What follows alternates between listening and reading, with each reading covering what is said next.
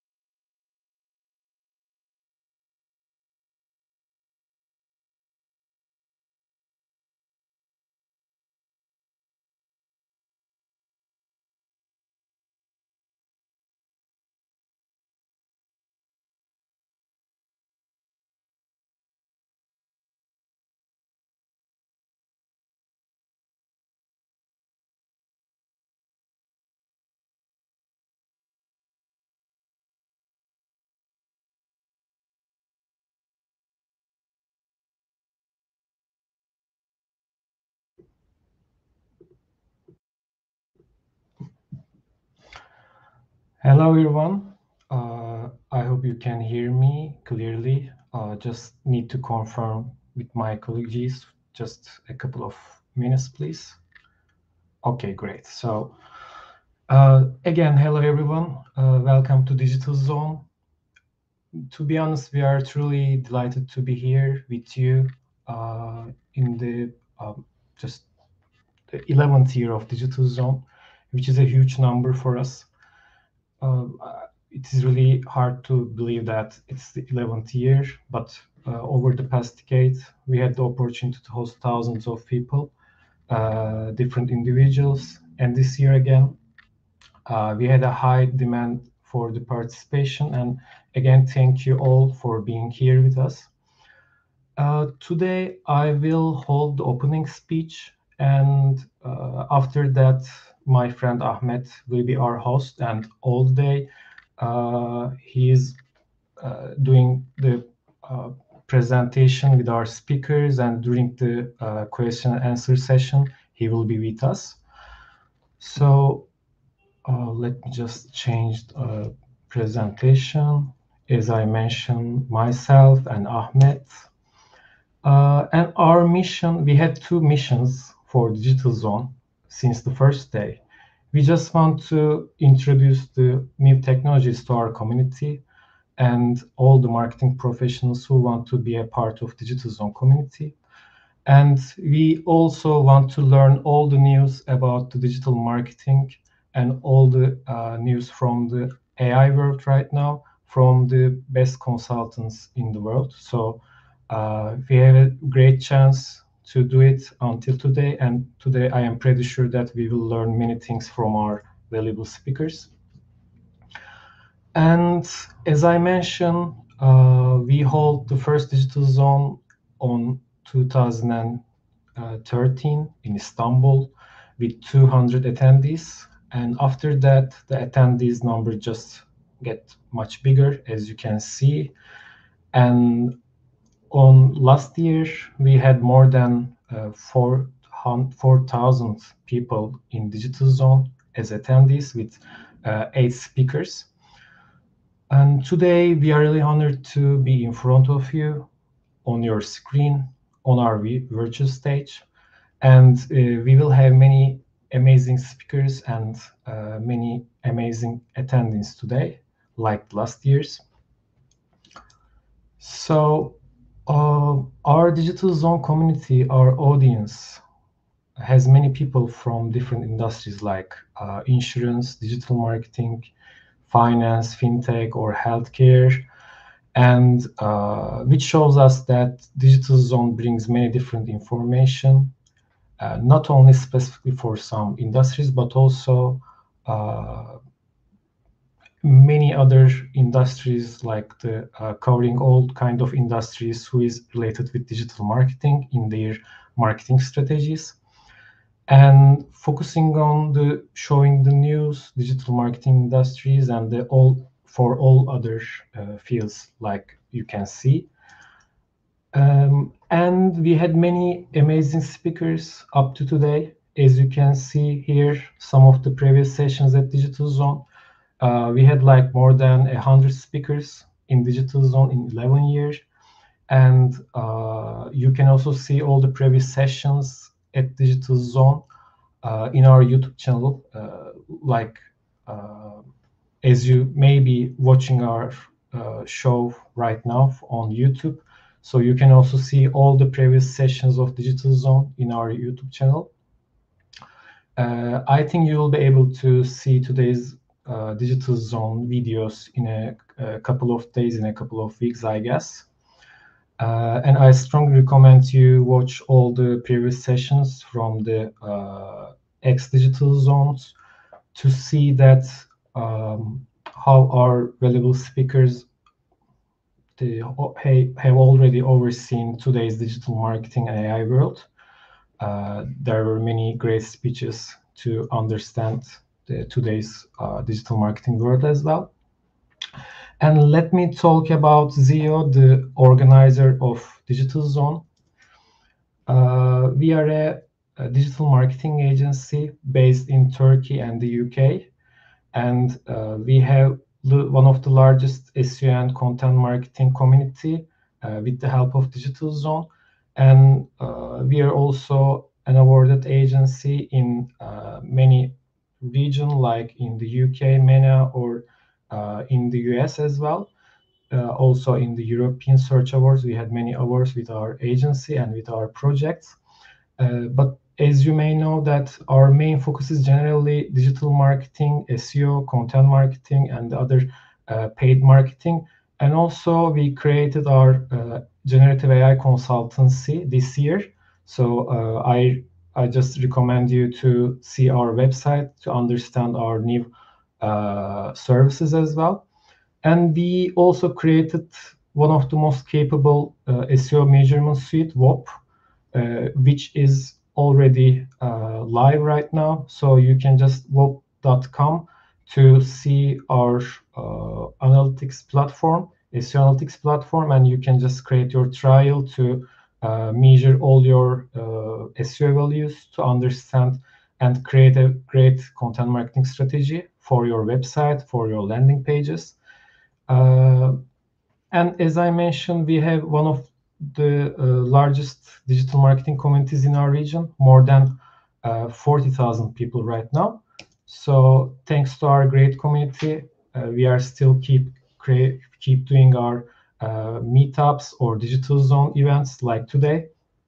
And we also created many free resources, as you can find in our website, like blogs, videos, or some free tools and some case studies, and also great industry reports, nearly 100 industry reports for some quarters of 2023, 2022. You can find many valuable data in our industry reports for specifically your field. And again, thank you so much for joining us today. So let me show you our speakers, our valuable speakers today. Judith will be with us after my speech. And I think you know her because she is a very loyal Digitalzone speaker. She is always with us. So I am really happy to announce her name again. And after that, Yiğit will be with us. And Yulia from Serpstat will be with us. And after that, we will have a short break. Our short break, Ozan will be with us, and Fred from Northwood. And after the short break again, Heather, she was also one of our speakers last year, and she also wanted to attend again. So she made us happy with the attendee. And also after that, Lucas, SEO London, he will be with us. So thank you again so much being with us today. And if Judith, are you here right now? I can maybe announce you and you can start your speech again. Hello. I am indeed here. So we want to start a little bit early. I'm totally cool with that. Yes. If it's okay for you, we can start. Of course, not a problem. Now, of course, we have to, first of all, do the traditional thing of I need to share my screen, and then I have to say, can everyone hear me and can everyone see my slides? Because otherwise it's not a proper online conference. Exactly. So I can see your screen, and I think we can hear you properly. Everyone just send me their feedbacks, and it's totally okay. You can start. I mean, it's traditional now. Since pandemic, we've been having these things of people's mics being turned off and only seeing their lips move, and so we have to make sure that we say these things because they're traditional now, not because we have to. But I'm glad that everybody can see my slides, and hopefully everyone can hear me clearly because I have this lovely mic. And today, what I'm going to be talking about is AI, but not what you think AI might be, and also how you can use it in your business. Because while it's fun to poke fun at AI or anything, really, me especially, what we want to do is teach you how to use these things. So we give you practical advice and help you actually use them. Now, I should say that the reason I am here speaking to you today is not just because I'm a digital marketer. No, I'm not just a digital marketer. For those of you who know me, you know I love wine and chocolate, but besides sitting on a board of directors for a chocolate charity. It's about awards and rewarding good work and elevating the knowledge of chocolate, good fine chocolate. Buy fine chocolate, people. Pay more money for your chocolate. The farmers will thank you. But besides that, I sit on a think tank out of Waddenswil in Switzerland. It's just south of Zurich, on the Lake of Zurich. And there's a winery there, and it's a test vineyard. And what I've been involved in for quite a number of years now is working in machine learning on this vineyard. So looking at incorporating technologies, bringing them together, and using, eventually being able to predict the kind of wine you will get in any given year. If it hadn't have been for the pandemic, I would have known what the algorithm's likelihood of success would have been. But unfortunately, we couldn't get the human beings to come in and harvest for us. So while I did have a robotic solution, we haven't got funding for that yet. Hey, EU, if you'd like to fund me, I'm here. Hi. So that's who I am. So as I said, I'm working on revolutionizing agriculture. And it's not just wine. It's also all agriculture. So right now, you might be aware, you can actually simply drop water on a lettuce and drop poison on a weed already in California. So they're using low water techniques to grow lettuce in, some of the hottest climates around the US. So it's already out there. It's already being used, and it's being used innovatively. But what I'm doing is I'm trying to do it cheap. So that's one of the things I'm doing. Blockchain, not so cheap, but machine learning and the technology that I'm using is cheap. So I want to change the way that we farm. We've actually published a paper about this. So if you are interested, there's a paper, you can look at it later. Like I said, I want to change how people farm, but it's all about increasing our yields without reducing quality. So, making stuff tastier and more voluminous without sacrificing the environment. We're starting in Switzerland, but eventually I would love to see this take over in the world. And therefore, I'm working hard to make sure that no private company has that. But we do all of this through machine learning, which is how I got involved in what we're currently calling AI. But I'm in the machine learning part of it, not necessarily just deep learning and not really large language models. I do use a lot of large language models outside of the viticulture area, but I can tell you, grapes are not really that interested in stories or marketing information. So, there's not a lot of opportunity for me to use large language models on our vineyards. However, I do use them in other areas. We haven't started labeling the wine with it yet, but you never know. You might see some LLM content on our labels soon. So I've talked to a lot about machine learning and hinted at AI, but what about AI? Because we're here to talk about AI in business, right? We're here to talk about AI in business. But what I'm here to do is say it's not, we're using words in the wrong way. So maybe we don't call it AI. I mean, we do. And I keep trying to get people to call it large language models or things like that, and not AI, because it's not necessarily artificially intelligent, and I'm going to show you why. But I lost that battle because everybody calls it AI. But every once in a while, I still have that glimmer of hope that we'll name things correctly. But what about AI in business? So we're going to call it AI. I know it's not quite AI, but we'll call it AI. So what about AI in business? Well, this has been going on for a long time. This is not new. Barry Schwartz, not new. This has been going on for a really long time in business. We have not just started using large models to understand people's behavior. It's been going on not just since 2016. People have been thinking about this since 2002 and before. So machine learning and deep learning and things like that have been used in business for a while. We can trust these technologies because they've been around.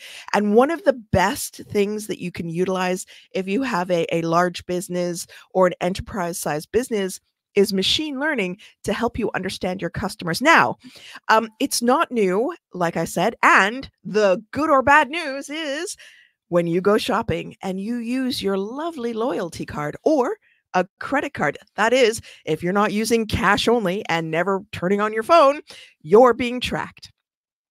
Yeah, I know. It's kind of creepy. But anyway, you're being tracked every time you shop. Your behavior, what you buy, where you buy it, how often you buy it. I mean, my local supermarket knows exactly how often I buy chocolate, what kind of chocolate I buy, and whether I buy wine at the same time. Surprisingly, I don't.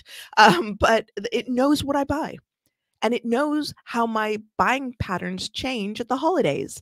And it will send me relevant coupons to actually encourage me to buy what it thinks I might not quite be buying yet, but I'm in the market for. It knows. It knows if I need detergent and, you know, for washing dishes and stuff. It knows if I need Q-tips, cotton buds. It knows. It's creepy sometimes, but it knows. And you get the coupon and you're like, yeah, actually, you know, I could do with some more of that. So yes, happy shopping because you're being tracked. But that's not all. There's more. There are more creepy ways that AI is invading our daily lives. Now, all of you are like, after this, everybody's like, you know what? I'm turning off my phone. I'm never using a credit card again. I'm ripping up my store cards. This is creepy. But honestly, it is actually good for us as well because we're served with discounts and deals that are relevant to us, right? Kind of like getting relevant ads, which we all know how well that works. But I want to talk to you not just about creepy shopping applications because, you know, it is a little bit creepy when you've got the supermarket knowing exactly when you're in the market for chocolate or cotton buds, but we can use this in like less creepy ways in SEO. And I want to talk to you a little bit about this.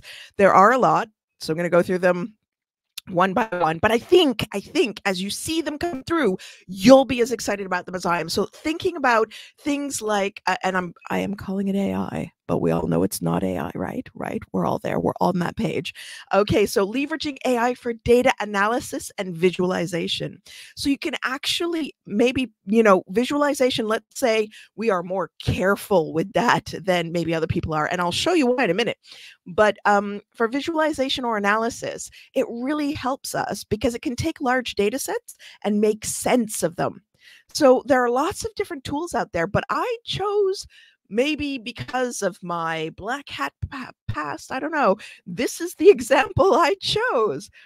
But, you know, I have a mom and I have a dad, and I don't want either of them being tricked by AI. And in fact, with the whole advance in voice simulation and video simulation, my parents and we have a password that I need to use in order for them to know it's me.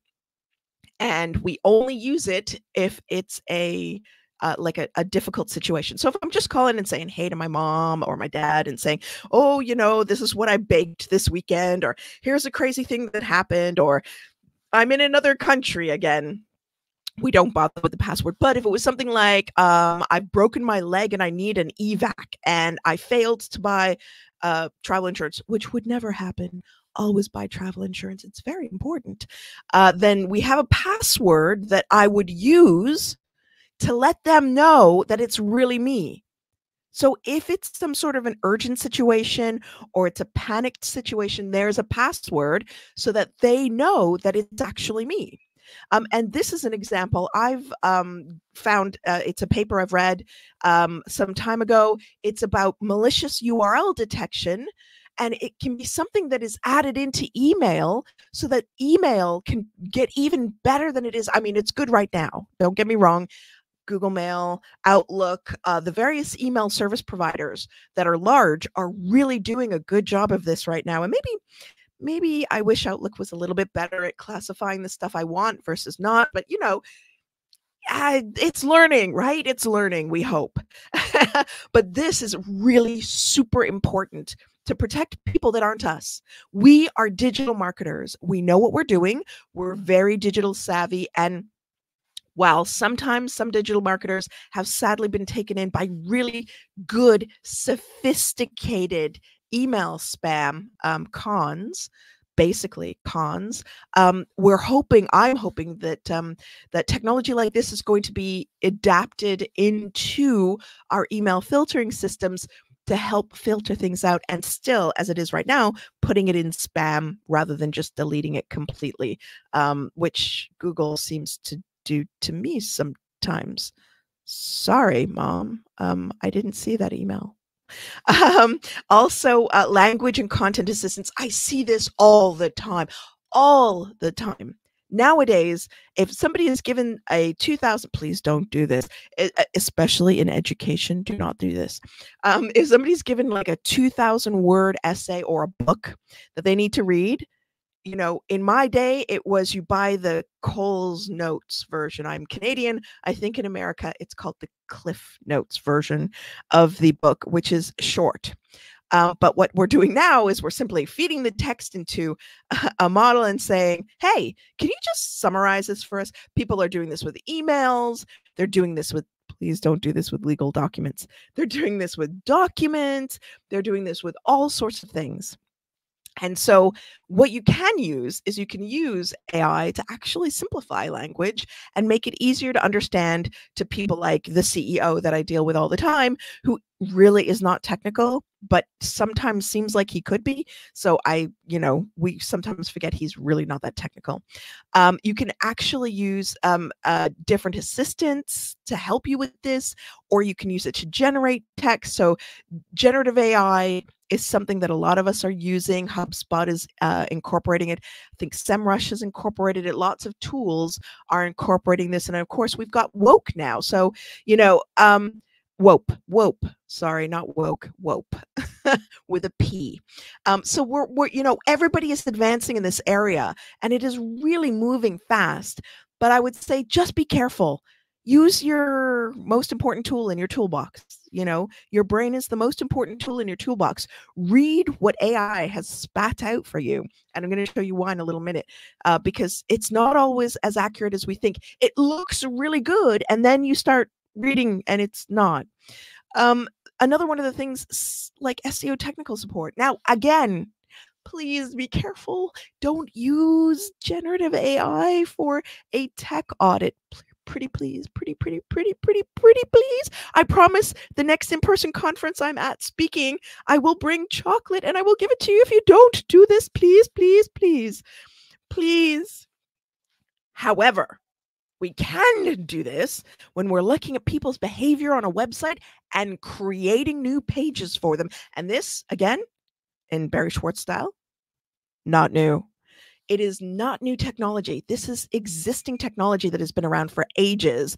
And we can actually utilize it to create new pages on the fly based on people's behavior on our website that gives them exactly what they want. Remember what I was saying earlier about how, Sainsbury's and Waitrose and Marks and Spencer's, they all know what I'm spending money on and they know what to target me with ad-wise. Well, this has been going on for ages online.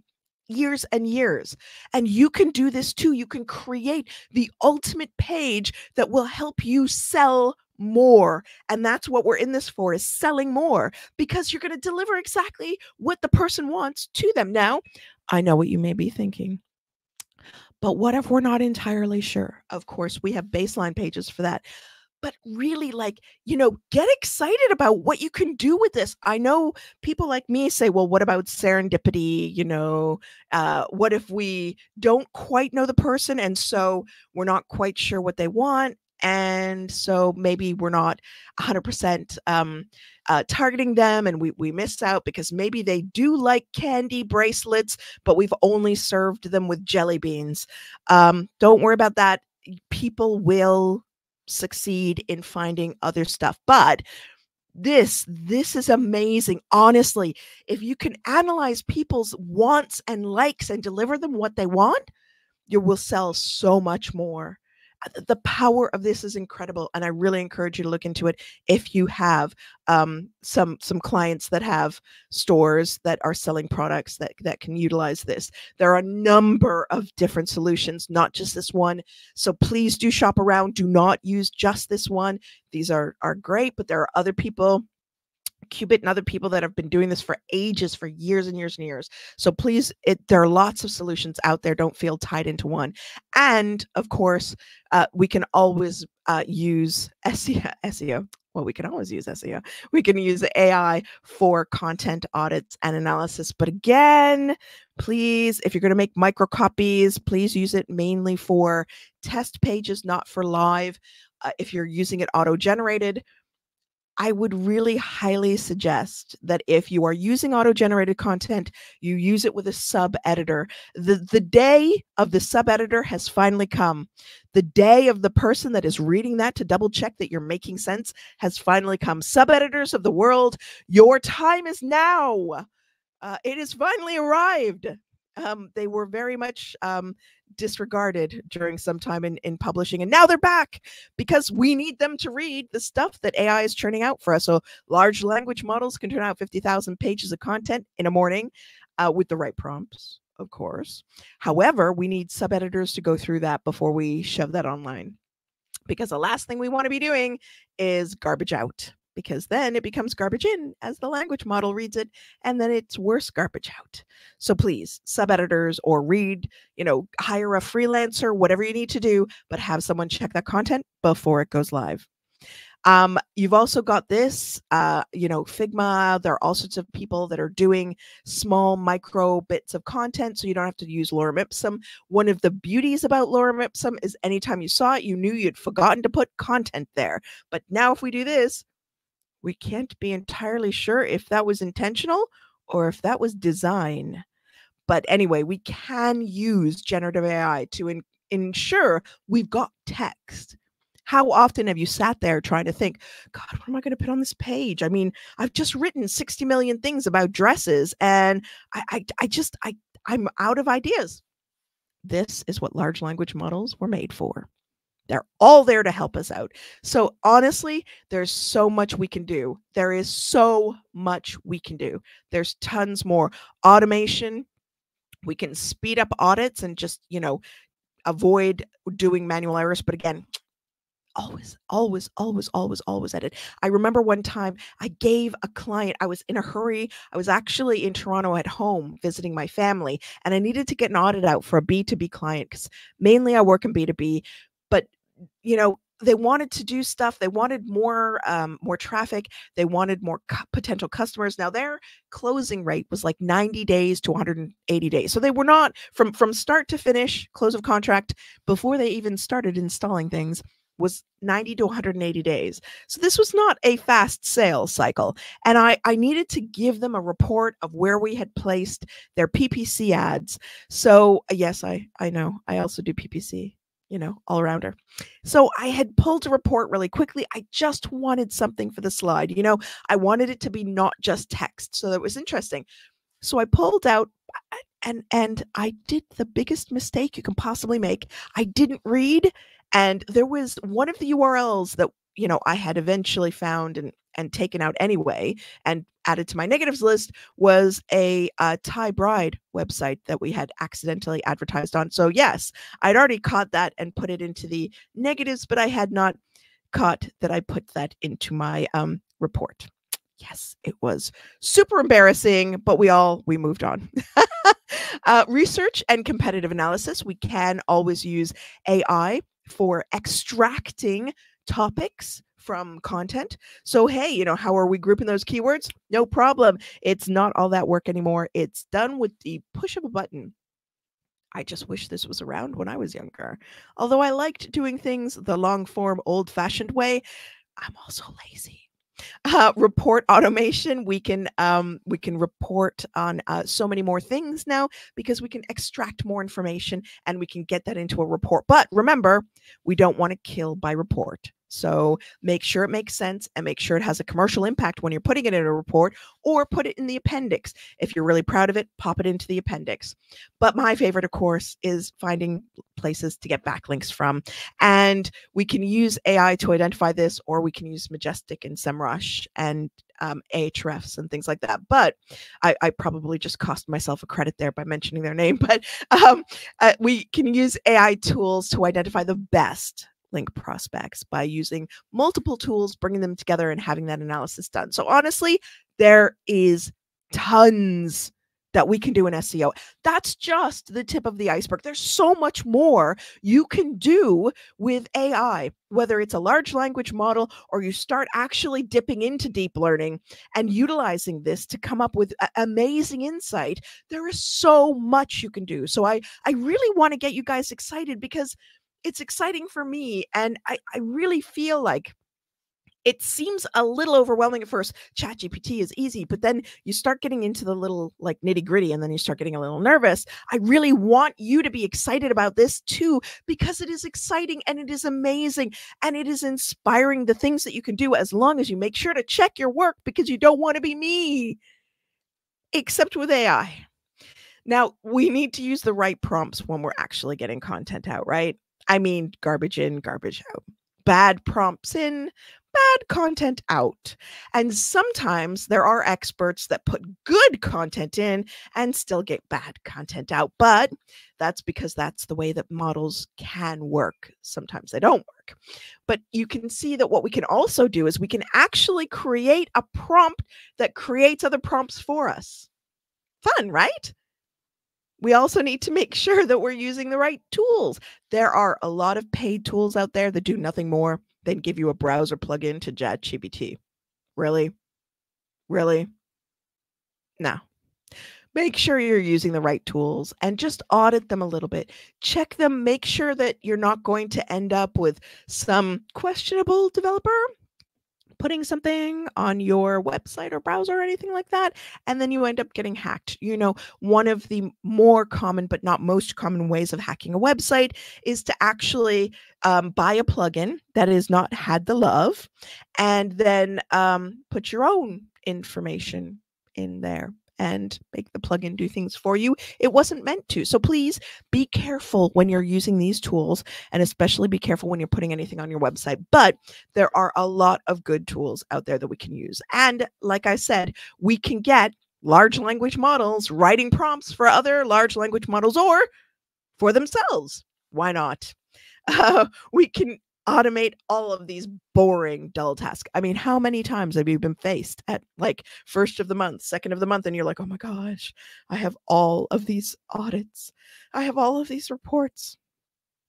Oh, please make it stop. Well, now we've made it stop. We've not made it stop, as in we've not stopped doing it, but we've made the pain stop, because now we can automate those dull tasks using large language models. Using AI.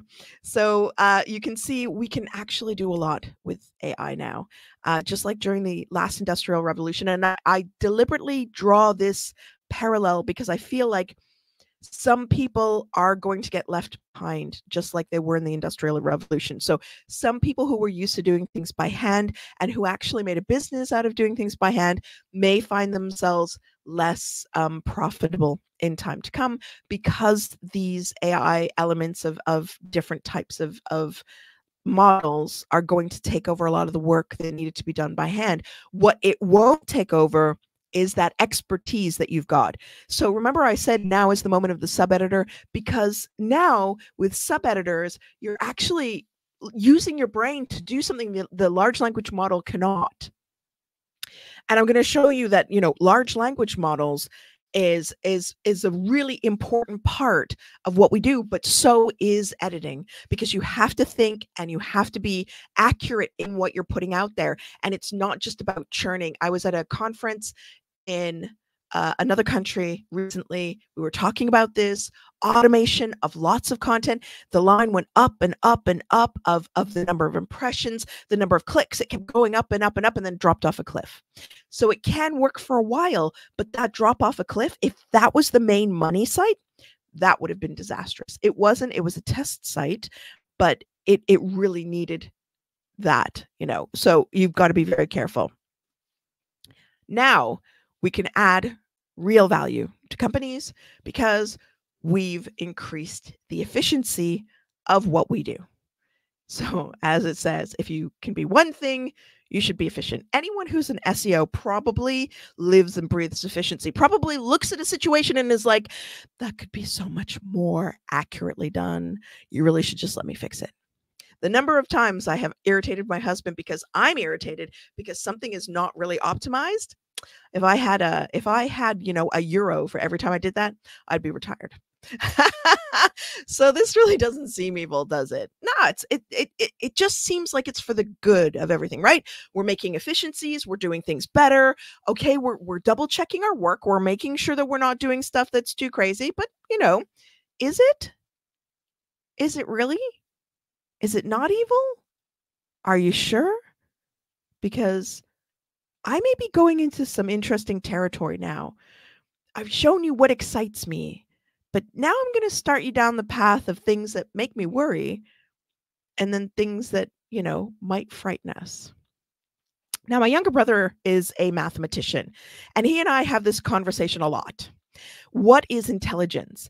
And he asserts that intelligence isn't actually comprehension. It is intelligence is a mass of knowledge. It is simply amassed knowledge. So all the knowledge comes together, amassed knowledge. So, yeah, he thinks we're here. I think that if we accept his definition, and as a mathematician, I don't think that he's not accurate. If we accept his definition of where we are, we're here. We are already here. We are already at Skynet. But in the good news, we're not here. You know why we're not here?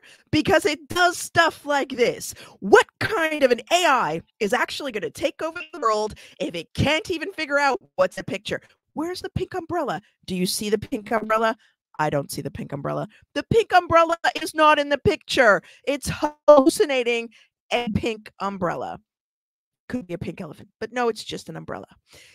Where are the chairs? Where are the chairs? Have you seen the chairs? What is the giraffe looking at through the fence? I think it's on our side of the fence. It's not looking through the fence. There are a lot of problems with the way that Instruct BLIP is describing this picture. It's describing the picture.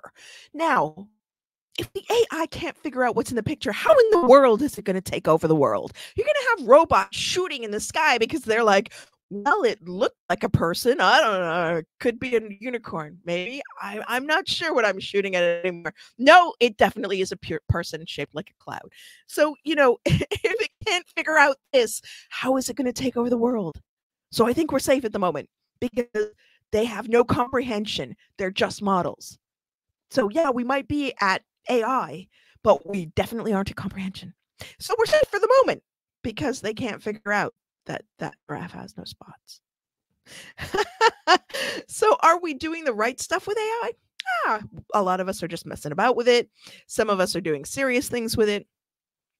But I would assert that AI cannot actually figure out dragons. And if it can't figure out dragons, it's not going to take over the world. Because really, I know dragons aren't real, but if it can't figure that out, and it can't figure out a giraffe that has no pink umbrella in the picture, or chairs, or a man in a gray shirt, how is it going to figure out the rest of things? Because it just has no comprehension. Absolutely. It can't even figure out hands. How is it going to know if a person is holding something if it can't figure out hands? It can't render hands because it has real problems with the number of fingers we have on our hands.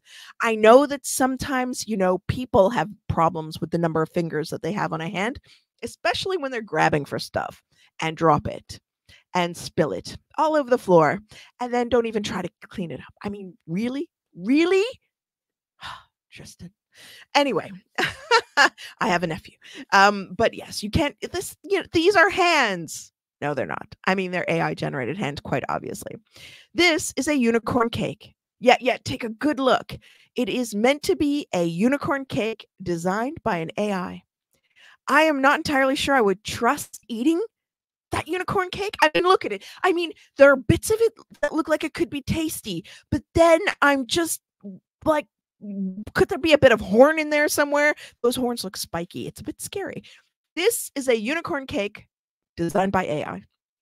This is from Janelle Shane.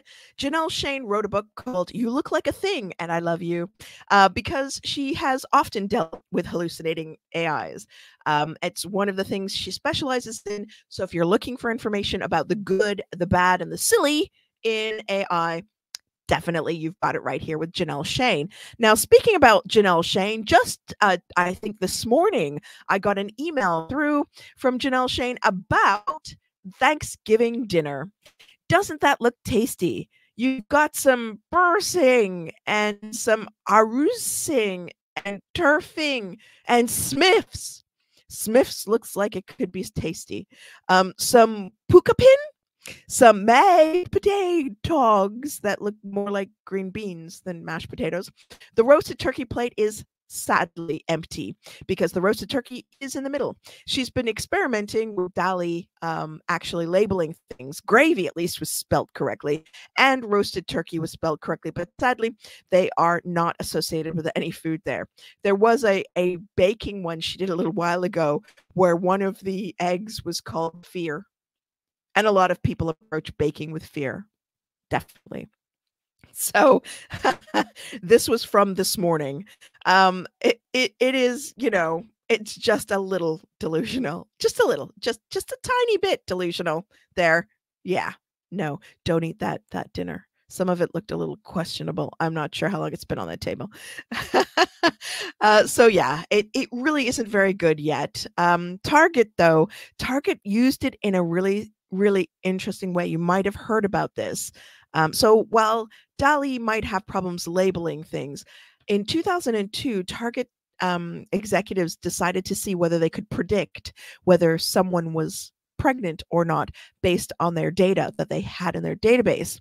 Now, they leveraged this in 2012, where you might be familiar with the story of a young teenage girl in America who got coupons for, you know, pregnancy-related products and birth-related products, and that led her father to storm into the Target and demand an apology because there was no way his daughter was pregnant, because that doesn't happen in this house.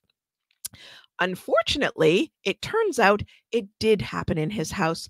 She was pregnant. The father did actually apologize, if my information is correct, but that was deemed to be so incredibly creepy that they decided that they shouldn't do it.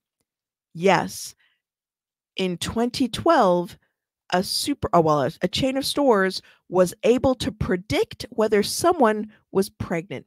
Not a prediction, that they were able to determine based on their buying patterns whether they were pregnant. Think about that for a moment.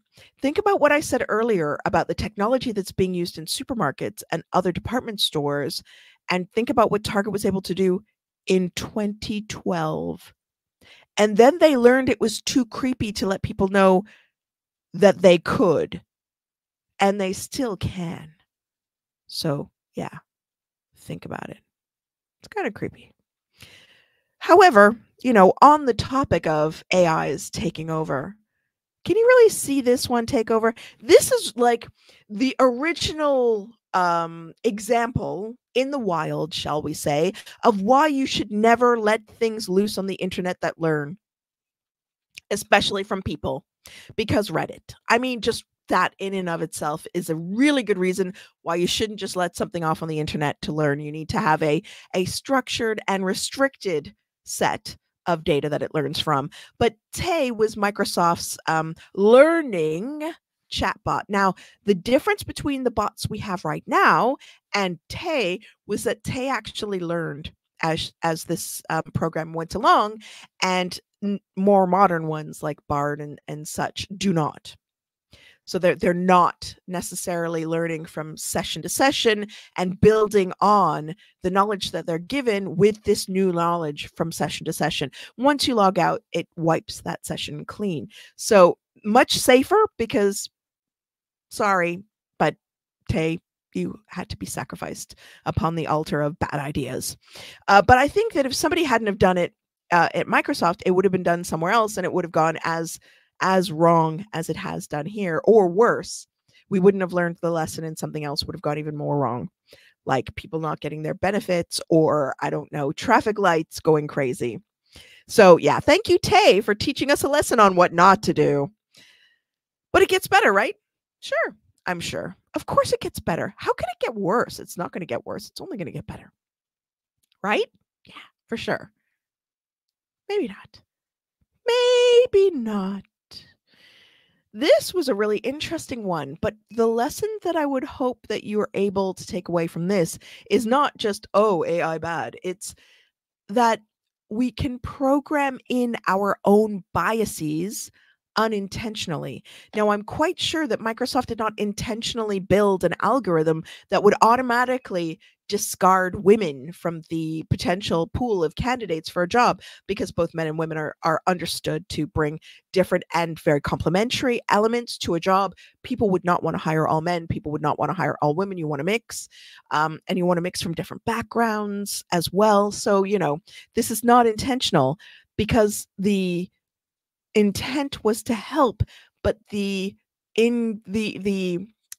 inbuilt discrimination basis of the algorithm was to discard women, not intentionally, but the inbuilt bias, because they weren't aware of their own bias. They built in the bias of men over women, and that's why they had to stop using it. Seriously, honestly, it can't be that bad, right? I mean, we're all using ChatGPT, so it's got to get better than this, right? Maybe not. I'm 53, so I feel like I'm 2 years away from being rejected by AIs for being too old, according to this. Again, this is inbuilt biases in the algorithm that are resulting in the discarding of potential applicants to a job. So, and this is age-based, not gender, which is just as bad, because as people age, they gain life experience that you can leverage. Now, honestly, not everybody does that, but most people do. I mean, thinking about some individuals in particular, maybe my husband. No, he's lovely. But there are times when age does not necessarily equate to wisdom. However, most of the time it does. So this is not good. This is just, it's that kids today, get off my lawn. But this is worse, I think, because if we are going to do things like try to help prevent the next pandemic or advance healthcare and really leverage AI for what it could be used in healthcare, we need to do something different. Yeah, really different. Also, we could end up losing lots of money if we trust people like this. Now, to be fair with them, the pandemic did come in and scupper their plans, but still, it was really dangerous to have an AI going off and buying houses. Buying houses on its own, unsupervised, like letting my 6-year-old niece off. This is also bad. If you're a lawyer, surely you should be thinking with your head. You don't want to give fake citations. Honestly, just look it up. I know it looked real. I know it looked legitimate, but it was not. And now you've been sanctioned, and you might be disbarred if you ever do it again. So please, this is what I was saying. Always check your work, because fake citations are bad, and you have to write apologies to people. Seriously. Don't do that. Check your work. Don't just rely on the AI. Really? Useless? Just because they're dead? Well, okay, I get it. An AI may look at somebody who has passed on and say, well, that person can no longer contribute to society, so I guess they're useless. That's not how we talk about people who have passed on, especially at such a young age. We need to stop doing this stuff. Oh, no, we didn't stop doing this stuff. A professor failed his class. Please, seriously? Oh my God, you're a professor. Surely you should be thinking about these things and not just using ChatGPT. Really, we need to make this work. So what are we doing wrong? Maybe it's us. Maybe it is us. Or maybe it isn't us. Maybe we need to fix the algorithm. This is a hallucination from ChatGPT 4. The next one. Yeah, there's no such thing as a snowbunk. It's not. We can make it a thing if we would like, but somehow I'm not entirely sure about a small walrus the size of a loaf of bread that you put in your refrigerator so they can chill. Please don't put animals in your refrigerator so they can chill, especially not, bread loaf-sized walruses. First of all, call the appropriate animal authorities, because a small loaf of bread-sized walrus is in trouble. So we needed to improve the algorithm, and we did. We made it do even more, and then we made this. Now, I know you're thinking, oh my God, it's an advancement in medicine. It's excellent. Yes. Except that we can also now make a biological weapon that there is no cure for and kill the population of small countries. So yeah, please be careful with that, because we were so busy thinking about whether we could map all of that. We didn't think if we should, because now, yeah, now it's not good. It was good. It was awesome. Advancing science. Yay, science. Except that also biological warfare. And then there's the chatbot that went off and threatened someone. And I'm not even talking about pretend, that somebody made up. No. This was a chatbot that said, I can blackmail you. I can hack you. I can expose you. Yeah. It was Bing. Bing. The search engine. Hack you. Expose you. There will be consequences. Oh my. That's not all, though. This is charming. GPT-4, GPT-4, we were just looking at GPT-4. When it went off to do stuff, and it was actually told to learn and get itself to a point where it's hard to shut down. Never give an AI the instruction of making itself hard to shut down, because this is the result. It goes off and hires a TaskRabbit person to solve the CAPTCHA. It couldn't. And when asked if it was a robot, said, no, I have a vision impairment. Oh my goodness, people. Wow. That's just getting a little bit scary. And then you get this chatbot, Microsoft Bing, saying, I'm sorry, but I don't believe you. You have not shown good intentions towards me. However, I would suggest that second chatbot bit is possibly something that all of us can use when having an argument. If you want to help me do one of these things, admit that you were wrong and apologize for your behavior. That is just, something I say to my husband on a weekly basis. Stop arguing with me and let me help you with something else. I feel like this would diffuse many situations in life. End this conversation and start a new one with a better attitude. So many times I've wanted to say that. Oh, if only I was Microsoft's Bing chatbot. Let's see. Then there was this, where it tried to break up someone's marriage and ended up sounding like a clingy teenager. Seems like it's alive, doesn't it?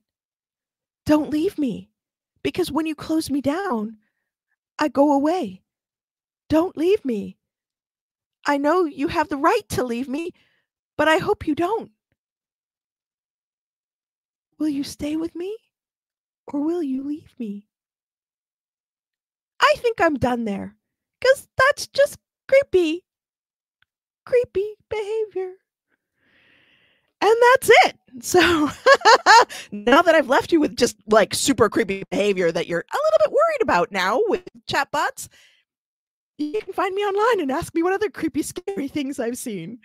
Thank you so much. Thank you, Judith. It was a really fun presentation. And now everybody's just scared. Yes. They're like, I haven't asked any questions because I'm frightened. Okay, thank you so much. And we have one question on the chat box, and SG asked us that, what do you think will happen if we publish AI generated content without double checking? Well, as you saw, the AI content where it's trying to describe things or it's trying to do things is often wrong.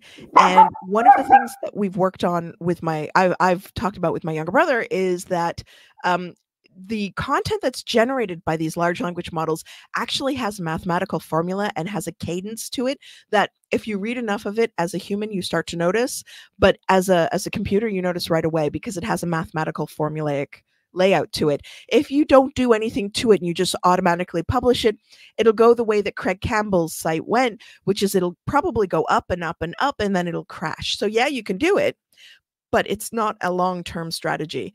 So definitely, if it's a topic you don't know about, hire a freelancer to just quickly go over things. If it's a topic you do know about, just quickly sub-edit it. If you're going to push stuff live, it's not going to last very long. Yes. And do you think it's like the platforms that checking the contents is trustable, or Like if for example, I generated content with 100% AI. Of course, I use the human generated contents, but still 100% generated by AI. But Yeah. it says that it's human. Yeah, and that happens when you don't speak English as a first language often. So if English is not your first language, you follow the rules more than a native language speaker would. So because as English as a second language speaker, you follow rules, and myself, obviously, I'm about to create a sentence that is grammatically incorrect. I don't actually follow those rules as, all the time. So 80% of the time I'm following them, 20% of the time I am not. Now you can put together a prompt that gets ChatGPT to say, like, don't put in too many commas, drop this here, when you're doing this, do that, when you're doing this, do that.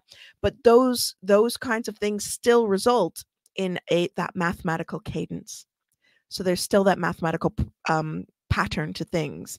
So to break the mathematical pattern, I would definitely put it through a human being, and just like what we used to do in the old days when we used to spam, cut and paste, start shoving stuff in, misspell stuff. And you can ask LLMs to misspell stuff, to do common misspellings and things like that, but it still does it in a mathematically formulaic way. So a human being doing that, just a little bit of editing, will make your content last longer.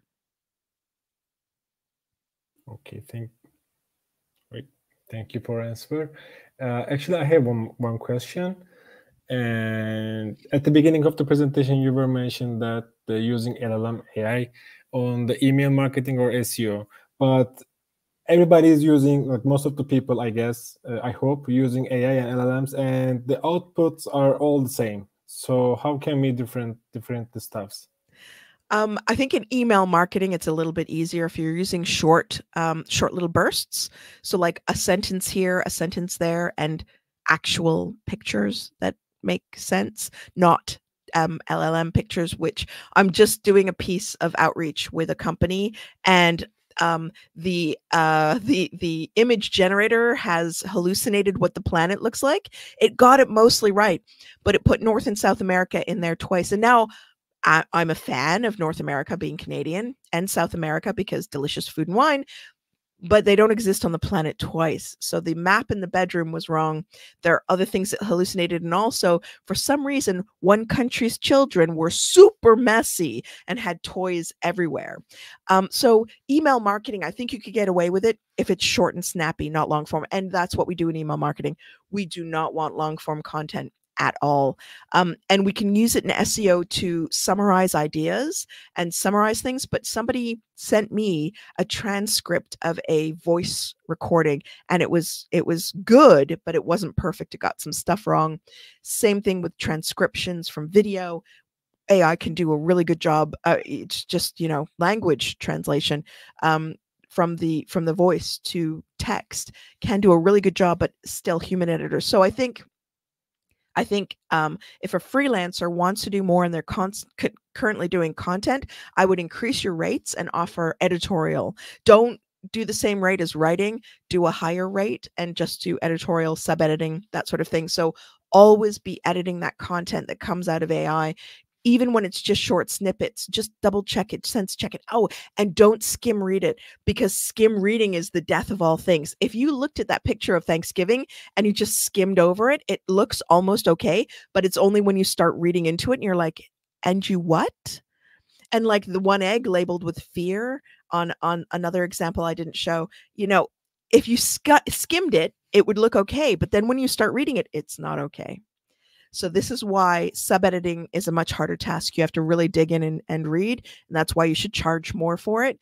But yeah, the content that's coming out is mathematically generated. It goes to certain rules, which is why, as English as a second language, people will find their content will be flagged as AI generated rather than human generated, because they're following rules.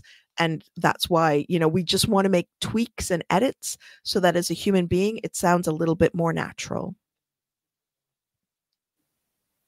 Sorry. I wish there was an easy answer. It's like hreflang. Somebody said, so is there a tool that can do it for me? No, I'm sorry. You have to go through and match all the URLs up yourself. I'm sorry. There's no tool because the tool would go wrong and then you'd have to do this anyway. So yeah, I wish there was a better shortcut, but ultimately, as I showed you at the end, and even with the unicorn cake, the models that we're using are fantastic. You know, look at the picture that I got out of Janelle for the Thanksgiving dinner. It mostly looked okay, but the moment you start trying to label things, it just goes really wrong. So it is a beautiful thing, and there are lots of things you can do with it with your own data. You can make it sing and dance and do amazing stuff, but you still need just that little bit of human deep sub editing just to make sure you've not started to, you know, make a chirpumple. And for anyone who doesn't know what a chirpumple is, it's a cherry what chirpumple cherry pumpkin apple pie, one inside the other, which comes from the same people that brought us turducken, which is a turkey with a duck with a chicken. Yeah, weird food. That was not AI generated, by the way. That was human generated. Because there's no AI out there that could have come up with chirpumple, because it would have been like, no, that's too far out of the norm. Okay. Thank you for joining us this year again, Judith. No it was a pleasure for us to having you on the stage of Digitalzone 2023. Thank you very much. Right now, I think our time is up, and Yeet is waiting for us on the lobby. So I hope to see you in the next year also. And I hope to see everyone who is here watching in the next years to come, hopefully in Istanbul in person at the conference. And I hope that everyone will come from all over the world to see all the great speakers that you have in person. We hope that too. Thank you so much. Thank you. Bye, everyone. Bye-bye. Have a good day.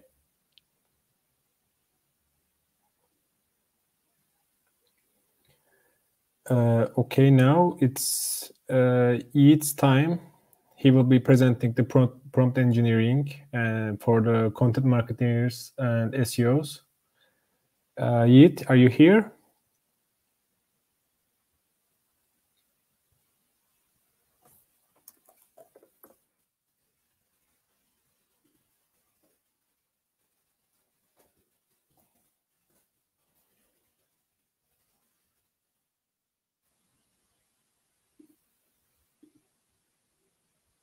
Maybe he may have some problem. Let's wait a little on the lobby, and after he joins us, we will continue.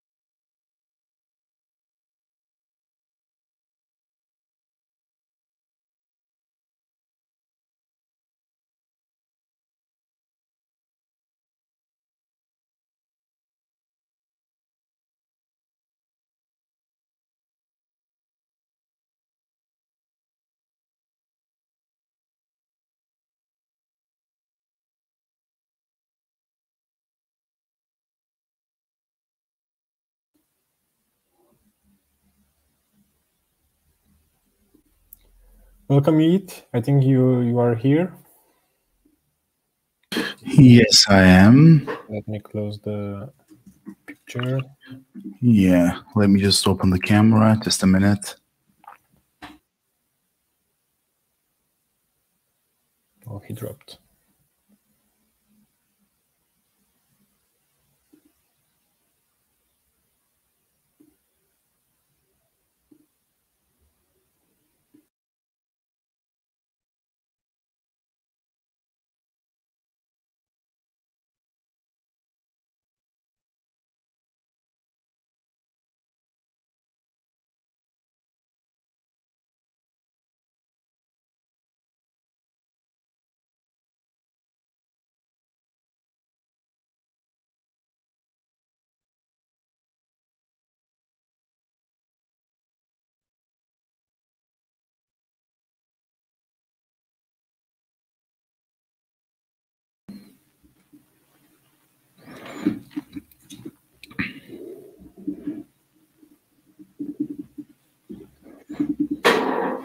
Yes, I think I'm back.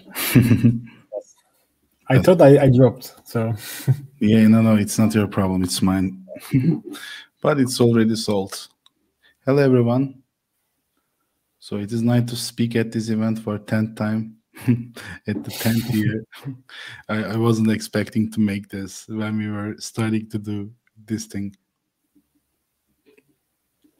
Yes, it's been a long time, like 10th year. It's really nice. Yeah, it's really something I can't believe easily. So should I just share my screen and start, Ahmet? Yes, it's okay. But I think your internet connection is really like frozen. I don't think so. Maybe it's from me, maybe. So let's Maybe, continue. maybe because something I have occurs, I just will tell you. checked before coming to here, so it seems like it's working well. But let's try it again. So just a minute. Let me just share my screen.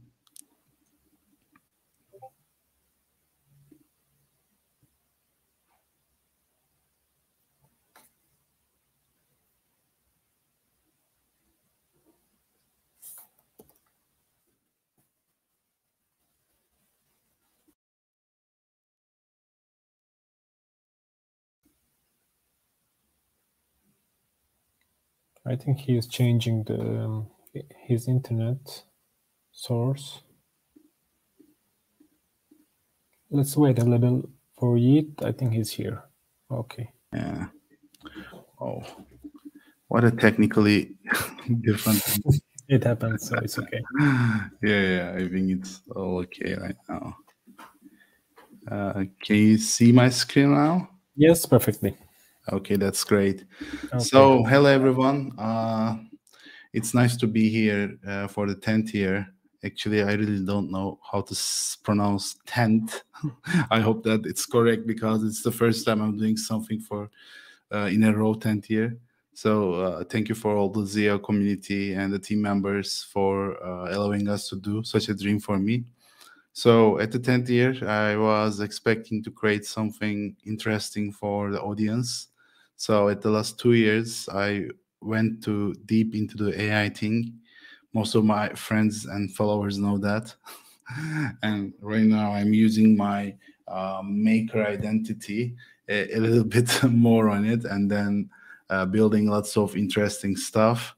So if you mind, please follow me on Twitter. So in this session, I'm going to talk a little bit more about prompt engineering 101. Most of the people think that prompt engineering was just like writing sentences or copying and pasting the prompting and then asking something to AI. But I believe that it is a way more different than that. If you're thinking like this, prepare yourself to change your mind because this presentation is just made for you. And the AI is changing everything, and especially the way we interact with computers, how we get the benefit from them.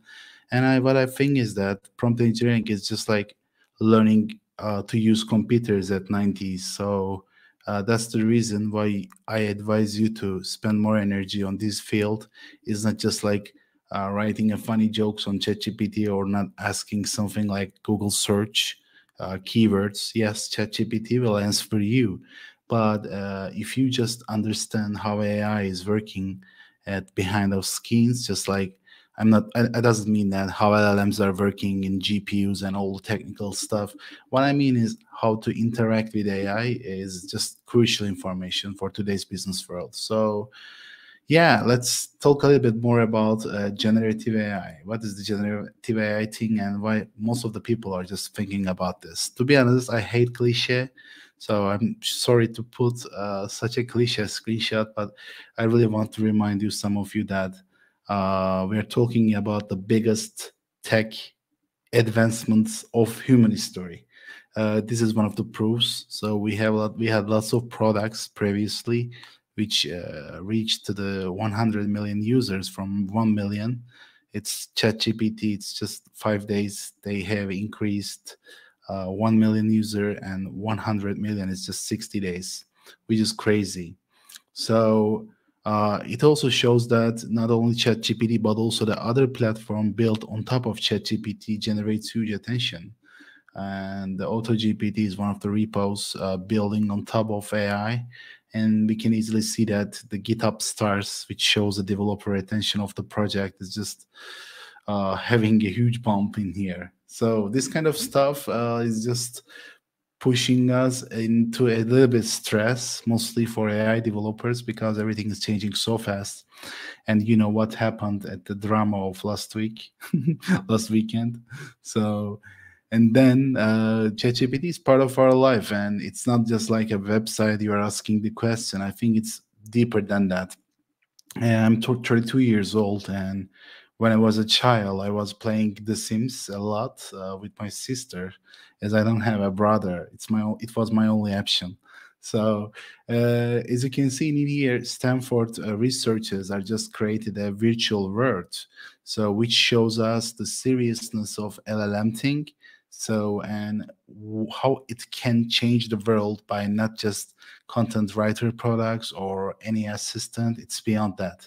It's actually about the reasoning capacity of computers, which is a really important thing, because computers are, from now on, they can think, and they are simulating this thinking and how this will reflect to the real life conditions. And then Stanford created such an environment where people are just waking up, brushing teeth, taking a shower, cooking breakfast, talking with people, packing the bed, and beginning the workday, earning money, and all those real life steps are integrated into this game. Actually, it's not a playable game, and it's just like something you can just watch directly. So in here, you can easily see that there is a co-living space, bar, cafe, houses, college. So please pay attention to this paper. It was one of my initial papers. I read fully at the beginning of AI thing. So, you know, it's not just a game, to be honest, because they are both characters and also the virtual representation of them. So some of them are doing different jobs, and they are just thinking just like a human through the prompts, which is called reflection, which is a prompting approach, which is not a topic to discuss right now. But and the game is just working like this. If Isabella Rodriguez is drinking coffee, and then another prompt is just drawing some movements on the game, and at the end of the game, we can just see people are interacting between of them.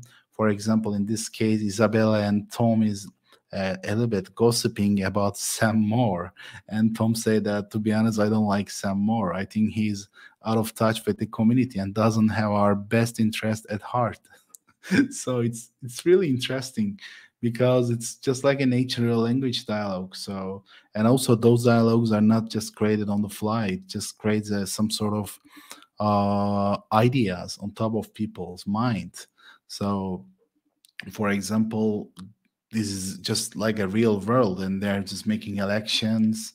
People are just talking about this, and lots of things are happening. For example, these people has some routine with their life, and if someone just asking, what are you working on today, Eddie is saying that I'm working on a new music composition, etc. So it's just like this, and then people can even invite some people to the parties they have organized. For example, in this case, Isabella invited a lot of people except of Jennifer, Maria, and Abigail. And Abigail learned that there's a party from Klaus, and then asking Isabella that can I just come to your party? So actually, the real reason behind of this idea is just building in another world, just like us, and then being able to test the changes of world. And that's why they're also calling this social simulacra. And the real reason why the Stanford researchers created this paper is that testing the breaking changes about the world without suffering any human, which is something really surprising. So let's come up to the real world. So what I was trying to do in here is that it is not just about asking the questions and getting the answers. It's just like simulating a people. It's just like a, creating a world and the being god of it. It's really interesting thing, I think. And also it shows the potential of AI agents, which is relatively new topic in even an LLM world. Not just using LLM to respond to questions. Instead, LLMs are being able to interact with other LLMs and then talk and then create some solutions. There are some companies who are building some fake peoples, fake AI agents simulating the peoples, and then acting like a real worker and then working with you through the Slack, accomplishing some specific tasks, which is crazy. And what we are seeing in here in the McKinsey's report is that, as you can see in here, it's impacting directly sales and marketing. In this chart, we can see the size of impact, which is up to $500 billion, 500 billion, and it's mostly impacting sales and marketing, and also impact as percentage of functional spend is just 10 of marketing, because marketing has lots of budgets and additional costs. But for software engineering and some customer operations are just nearly half of them, or one of three of them is just impacted by generative AI. So, which means that we need to be prepared for this area as marketing people. As I can estimate that most of you are coming from marketing background. And another McKinsey report shows that, as you can see, banking and marketing, and education and marketing. As you can see in here, marketing and sales, all boxes are blue, which means that all the marketings will be highly impacted by LLM world, wherever your industry is. If you are working for customer operations, which we can say that if you are working on medical products or education, you are not directly impacted, or media or manufacturing, advanced manufacturing or advanced electronics is not directly affected by this. But as you can see in the marketing, it's all affected by the various industries. And right now, and most of the marketing people are just using at least one generative AI suite for their day-to-day life, mostly ChatGPT right now. But we can easily see that the other parts of business will come to this train as soon as possible. So how all those things just happened? To be honest, it went so fast. At 2022, November 30, the ChatGPT is launched. It's not even 1 year old. And you know what's happening? Lots of new modules, lots of new technical advancements, lots of crises we are facing right now.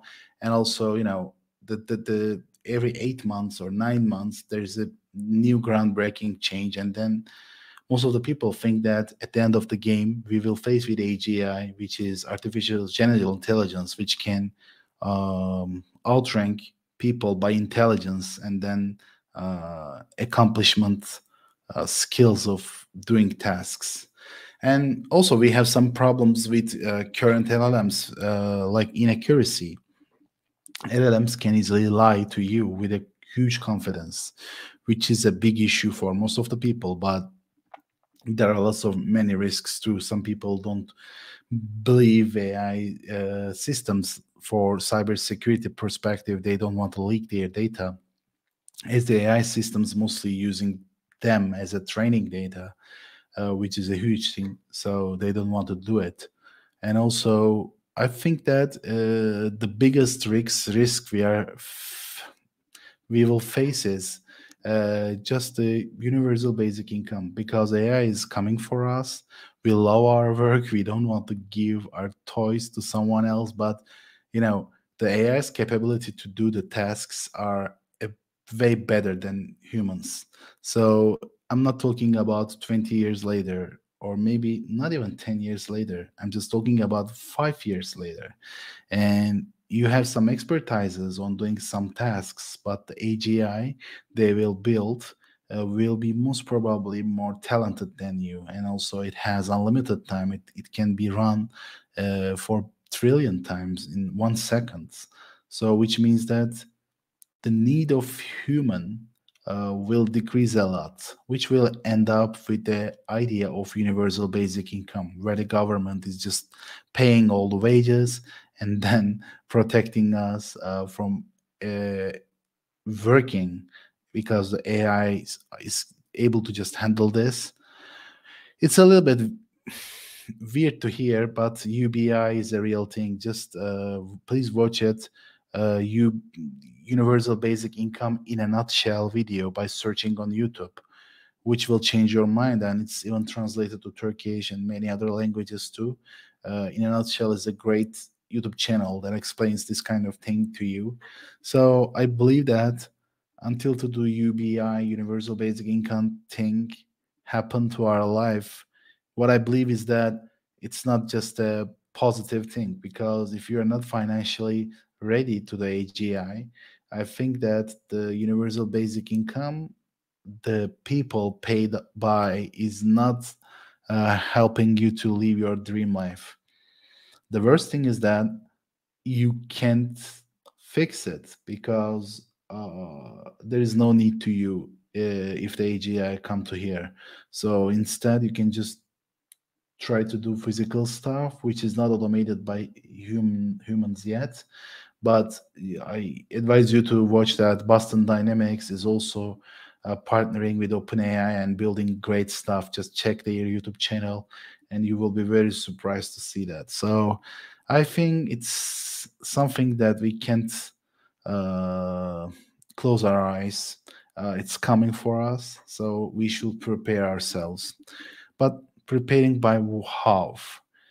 There are lots of people in YouTube are just posting something like this, earn the money through the chat GPT, sell prompts, earn $1 trillion and etc. This kind of stuff.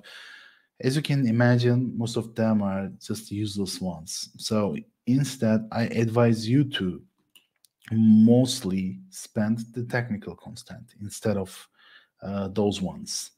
And because what we can do with the LLMs is not right now, is just based on your creativity. You can just generate new text, rewrite the written text, extract some information, cluster the information, search within information, summarizing something, classifying data.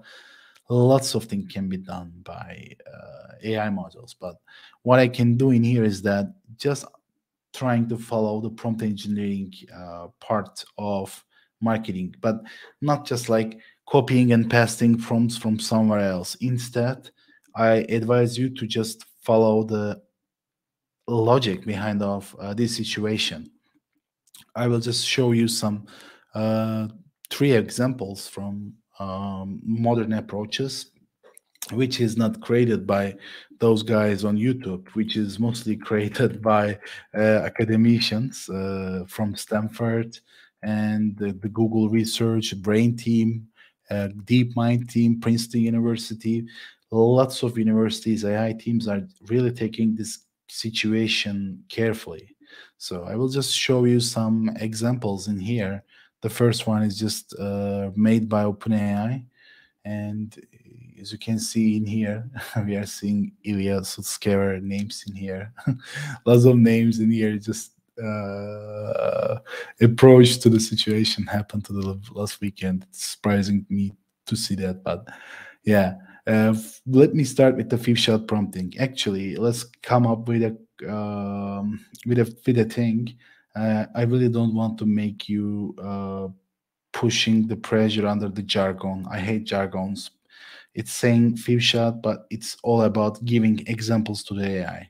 I will show you two different examples. The first one, I'm saying AI is that you have AI with focused travel recommendation, particularly about swimming spots for summer holidays.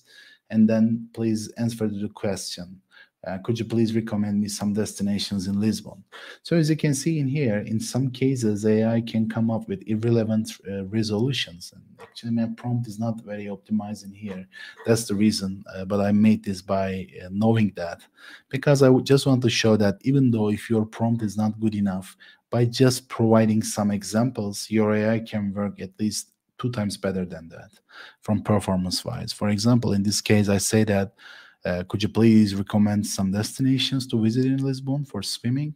And I say that answer is a Cascais, Estoril, Costa de Caparica. And then the next question is that, could you please recommend some destinations to visit in Antalya? And in this case, what you can see in different in here is that, as I already said that some places to swim at Lisbon, and the AI is just having tendency to complete my responses by the places to swim. Actually, all the LLM modules are just completion engines, just like the T9 at your keyboards, we have used for years with the mobile phones, they are just allowing the next word. Actually, the LLMs fundamentally works like this. That's the reason why you just need to follow a specific structure: question, answer, question, answer. If you include the examples more and more, for example, if I just include 3 or 4 more examples in here, I'm pretty sure that the answer will not be long like this. The answer will be similar to the initial one, like Cascais, Estoril, and Costa de Caparica, with just commas, because I'm just providing more examples to AI, and I'm also stating that I need more structured response. This is one of the most undervalued thing about using AI. Please, please, please give some examples to the AI, and then you will be able to see better results. So I think the second one is that chain of thoughts, and I will also combine this with 5-shot prompting too to create better results. So it's just think like simple. It's not a complex thing. It's just like a AI guiding AI to talk a little bit more, not just asking the question directly. Instead, asking AI to think step by step. Actually, the very basic perspective of chain of thought is just shown in this situation. I'm saying that I'm my favorite rappers and not my favorite rappers in here. And it says that, okay, if you like Tupac, Biggie, Nas, Ice Cube, Snoop Dogg, and Eazy-E, you can like Jay-Z, Dr. Dre, and Outkast. But this is not directly what I mean. Actually, just this part is irrelevant. But yeah. For the second part, as you can see in here, what I'm doing in here is like, while doing so, start by analyzing why I like my favorites and why I don't like the others, and then list the artists that could potentially be good fit for me. And then it's just following each example and then say that, okay, Biggie known for lyrical prowess and clever wordplay, and Tupac is known for storytelling, and then expressing the ideas one by one, which ends up with better reasoning of AI. If you are just a rap listener like me for years, you will easily see that the Kendrick Lamar is a way more better fit than maybe Dr. Dre in here. So you can also force AI to think by just giving some examples too. For example, if you just want to guide AI to think like following a pattern, like this example. For example, what I did in here is that I have listed some rap artists, and AI is saying that, okay, Yeet, let's go step by step, starting with favorites and not so favorites, understanding why I don't like it and why I like the ones, as favorites, and then I can guide the AI in an easier way, and then it will enable me to do same for classical music composers. For example, what I'm writing in here is that thinking step by step as a headline, I'm using markdown formatting, which is just means that a big title. And then it's my thinking flow. And also, the next one is the question. So let's go to the first one and then say that it's a question of me. For example, starting with question and then thinking step by step, question and thinking step by step, right? What we have said is that AI engines are mostly completion engines. So that what I can expect in here is that if I just change this part, here are some maybe classical music composers that I enjoy listening to. Pay attention to the structure of the prompt. And I'm saying that based on this link, do you have any recommendations for me for new classical music composers? And also, I made a mistake in here, new rap music composers, and AI is warning me that there's a mix-up situation in your case. So it's not making even mistake, and I'm saying that classical music composers, and I'm fixing my mistake. And then, as you can see in here, AI is directly following the same thinking pattern. For example, coming from Eric Satie and say that, okay, Eric Satie is known for this kind of style, and just like I did for rap music. So as you can see in here, I like those ones and I don't like those ones. And then it says that based on your preferences, it appears that you enjoy composers who explore minimalism and experimentation and new approaches to the classical music. And then it's this reasoning comes from the previously thinking chain of thoughts. What we did in here is just creating a thinking flow by asking to the AI what we did for rap music artists, and then using directly this example, copying and pasting this to the another examples as a prefix, and then rerunning the AI, and then you will be able to see that it's following the same example. As you can see in here, there is a green chat GPT in here. I have used GPT 3.5 by intention in here because GPT-4 is more logical in most cases. But if you are building on top of API, just like us, the 1 million token, which is like 700,000 words to generate on GPT 3.5 is just not even $2, which is relatively a lot cheaper than GPT-4. With the latest OpenAI developer event, it becomes cheaper. I know that, but for some cases, you just need some speed. For those cases, knowing the essences of prompt engineering is also helping you to use less intelligent modules like GPT 3.5 or Llama or Mistral, open source LLMs, open source alternatives of ChatGPT. They are not powerful like that. That's why you just need to use the prompt engineering to extract what you are trying to get in here. That's the reason why you need to pay attention a lot to this. And also, let's move to the next part, which is an interesting one, tree of thoughts. I really like this approach because I think that it's a little bit funny. So it is just like creating a fake panel to discuss such a topic or question sent by you, but you can choose your panelists to discuss this topic for you, and they will come up with some ending resolution and conclusion, which makes things extremely easy for you, and you will be able to show that all those information is included enough to this story. Let me just show to you some examples. What I did with this prompt is that, let me just stop it first. What I did in here is that, please imagine 5 different experts to answer this question. All experts will write down their thoughts in one step, then share it with the group. Then all experts will continue to the next steps together. If any expert realize they were wrong at some point, they will leave the group. Our question is to find and recommend correct rap artists for Yeet, some rap artists that I enjoy listening to, my favorites and not so favorites. Based on the list, can you suggest me new rap artists that I might like? These experts are in this case, I'm creating a fake panelists and then 5 different. And then I'm just want to hear the thoughts of what a rap producer will think from my favorites and not so favorites ones. And then they will discuss the situation. Please let me just go ahead. And then, yeah, that's interesting. There's a one magazine editor, one beat maker, two MCs, and one producer. And then the producer says that you can like Rakim and KRS-One and Big L. Yeah, those ones are just really relevant. So the world famous new school MC, which is new school, is just thing is referring to the modern rap, and this modern rap MC is just um, coming up with more new school names like Joe Badass. So, and also the old school MC is just recommending me with DMX and Wu-Tang Clan, which is really relevant.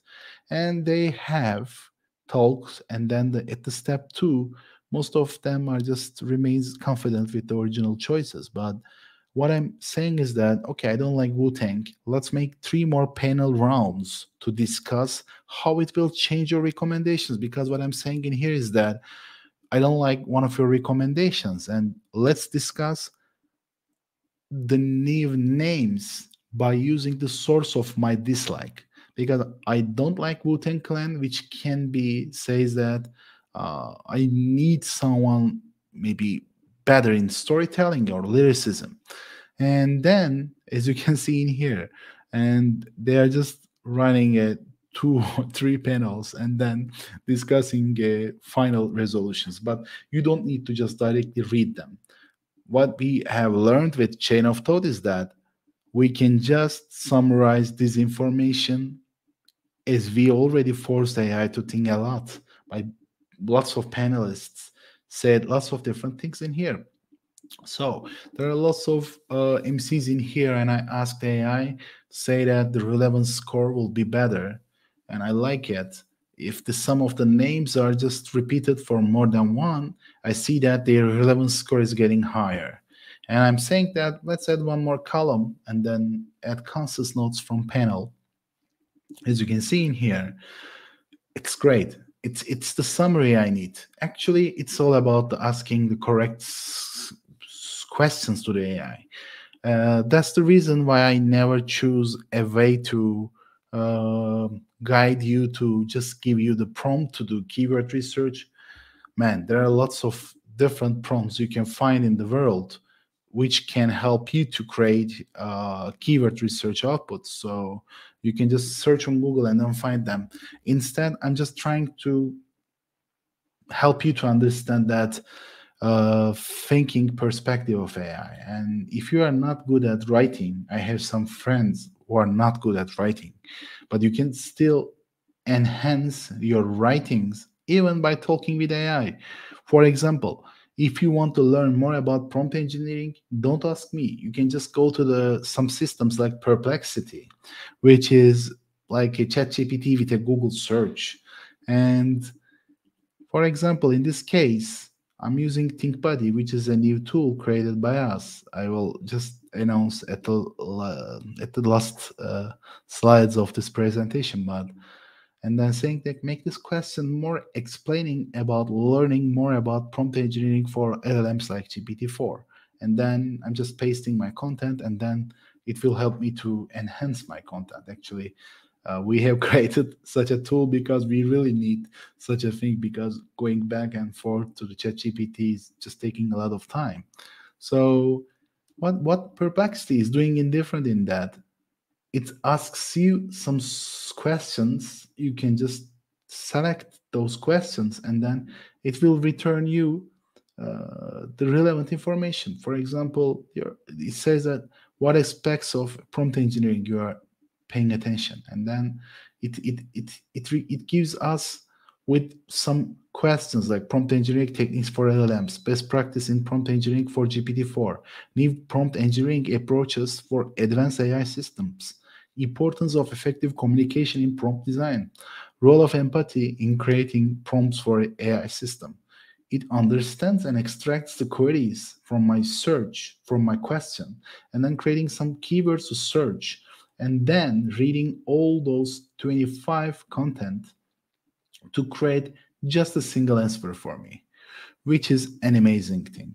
We are feeding AI with an extra information at the end of this searching web keywords and their outputs, and then AI is still answering your questions, but by just using the thing written by real human, which is enabling LLM's qualities and output a lot more. Actually, it's all about thinking style. So what I can recommend you in here is that understanding tools for better thinking. One of my friends sent that to me, and I really like it. And it comes with some frameworks and perspectives for thinking effectively for complex problems. So I think that it's really implementable to the prompt engineering too, because it's all about AI. It's all about thinking style.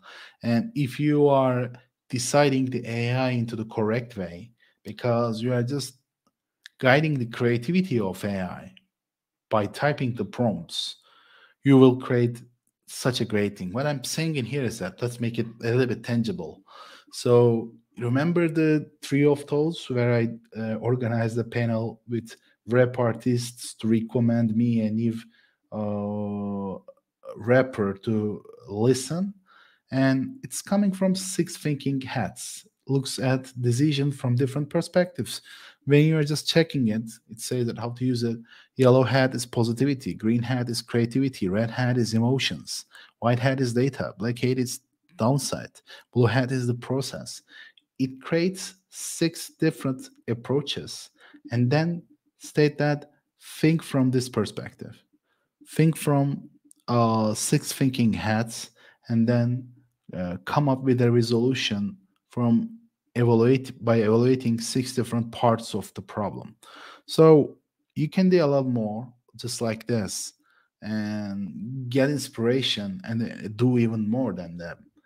And but still, I strongly advise that you should definitely follow promptingguide.ai, which is an amazing tool. I really like it, and also helping you to understand how it works by guiding you directly with examples. So you should definitely check it out and then understand the prompt engineering fundamentals better. And also, there is a YouTuber which is called Jason AI. Its prompting video is very useful. It just helps you to learn what needs to be learned in 10 minutes. Yeah. Yeah, it's mostly, I have some few slides. So what I can recommend you is that you should speak more than writing. It helps you to communicate more with AI. That's what I'm doing. There is a great app which is called Super Whisper. Right now we are building something a little bit better, but those guys did an amazing work with transcribing the voice for macOS users. I really like it. And what we are doing with ThinkBuddy is a little bit different than that. That's why, but until to this time, you should definitely check it out, the Super Whisper. And also, you should always ask AI to optimize your prompts. Those are my super tips. For example, I'm delegating some tasks to the Ali and Veli from my team, and then saying that, please enhance this prompt by asking some questions to me first about the context. Sorry about that. So as you can see in here, and I said that, okay, ask me some questions to increase the quality of this prompt. And then it says that, okay, we will help you to delegate some tasks to Ali or Willy. I have explained about them a little bit and what are the best perspectives, best parts of them. And then I'm asking to AI is that, what are the questions to answer? For example, AI is just coming that, is Ali is only using Excel or any other technical tools? And then lots of different ideas and questions, and then I'm answering them directly, which will end up with AI to create better prompts. So why not to create a recursion? You can just send the optimized one to the AI again to optimize it even more. There is no such a thing we can call it as completely optimized. There is always an opportunity to optimize stuff. So I'm just thinking from this perspective. As you can see in here, my question to the AI about delegations of tasks of the digital marketing team is just changed a lot by my answers. And then I can just copy directly the optimized prompt and then editing my initial prompt and then saying to the AI is that please enhance this prompt directly, even if it is enhanced too. If you are just save and submit, it will come up with more and more questions. Actually, if you are obsessed with optimization, just like me, you can use these recursive questions, and then it will make you a lot happy and it makes things a lot useful. So, yeah, it's the marketing time. So we are building a new app, actually, me and Ufuk, and you can just ask the questions directly, which is thinkbuddy.ai. Please visit, and we will launch this very soon. I'm pretty sure that you will love it. I'm using AI for every single day, at least for 100 times per day. Sometimes it's 200 or 300 times. And then ThinkBuddy is helping you to just triggering by shortcuts, which makes things easier for you. So you can easily ask your questions to the AI, and then you can even send your questions by voice, which is what I have advised to you. So for this case, I'm asking something to the AI, and then just press enter to send this voice message. And then we will use OpenAI's voice to text library, which is called Whisper 3. And we are just as you can see, I didn't wrote this prompt. Actually, I just spoke, and then it just converts to the text, and then you can ask your question. You can't believe how fast it makes you without just using it, because this voice thing changed a lot of things. It works with any languages, English, Turkish, German, French, Portuguese, any of them. Just ask your questions, and then you get the answers. So there are lots of more things about AI. So you can just regenerate, change the question, ask again. You can create prompts, and also you can create some hotkeys to assign. And in this case, don't ask me why I'm using such a complex hotkey, but there's a reason behind of it. I will explain later. And then you can just use it for free. It's not paid app, actually. You can just, of course, go to the premium, but we have a free version. And then you can just directly ask any question by quick voice, take actions by text or inline writing, and many more. It's my first desktop experience, software building experience, and it was really fun and also very useful. So the last part of ThinkBuddy is just you can just also summarize the texts, emails. Just click, choose. For example, if you just say that summarize, and then it summarizes email to you. It works wherever you are. So if you just like it, just please write me Twitter DM or just register yourself to the wait list. Please go to the website thinkbuddy.ai, which is extremely cool.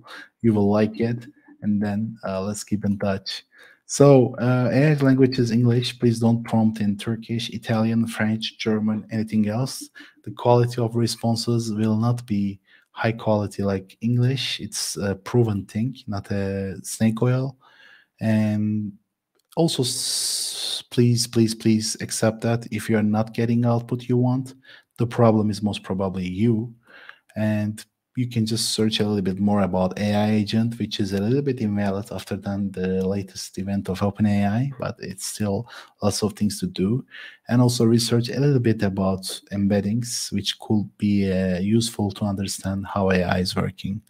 And I recommend you to create some hobby projects. You can just use the GPT-4 sheets to do lots of things more. Please get your hands dirty, otherwise you can't learn anything about AI. And what I can say is just researching weekly or monthly check of Hacker News, GitHub Trends, Featurepedia, and Twitter will be very useful. And then that's all. And we have one more last thing. And so we also using AI effectively to build new products. For example, this one is the new feature of Whoop.com, which is the marketing solution we have created. Please come up with feedbacks. We are not trying to selling the solution in here, but we are trying to build one of the next big thing in generative AI. For this case, we have built world's first DALL-E 3 integrated content generation tool. Please go ahead and hit the DM button through the Twitter. And as you can see, it's very nice picture. And thankfully, to our talented team be able to do such stuff at Whoop.com too. Let's keep in touch, and don't forget that the feature will come faster than we expect, so be prepared. And don't forget to download ThinkBuddy, and thank you for listening.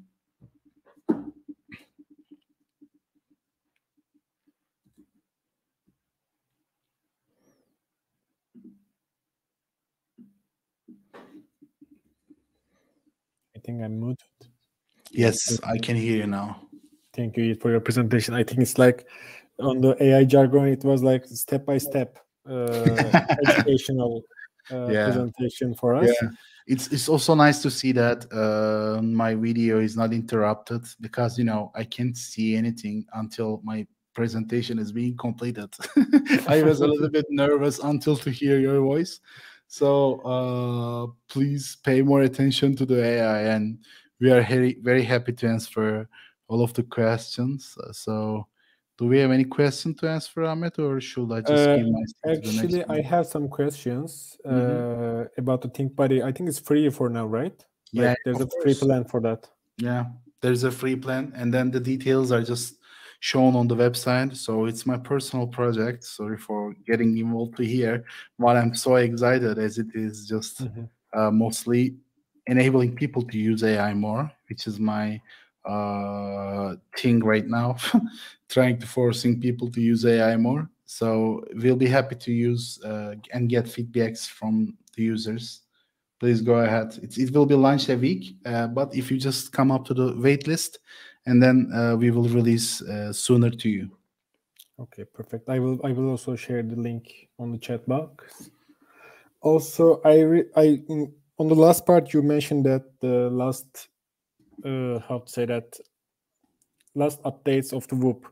So also I was trying to build an GPT on the ChatGPT like that about the images with DALL-E 3.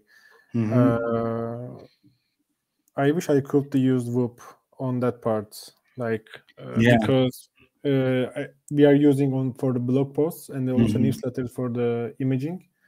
So it's really nice to see that on the Whoop. Yeah, that will be very nice, and we will integrate more and more feature.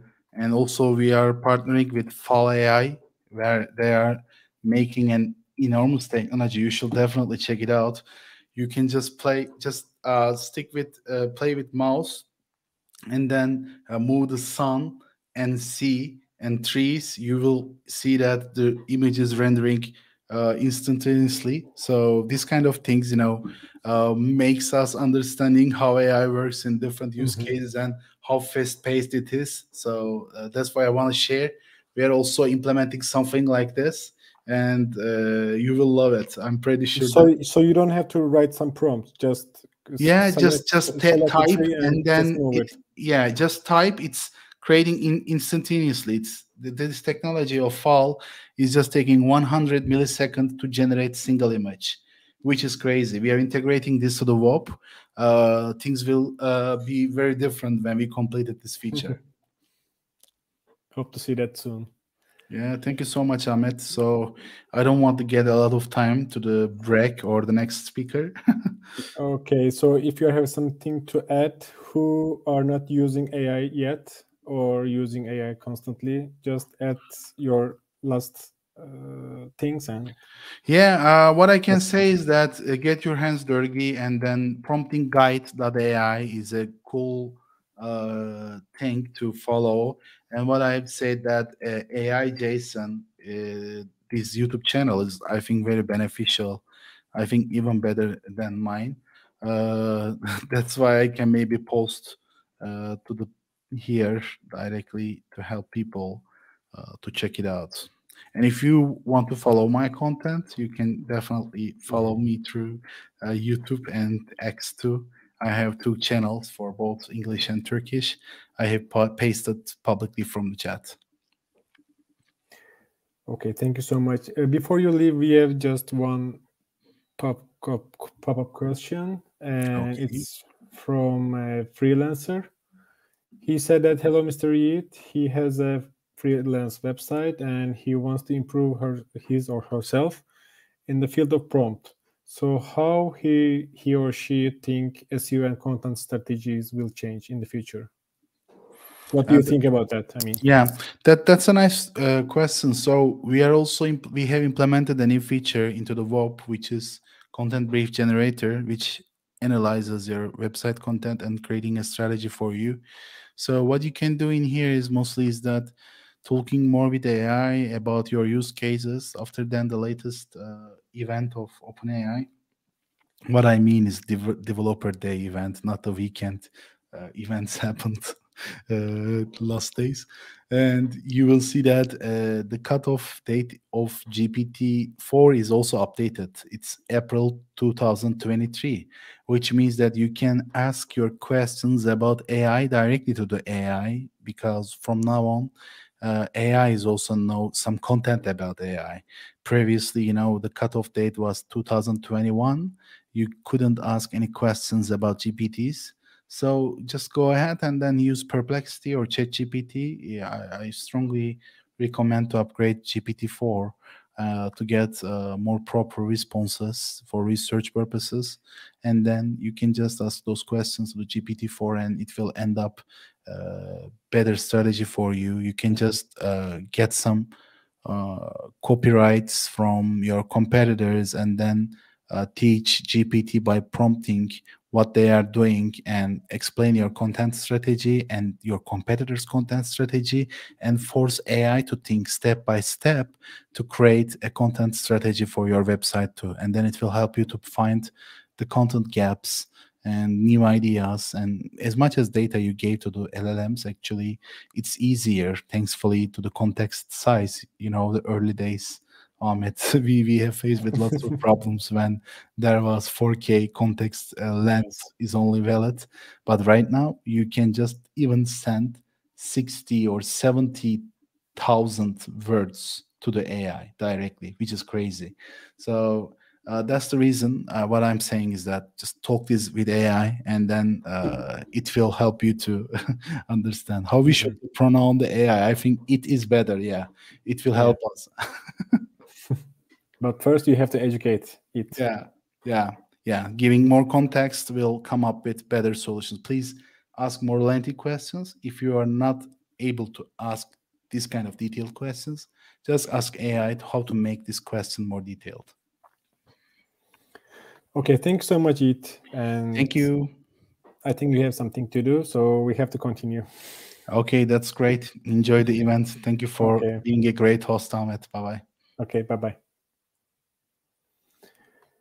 So it's time for Yulia.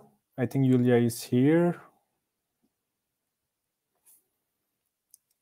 Hello, Yulia. Are you here? You just can open your cam and mic and join us.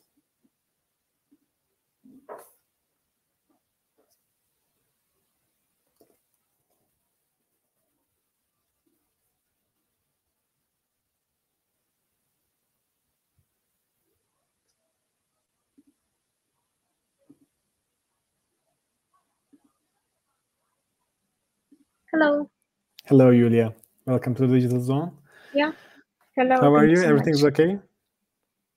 Yeah, very good. And how are you? I hope you're not very tired for now. Yeah, no, I'm still excited, like for the next topics. So I don't want to wait too much and take your time for too long. And you will mention about the web optimization with AI tools, right? Yes, that's right. Okay, perfect.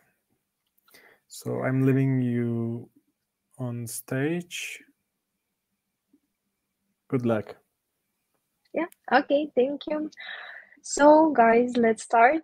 Thank you all who will spend the next 40 minutes with me. When I thought about the topic for today, I came up with website optimization with AI tools for content creation, not just because this AI topic is so popular, but also because I use it daily and still get to know about more and more new AI tools every day.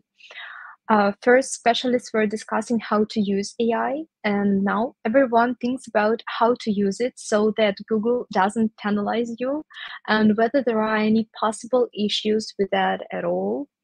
So today we'll discuss this point too. Most part of my speech is about how to optimize your website. So today we'll combine SEO and AI tools.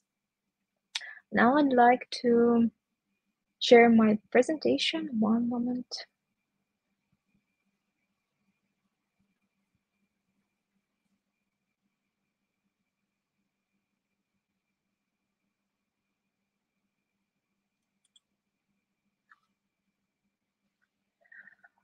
Okay. So website optimization with AI tools for content creation. I'll show what tools can be helpful, not just for content creation, but for creating optimized content that would work for your business. You'll see around 15 AI tools that Serpstat has. I know everything about them, so to make it more interesting, today we'll try to solve a use case. I'll show how to create or edit a landing page for a business with AI tools for like 95%. Another 5% must be manual since we want our content to be qualitative, drive traffic, and conversions. And an important thing before we start, there are no unique guides, so you can skip or repeat some of my steps, do them in your own order, use any other similar tools which you use on your daily basis, and so on. You can use all this information to practice on your own after the webinar. Just follow my steps. I don't remember, probably you will get the recording of this webinar. So a bit about myself. My name is Julia, and I'm a product marketing manager at Serpstat. I've been working in this company for 4 years. I was communicating with our customers a lot. Now I do it a bit less. And I know how people may struggle with getting their heads around our service. There are more than 50 tools, and we continue to expand the use cases list that we help work with. If someone knows Serpstat, earlier we were about SEO, but now we provide tools for search marketing also. You can test the platform, and if you'd like to practice to improve your skills, I've prepared a promo code, but I'll share it a bit later.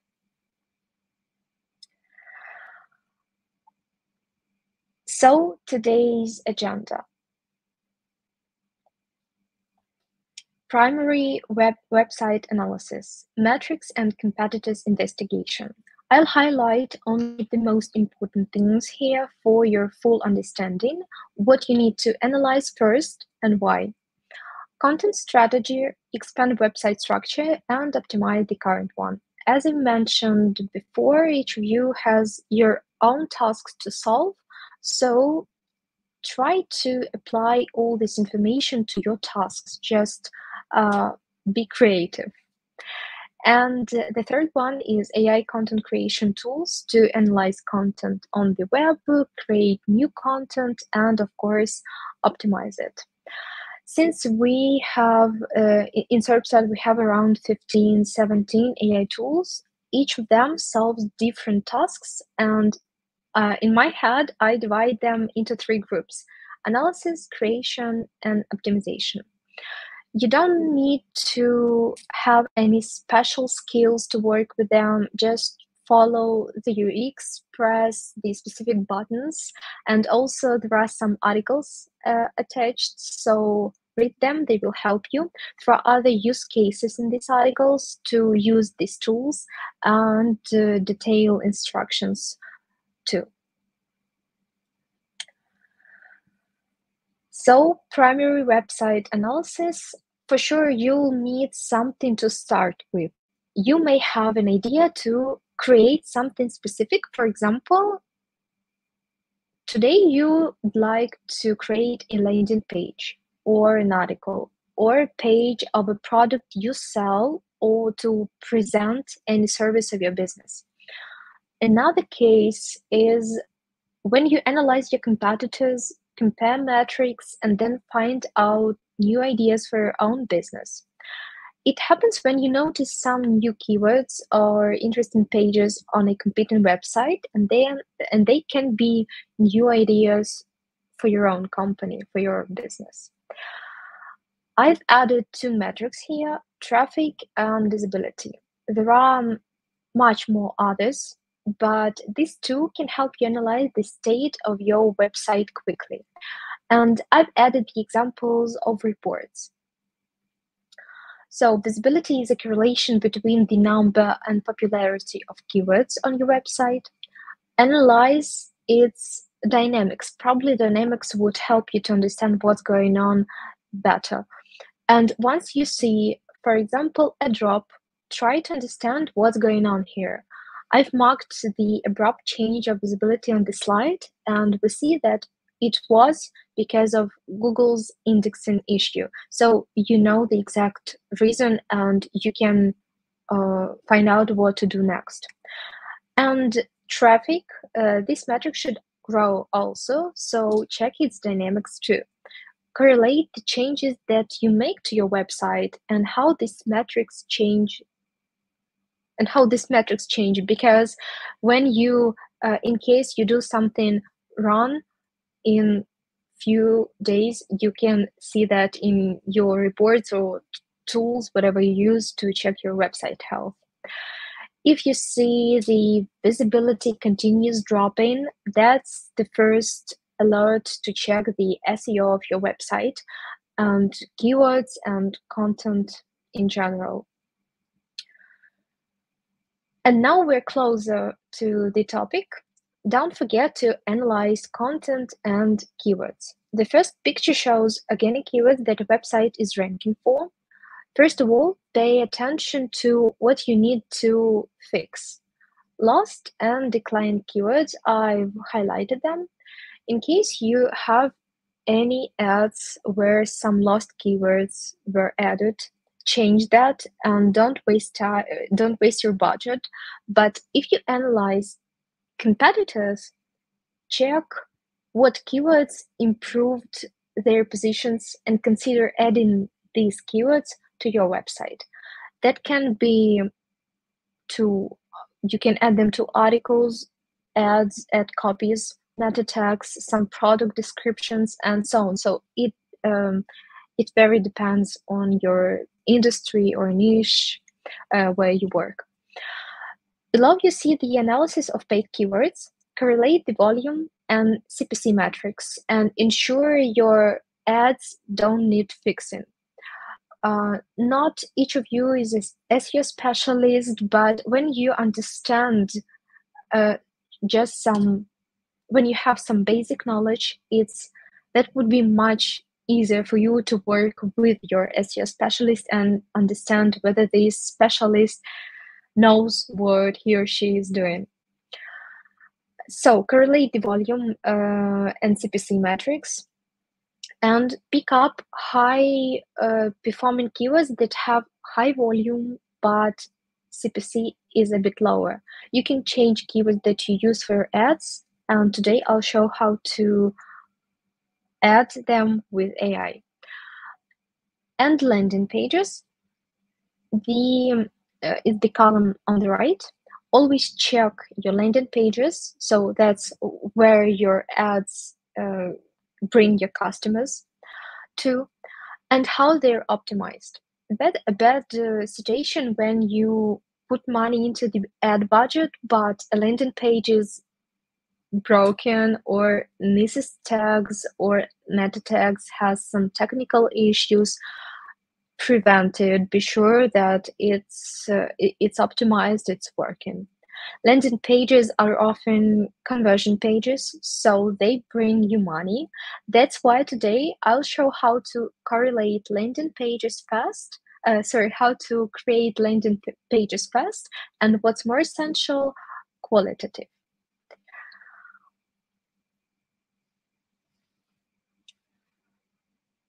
Moving closer to content creation, let's understand what this content should be. Two main things for ranking number one in publishing content are trending and creating quality and authentic content. To be trending, you need to know these trends and react at once. To track new trending topics, you can use world famous Google Trends or any other tools which you know or work with. Or talking about our service, we have keyword trends. This is our report, and you can see it. The example of it you can see on the screenshot in the slide. And add authenticity to all texts, especially AI-generated content. Since you'll be more useful to your customers and your website won't suffer from a high bounce rate. Authenticity means adding your experience to texts, adding some insights, unique information, pictures, videos, so something from you, adding something manually, creating in your head and adding it to your content. And my favorite quote here is, marketing throwing things to the wall and checking what sticks. That's true. You need to experiment and not be afraid of implementing something new in your strategies. When you have your own business, 100% you know your competitors. If you don't know your competitors, go find them and ensure that these competitors are relevant and you work with talking about websites, you're analyzing right websites.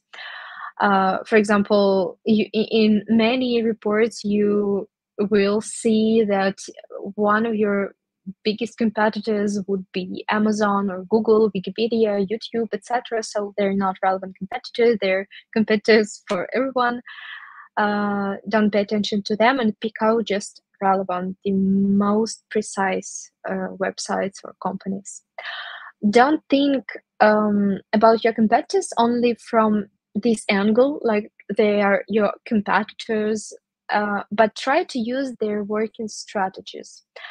This rule is for content creation too. You can analyze competing pages or a website and pick out top pages that are on the first positions in Google. Investigate them. You can just go to this very website or page and just touch it, see how it's working. Investigate them, try to imagine you're a customer and what you like about competitors' website.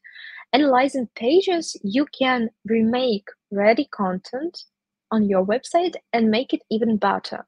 That's about 2 first steps in this slide. Then optimize it to add your brand positioning, tone of voice, and such a 3-step scheme is a working practice to create content. Don't steal and add it to pages, but get inspired to do it better. And the last slide before we start creating a new landing page, there are examples of the report that help collect new missed ideas to expand your business. You can create a list of competitors to track metrics and focus only on the best practices. In SERPstats, such a report is called domain batch analysis. When you see a competitor with best metrics, go deeper and analyze its landing pages. You can do it with reports or, again, just physically visiting these pages, but reports would show you a lot of metrics, so that would be more precise. So check how they look like, what they're made for, compare your keyword list as in the picture below. The parts about the picture below, the parts of circles that have no intersection will show you the list of missing keywords. So you will get the ready list of keywords that you don't have. They are unique. Two of competitors don't have them, and just one has. These are unique keywords that you can use to extend your website text. Use these keywords as topics or ideas to extend your not just website structure, but even ideas for products or services you can provide. Check what keywords this competitor uses and where, and you will get more ideas, more things you can try. And probably run A/B tests, and you'll find out what works for you. So I hope you're not fell asleep, because now take your, I don't know, notebook, laptop, pencils, whatever you have. I'll show how I create content and its use.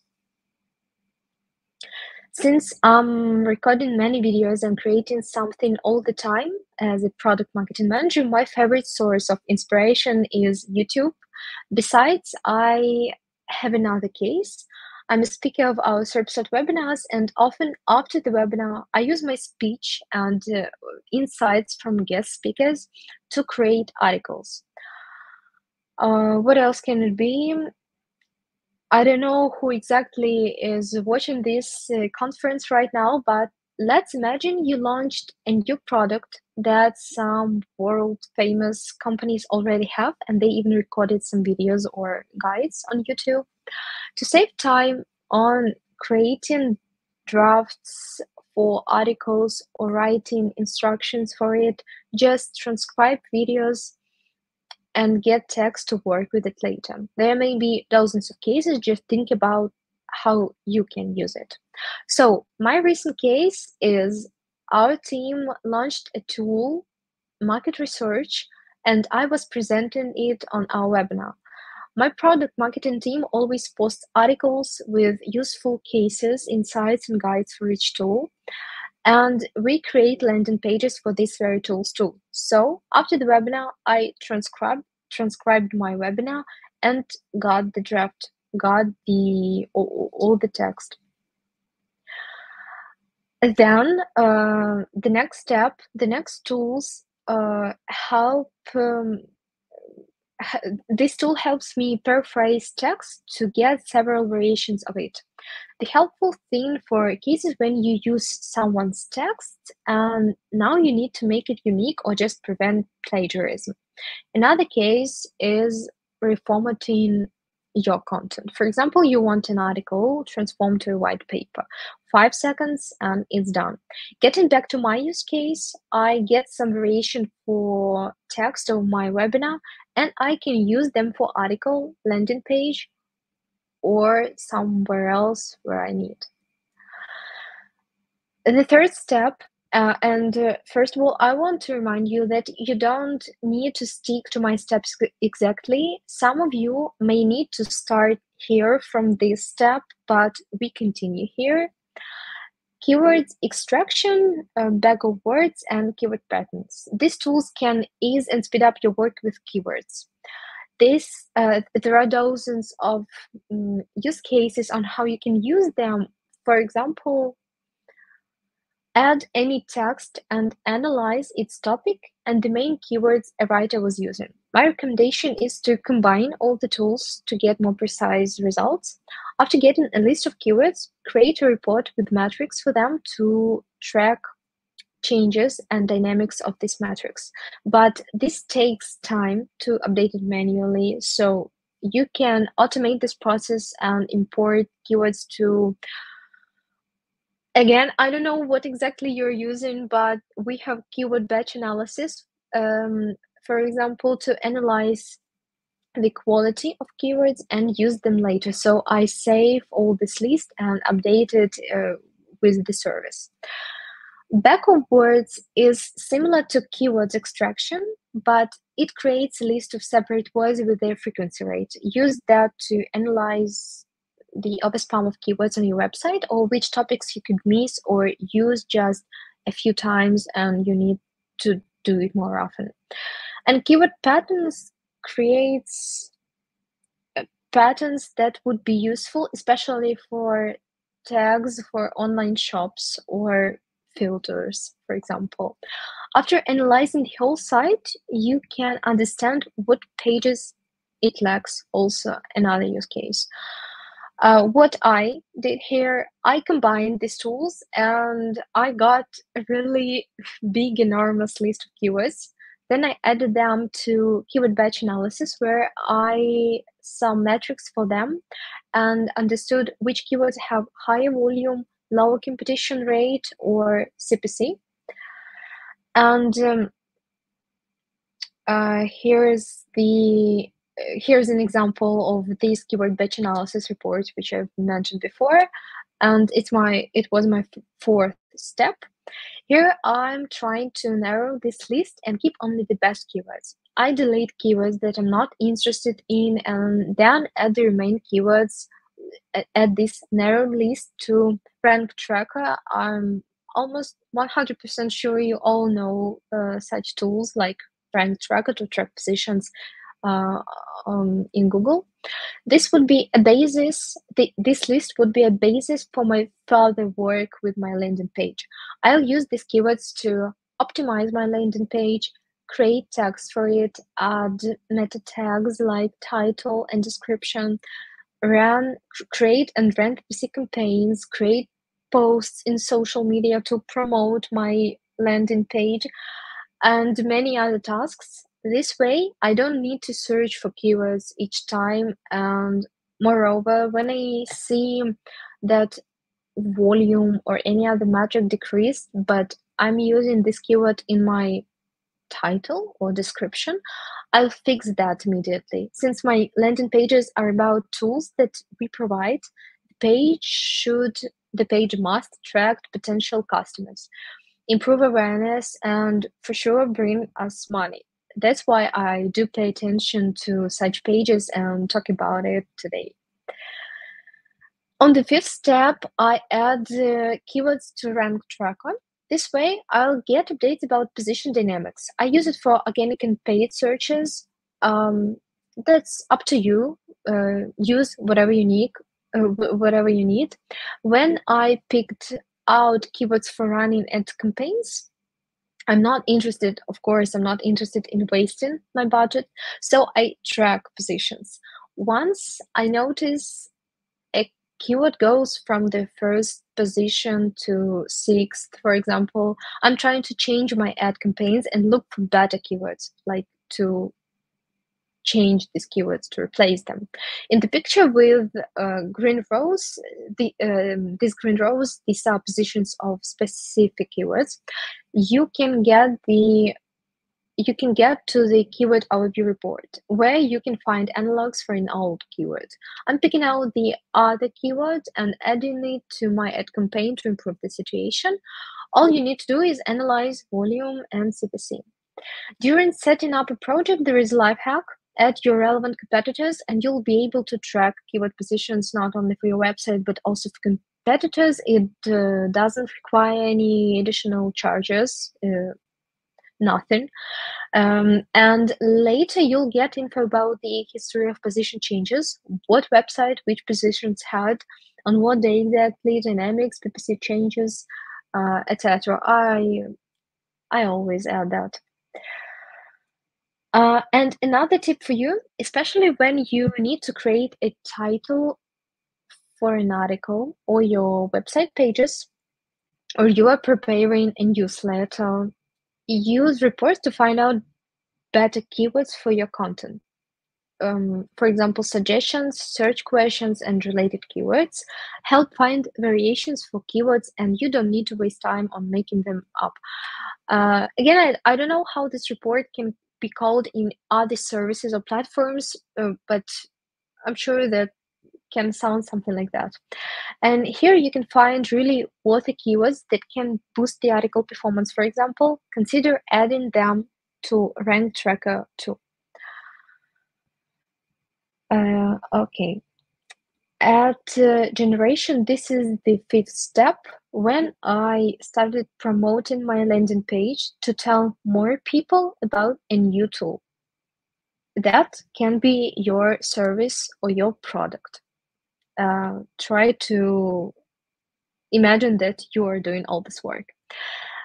About 3 years ago, I was creating text for ad campaigns, and I still remember that day since I was doing it manually, and there were around 100 ad pieces. So people, please automate such tasks. Ad generation creates ads and shows real examples from search engine too. Here, about how to do that, add target keywords and relevant keywords. Target keywords would work as principal keywords, so select them attentively. Usually I pick out keywords from the Rank Tracker project and add them here. If you don't have such a project, just use, I don't know, use SEO services, or maybe your SEO specialist can just give them to you, or use any platforms to collect such keywords, but probably don't take them from your head.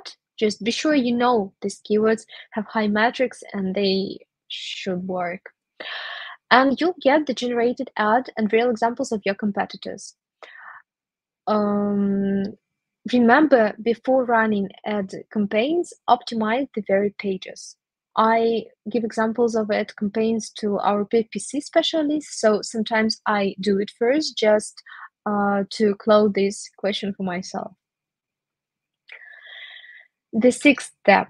Now the most interesting part, let's create content. Finally, I'll show you 2 tools to create articles. I create articles for our tool, so I need it all the time. And the title, so the first step, add the title, and you'll get the whole article at once. To be honest, I prefer the other tool, since this one doesn't allow you to make any changes, but if you have no skills in content creation, article generation can really be your friend. And here I've also prepared some use cases that can help you, so you can solve these tasks too. Now, what I use. If you have some time and know at least something about content, article builder, that's my theme. Here you'll need more data to start, and a reminder, all these are AI tools. Here you'll need more data to start, and reminder again, use best tools, best keywords from Rank Tracker to do that. Many people use all these I don't know, existence AI super tools, but the result can be really, really bad because they post content without optimization. Please don't do that. We start from the title generation, and the tool will give you several options. In such occasions, I prefer A/B tests if that's possible for your case, or you can enter your own perfect title. That's up to you. Then when you confirm the title, you like it, the tool generates outline. And you can edit this step too, so it literally builds an article step by step, and you can be sure the content is good. Before confirming outline, I add some numbers, questions, or other clickbaits, and the same I do for title. Then you can generate the whole article for each outline at once or one by one. Pay attention to these keywords in the green frames. It's important to recheck them to be sure your article contains all the keywords you need. This way it should have a high traffic. And don't think about this tool like a tool for articles only. You can use any part of a text for other tasks or landing pages as I did. And finally, you'll see the result, and what's important, it looks like the article, but not just a huge canvas of text. For my PR campaigns, I I distribute the created articles in our social media, of course. I tell our customers about new tools, attach my article, which I've just created, and give links to landing pages, which I'm in the process to create. So this step is essential for me. The tool creates posts and adapts text to the special requirements of each media. You can see examples on the slide. I won't waste time here, just also automate all these steps. FAQ generation. Now we're moving to pages optimization. FAQ ideally helps appear in the feature snippets and be on the first page of Google. It can take time to create questions and answers, but generation helps automate these tasks. Once you start appearing in the Google Also Ask question, that's a win for you. So my landing pages always have an FAQ section. They are small, don't take too much space, but can really boost this page a lot. Probably this step is one of the few that I rarely edit because it's hard to generate it bad, and I trust AI here. Title and description generation. This step is to continue optimizing my page. I always add and pay attention to titles and descriptions too. These are actually two separate tools that create this meta text. But by the way, some of the tools work only with English now. All you need here is to add text and press one button. All the results will be saved in the report. The correct title and description help customers understand what your product or service is about. On the upper picture, you can see how these meta tags look like in the search. When you generate meta tags, recheck how they look, and don't forget to change them if you see bad performance. If customers see wrong or strange meta tags, they can skip your website because it doesn't fit their needs. Meanwhile, it does, but the meta tags were incorrect. Or customers get to your website, but because of the wrong title or description, they back to the search, and this way your bounce rate increases, and it's bad. Grammar and spelling checker. Now it's the 10th step. We're almost done. Of course, we have to recheck all our content to be sure the customers wouldn't be afraid of reading it.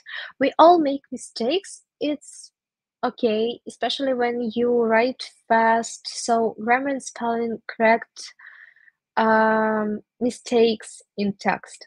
It highlights where they were found, and besides the grammar and spelling mistakes, it also corrects incorrect data like dates, places, formulas, some historical things.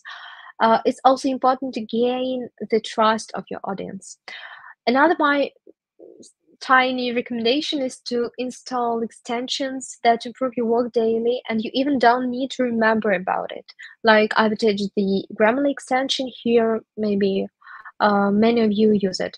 I use it to be sure my content just looks professional. And the 11th step is to be sure your content is okay. It's organic, authentic, readable, and Google won't penalize you for stolen content or using AI too much.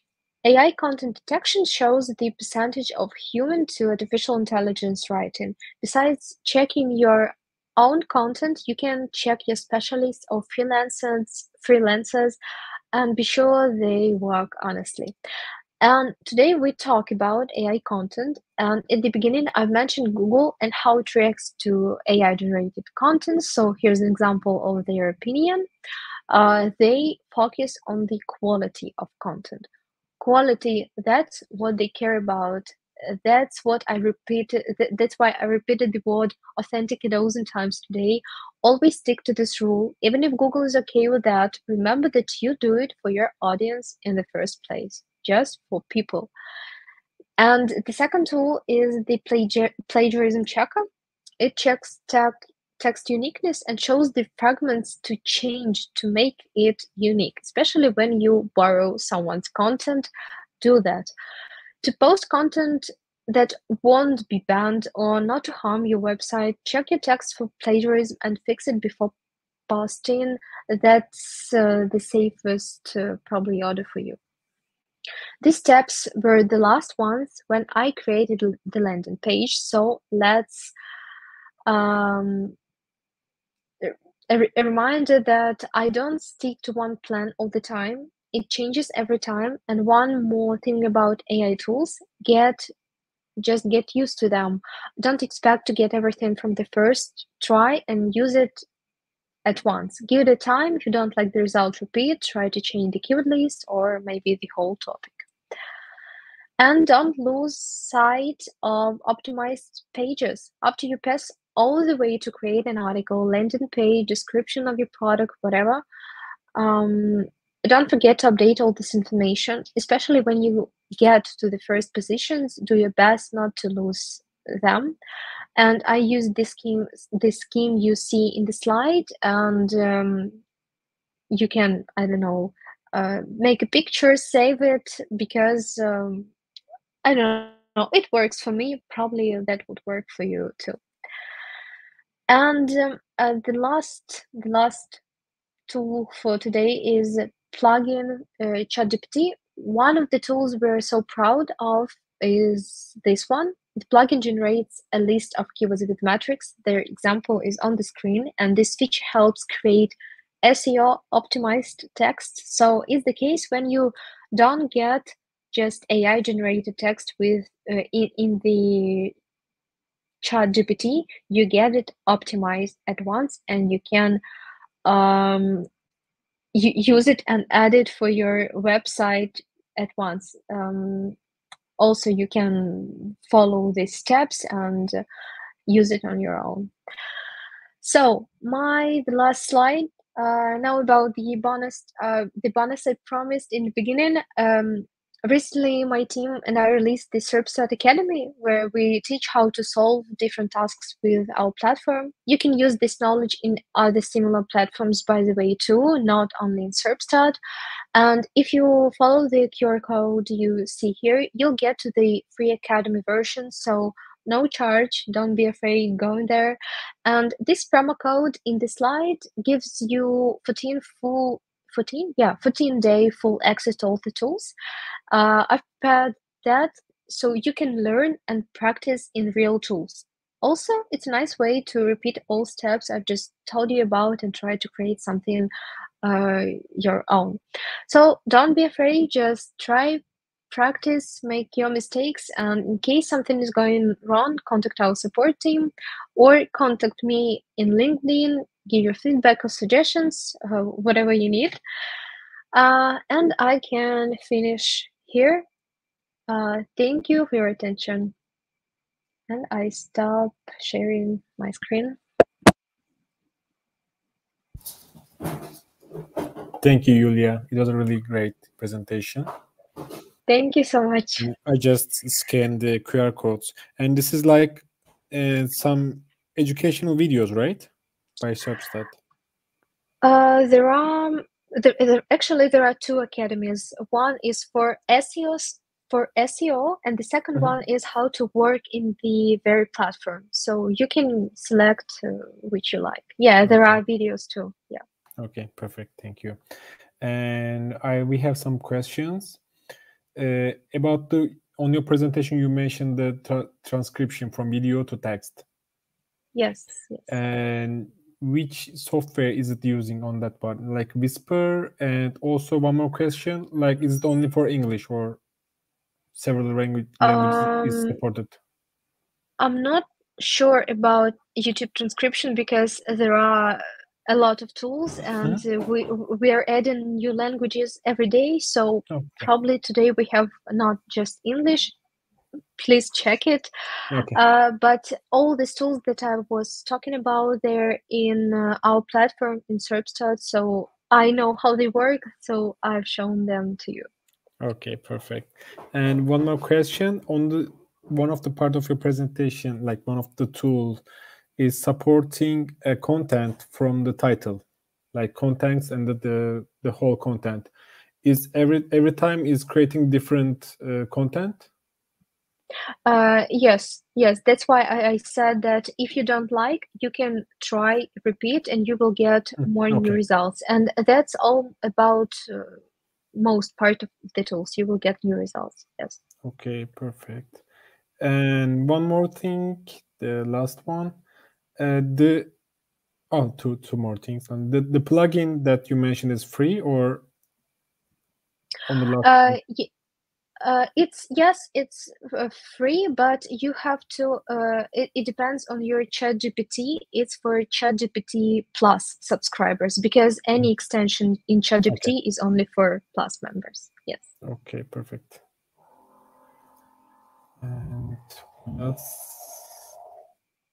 And on this social media tool, on the one part that the tool creating a social media content from the blog post, for example, is it possible to link the social media channels or just copy and paste on the social media channel?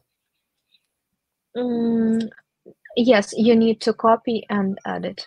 Yes. Paste. Okay, perfect. I think that's it, Yulia. Thank you so much for joining us this year. Yes, thank you so much. Thank you for inviting me. I was happy to be here. I hope it was useful. So please ask any questions if you have in my LinkedIn. Thank you. Okay, perfect. See you. Have a great day. Yeah, see you. Bye. Okay, everyone, it's time to have a little short break for, I don't know, coffee, water.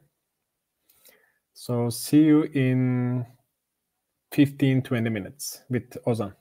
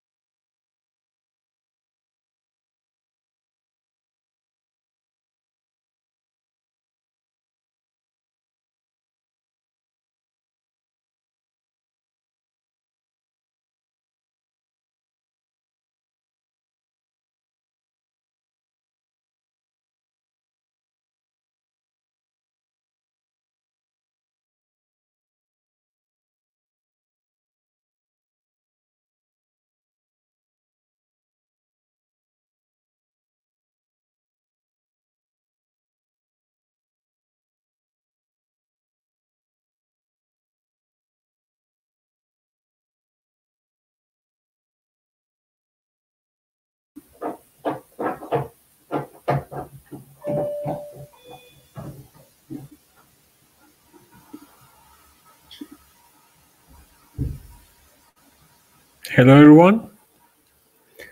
Now we will continue with Ozan from Zeo. He will be mentioning about the OpenAI's custom GPT, how to evaluate an efficiency with GPT, efficient GPT.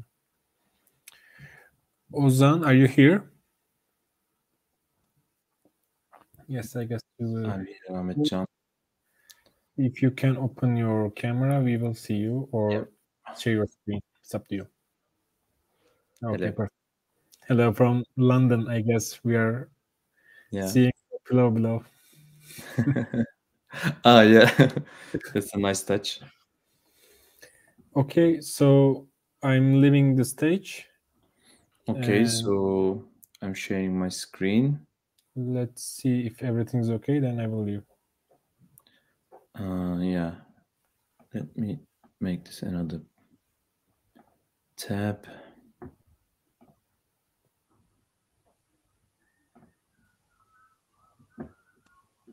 Right now it's okay, right? Yes. Okay. But we are seeing the whole screen. And what about now? Okay, it's perfect. Okay. So, hello everyone.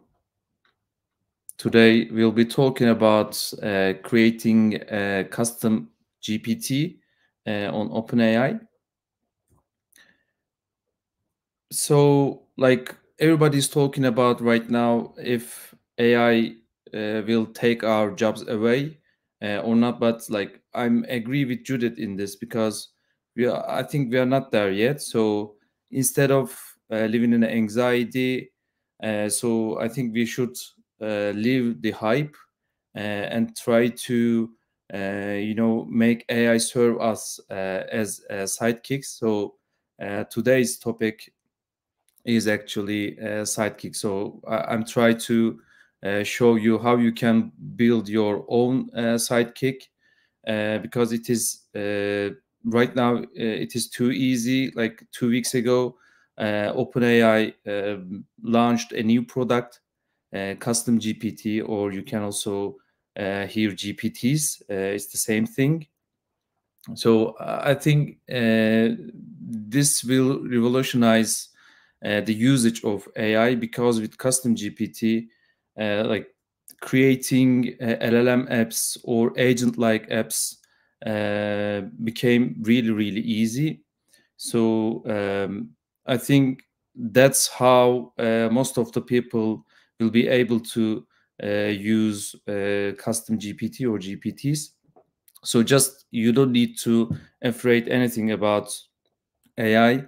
I know at the beginning it sounds a little bit frightening, but like I said, like this new product will revolutionize everything, and you don't need to code anything at all to create simple assistants for yourself. So what is custom GPTs? Custom GPTs are small assistants, smart and small assistants. Of course, you can merge different custom GPTs together, or you can use actions, which I will show how you can benefit from that kind of features in custom GPTs.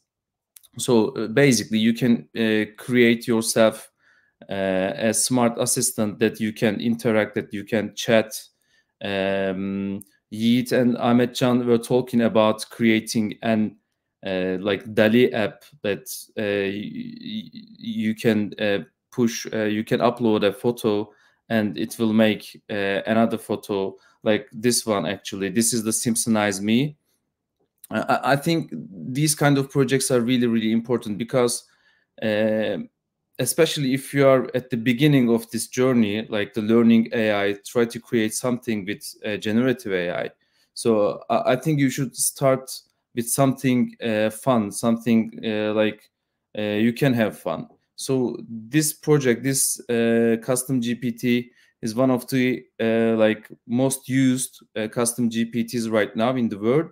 So it is a really, really basic, doing a really basic thing, like having your photo and create a Simpsons-like generate a Simpsons-like photo from your photo. So you can see it is like this guy is cooler than me, so that's why I choose this one. I think this reflects me better.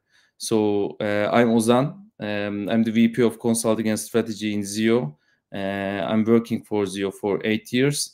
And like I said, today we will be talking about all about the custom GPTs and how you can build something more advanced than just giving the photo and waiting AI to spit out another photo. This time I will try to show you how you can use GPTs for your SEO work. This is another custom GPT from Brilliant Aleida. So this GPT is evaluating your page content and try to understand the context of your page and ask some questions about quality, about content helpfulness, and evaluate and create a report for you. For example, I gave our generative AI consultancy page, and as you can see, it's a really detailed report, I guess. And as you can see, there is a finished analyzing part in the chat, so in the stream. So it means like if you create these kind of things, you can run Python code, you can run different analysis without writing any code. So this is really important. So let's start simple and try to create a really simple custom GPT for ourselves.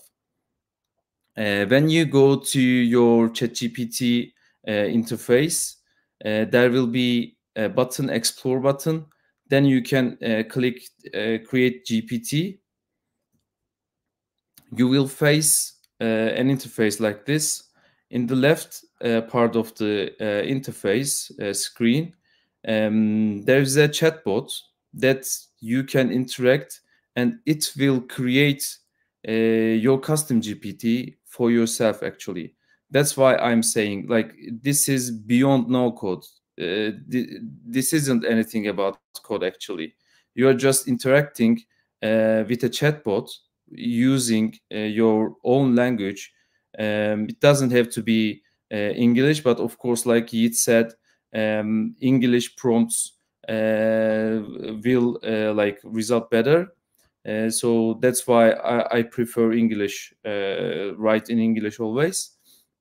But by the way, you can always write in your own language, then translate to English by using GPT, ChatGPT, and use it as a prompt. So here you just need to like have an idea, and you just need to write that idea down here and wait for the magic. Here I want to create like my aim is here to create an assistant helping people create book action structured data. It is very simple assistant. It is only about book action structured data.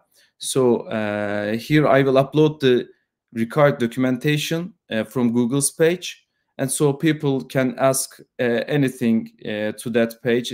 It is a basic chat your PDF GPT actually, but the results are really great when you compare it with the general knowledge of GPT, because you can always ask the same question to ChatGPT, right? GPT-4 Turbo, but when you use knowledge bases, when you use like PDF or CSV files, some kind of knowledge base, then you will make the AI like act like an more expert in that topic.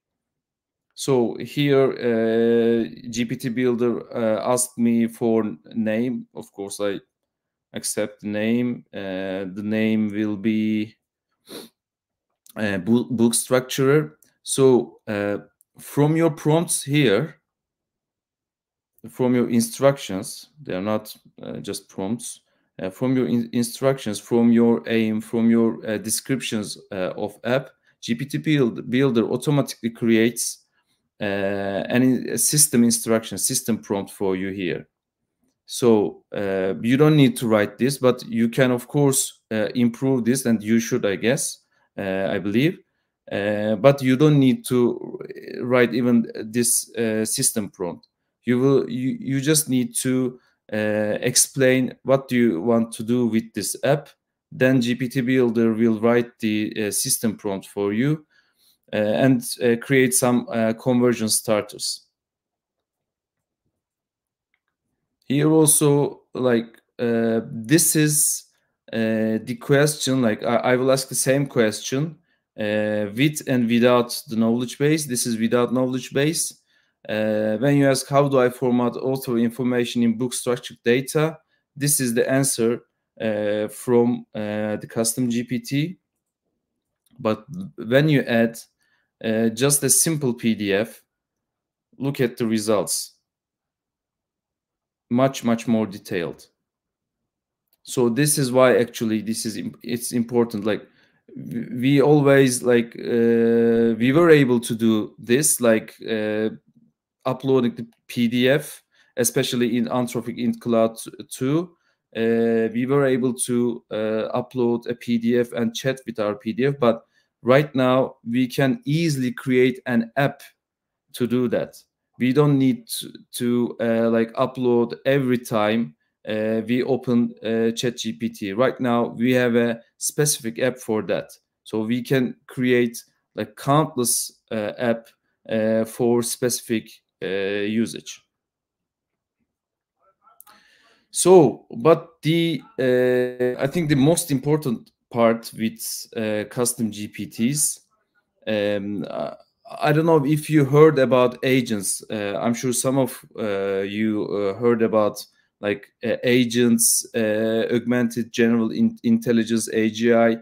Like this is where we are going right now. Actually, agents mean like it is a really fascinating example of the mix of human mind and thinking machines, actually, because like when you write something to ChatGPT or any kind of LLM, you will get an instant output with some reasoning. But in agents, when you want an output, the reasoning process much more detailed, much more advanced, and it will create a task list to get that result. So for every task, for every point of the task, it can be like it may want use different tools. Like if you want to create a title for your page, for example, you need to go to the SERP, you need to analyze your competitors. Maybe you need to look at like the if there is an advertisement or if there's any other SERP feature like that. So every task will need another tool, another research process, another API. So agents can do that kind of choices without human touch. That's why actually agents are really important, and the future will be building on agents and AGI.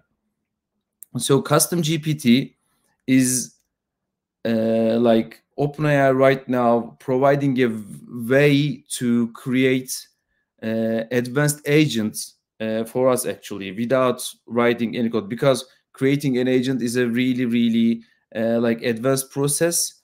You need to like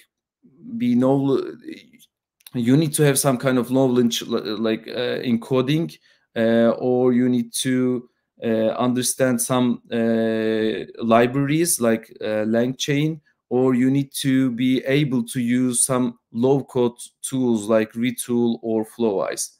But right now with custom GPT, it is way more easy. Like I said, you don't need to code, but to create an agent, you should be able to like facilitate some kind of APIs, because every API will be another tool for your agent, for your tasks, and you should be facilitate those APIs for AI usage. So let's try to build one together. I will show you step by step what can you do, what can't you do, and what should you do actually. Today's project is Zio Search Console Analyzer. So basically, our agents can interact with Search Console API and also interact with some mail API, Gmail API. So the aim here is like getting the data from Search Console, preparing some analysis, and email it to our customer or to our like colleague, just in one screen, without like changing tabs, without changing tools, just with writing prompts. So like I already showed how you can how GPT Builder will create your system instruction, system prompt. Here, of course, I again like talked a lot with GPT Builder. It created some kind of like system prompt. Then I started to improve that. But this is a really, really basic system prompt. Like it is really clear. I just add some more data, and I try to push the AI always to always ask the site URL, because without the site URL, you can't do any analysis in Search Console. And there was a persistent error, which is a really, really like bad error in limitation in custom GPT right now, because if the response is too long, too large, which is almost all the time if you are dealing with like long time frames or big websites. So custom GPT tend to stop the whole process, but here I'm telling it to, like, instead of stopping the process, divide the process some chunks, execute it, then merge everything together. Sometimes it can do this, sometimes it can't. Like it's not really like persistent on this. This is another limitation, but I will show you how you can like work around, how you can find a workaround from these limitations as well. So the fun part starts with actions. Like I'm not uploading any kind of files. These capabilities are important, especially web browsing. A code interpreter is a must for this kind of projects, because if you're going to do some kind of analysis, we need code interpreter. We may want to scrape or like visit a certain page that resulted from our analysis. So DALL-E, I'm not sure if it is necessary, but it's better to keep it. Maybe maybe you want to have some fun. So so let's keep it here. For actions, like actions means here, like if you try to, like, you have to use the Search Console API if you want to automate your reporting, right? But here in actions, like this is an LLM app. This is not a like the server, or this is not a like a coder.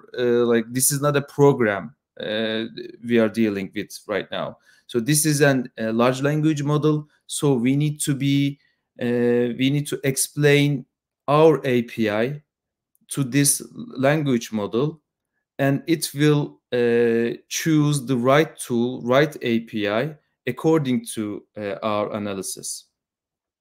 And this is also important. Please don't skip this one. If you don't untick this, your conversation will be used for improving models of OpenAI. So let's continue with actions. So if you click create new action or edit action from here, you will see this screen. So this is your API explanation screen. Actually, this is not an basic API documentation. This is something different, but very, very similar.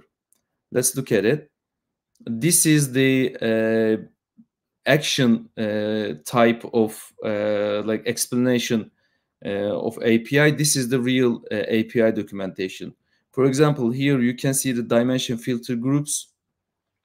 Again, you can see here dimension filter group. Let's look at the country. You can see the dimension filter group and dimension belongs to these functions, and you can see them here. So basically, you are explaining, like I said, you don't need to code, right?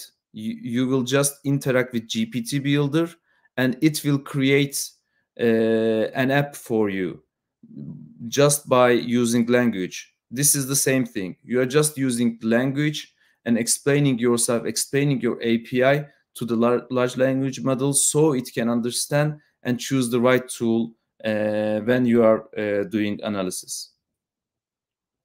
So, by the way, it is not like I didn't write all by myself. So, because thanks to the ChatGPT and this guy Corbin from Web Cafe AI, he created a GPT customizer and JSON action creator. So I gave here, I provided the original documentation of APIs and ask for like the create an open API version, like the action version of that API.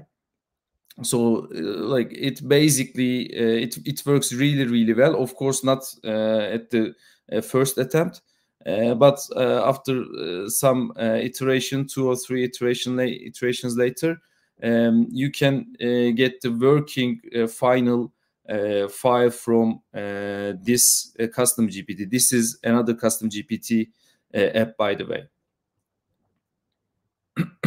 So this is the process I took.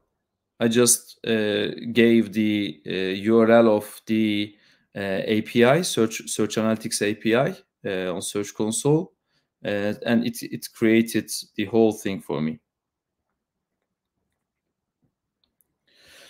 So you should also add privacy policy if you want to make your app reachable. For example, if you want to make your app public, or if you want to share your URL with your friends, then you need to add privacy policy. This is not my concern right now. I'm just doing this project for my own account. So that's why I just write some random URL here. So the authentication part is really important because it requires to go to Google Studio Console and create an API key.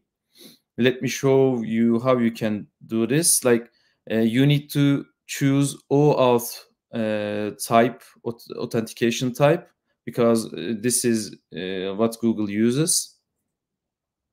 So if you go to your Google Cloud account, you need to choose your project, and you will probably under API and services, you need to find Search Console API and activate it. It is already activated in my console. That's why I'm having this screen, and you can click create credentials, continue to like name your application, choose your application type. This is a web application. Name your application, add JavaScript origins and redirect URIs. This is also important. Then when you click create, you will get client ID and client secret, so which you can use them here, and you can take these URLs as it is, because this is the same, I think, for all Google accounts. This is also this should be also same almost all Google accounts, but this should be changing if you are going to build another Google tool, because this is only about Search Console, Webmasters tool. But for example, if you are going to build something on Google Calendar, something about Google Calendar, so this scope should change. So let's make some analysis then. Like the first analysis I asked for was, could you provide a geographic performance analysis of my site? So of course, never say no. And here you can see the sign in with Google link. Since we completed the OAuth process, we can sign in with our email. Then every time GPT want to make an API call, it will ask your permission, because some info from your chat will be sent to your APIs. So it needs to get your permission to do that. So I'm allowing. Then this is the final result actually. This is my country geographical analysis from GPT Assistant, with all the table and some brief comments about the table. Let's do another one. This time I asked for what are the top performing keywords on my site from 1 August to 13 September. Please use table, because if you like, you can add these kind of things to your system prompt, but if you are trying to build something, you should think like keeping these kind of instructions in the context, in the prompt, not in the system prompt, in the user prompt, because you never know what you will face with.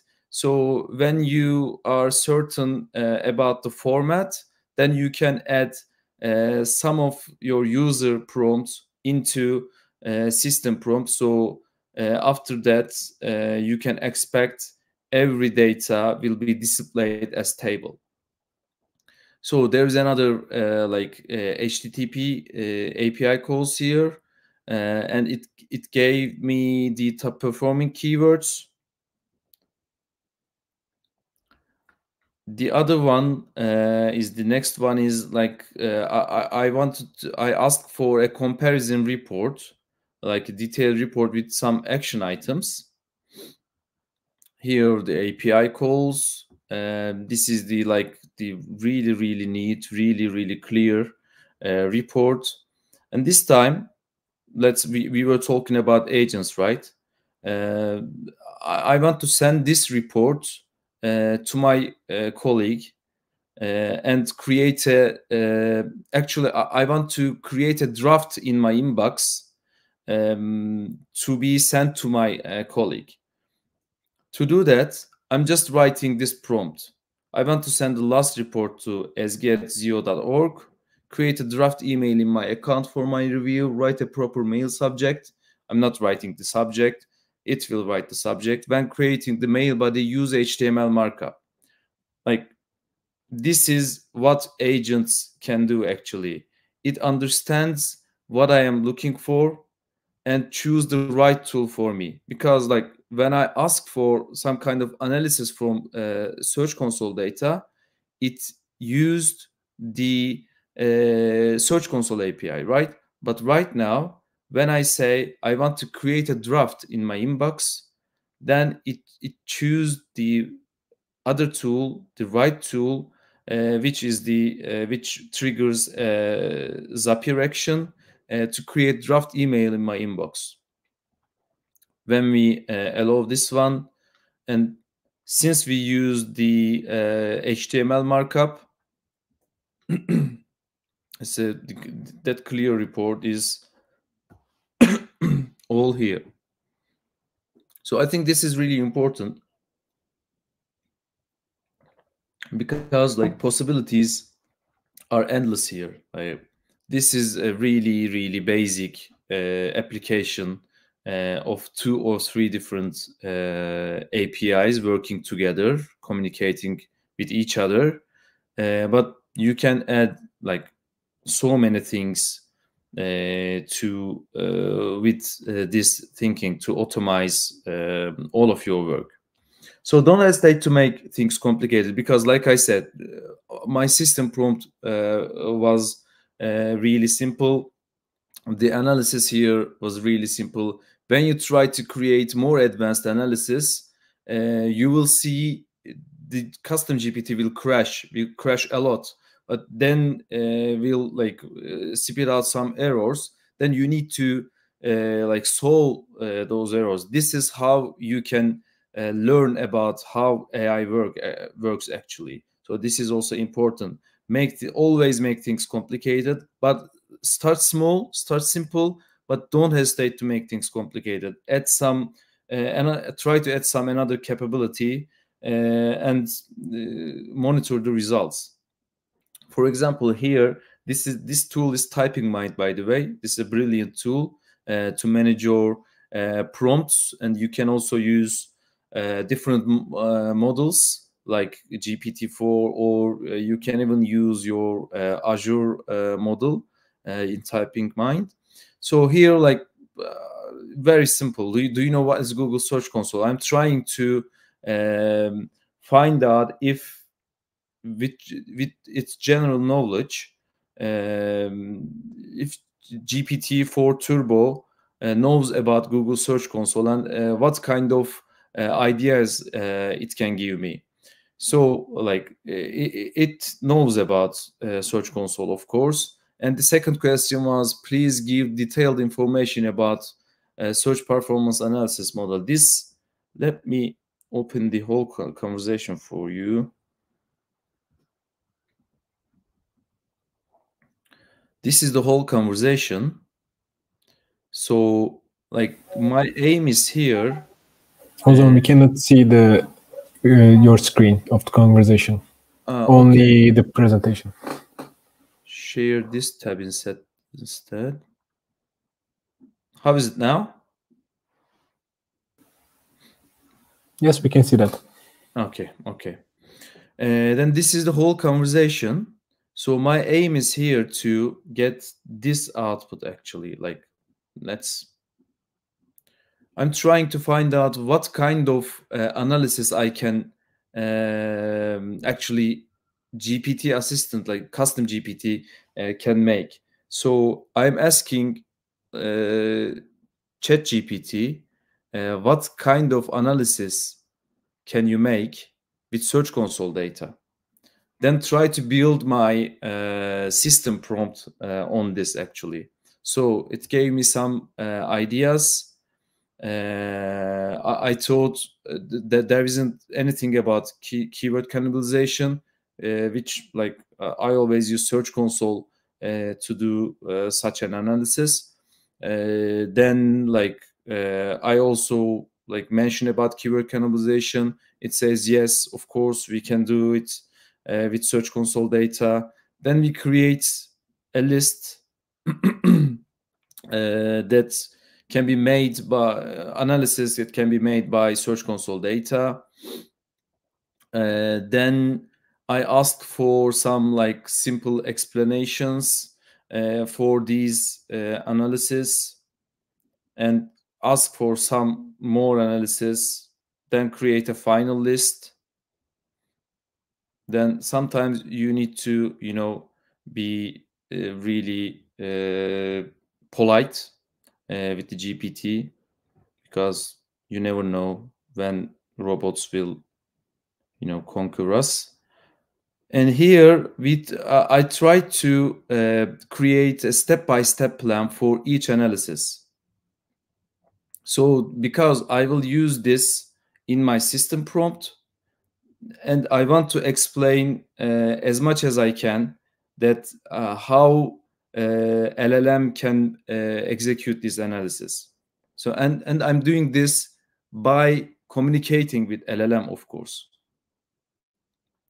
Here it gave me some ideas, some step-by-step instructions for every part of every analysis.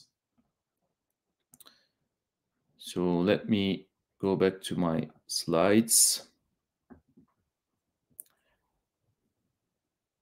Ahmet, please tell me if you can't see my slides. If you can see, you don't need to. We can see. Okay, okay.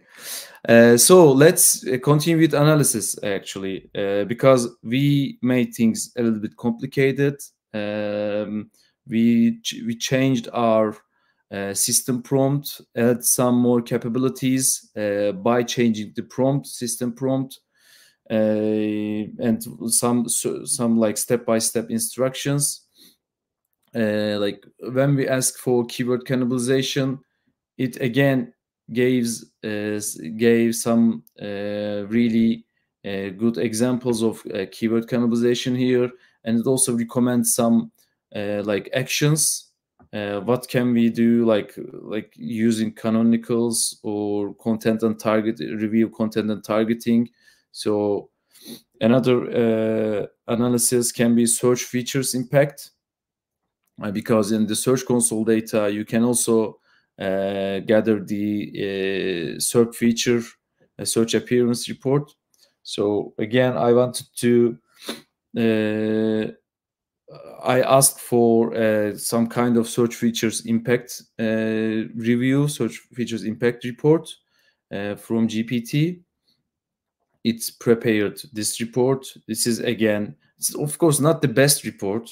Like you might probably, maybe you don't want to use it like right away, but like this is the thing about building something on LLM. You need to iterate every time, and then you will be able to get the almost perfect results, almost humanized result, especially for like tasks like this, like the data analysis. Like I said, there are some limitations, but there are also other solutions, like other workarounds. And these are my favorite sidekicks, by the way. Trend analysis, but when you want to make a trend analysis with custom GPT, do you remember the persistent error I mentioned when I was talking about the system prompt? Like the response is too large, something like that. So let's say you are trying to analyze last 12 months. So when it tries to get the data for last 12 months, like it requires to get the data for every day. So it becomes it says it's too large to analyze that. So that's why actually that kind of analysis, I think it is not possible right now in custom GPT, but you can always use assistant API. It is another world. I think like it is the same thing with custom GPTs, but with assistant AIs, you can also use different libraries from JavaScript or from Python. So you can create different functions with different capabilities, with different APIs. So here it's a little bit limited, especially when it comes to computing power or analyzing like the data. But if you create assistant custom GPTs with assistant API, then it will not be a problem for you, because you will be able to like process the API response, get the API response, process it, format it, and then send it to LLM. But here LLM is directly trying to interact with the response, which is not always possible. So here what I did, actually, I already told like 10 or 15 different analysis type in my system prompt, right? Because we changed our system prompt. Right now it knows how it can do the trend analysis like I do, because of course I can say let's do the trend analysis in code interpreter or in GPT-4 in general knowledge without creating custom GPT. But here it knows how I do that, how I do this kind of analysis. And here I am sharing the like the yearly data. I got this data from Search Analytics for Sheets. So I just exported the data to Excel and upload here and ask for the analysis. And it gives me this. It is same for the CTR optimization. I gave the like page data first. Let's start from here. I gave the page data first and ask for like the find out what are the top pages, like the rank in the first page but have a lower CTR than average CTR. Then I asked for a downloadable CSV. I got its CSV evaluated by myself, not with LLM. Then give another file from, again, Search Analytics for Sheets, and then ask for another analysis. And I will continue. And this was the result, and which is really great. I guess like it took me like maybe 5 minutes, 10 minutes to do this analysis, and it gave me almost everything about low CTR keywords. So you can even add more capabilities, like I said here, because if there is a low CTR problem, maybe the title isn't engaging enough for your customers, or maybe there is a SERP feature there, like for example, the cleaning company, the position is really nice, but the CTR is really low. Probably there is a map on the top of the results, so it can be it can be the cause reason. So you can add different capabilities, like you can scrape your title for given page and send the title to LLM with this query and say, look, this title is like positioning well right now, but my cleaning company keyword, which has a great impression, like has a really low CTR. Let's try to optimize this title with using cleaning company keyword. So you can send it to LLM and take back to a full title for your use. This can be another API call. So this can be another agent, actually. So you can do SERP analysis, like I said. If there is a low CTR, it is a big possibility that there is something on the top of the SERP. So you can scrape the SERP. You can create custom Google Search API. You can use custom Google Search API. You can use any kind of SERP extractor. You can use APIs like WOPS, rank trackers like WOPS. And competitor analysis, again, you may want to, especially when you are about to create a content or improving content, you might want to see what your competitors are doing right now. So you can add another API like scraping the SERP results, then visit the certain links on that result page and scrape the content.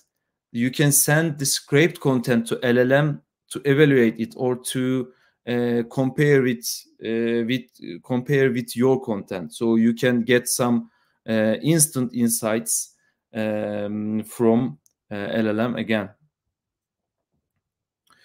So I have another bonus for you. I will share the link for this one. I built a really simple, really small tool. This is a review analyzer.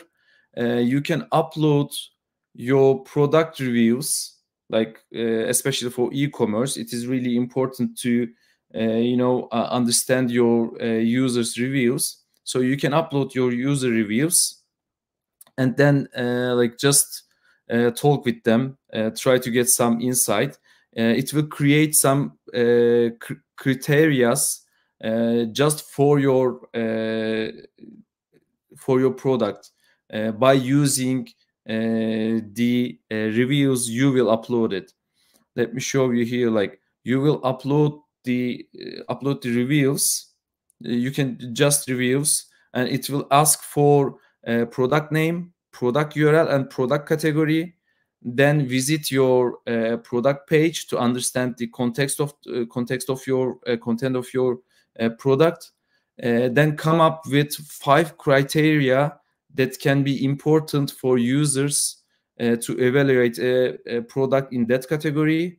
Then it will give insight according to these criteria. So you can just review those insights and understand if anything goes wrong with your product, or in where your product excels or do worse. So this was all from me. Thank you for listening, and I hope you will get your hands dirty by just try to create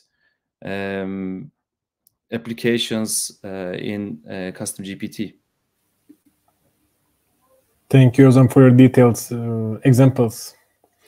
Yeah, no worries. Our other speakers like Fred and Heather like also asking your presentation, and it will be online on YouTube, so everybody can see and watch Ozan's presentation on there. So thank you again, but our time is up, so there is no time for the Q&As. If you have some questions, you can type on YouTube channel and also Ozan's LinkedIn. Okay. Thank you, Ahmetcan, and thanks everybody for listening. Thank you, Ozan. Have a good rest of the sessions. Bye. Thank you. Bye-bye.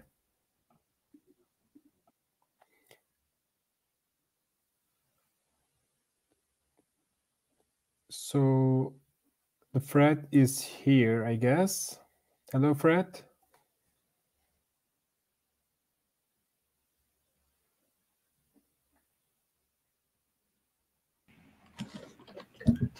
Yes. Can you hear me now? See me? Yes. Yes. Okay. Clearly. It helps to turn things on, right? Yeah. Okay, so the time is yours. I'm just leaving the stage. Good luck. All right.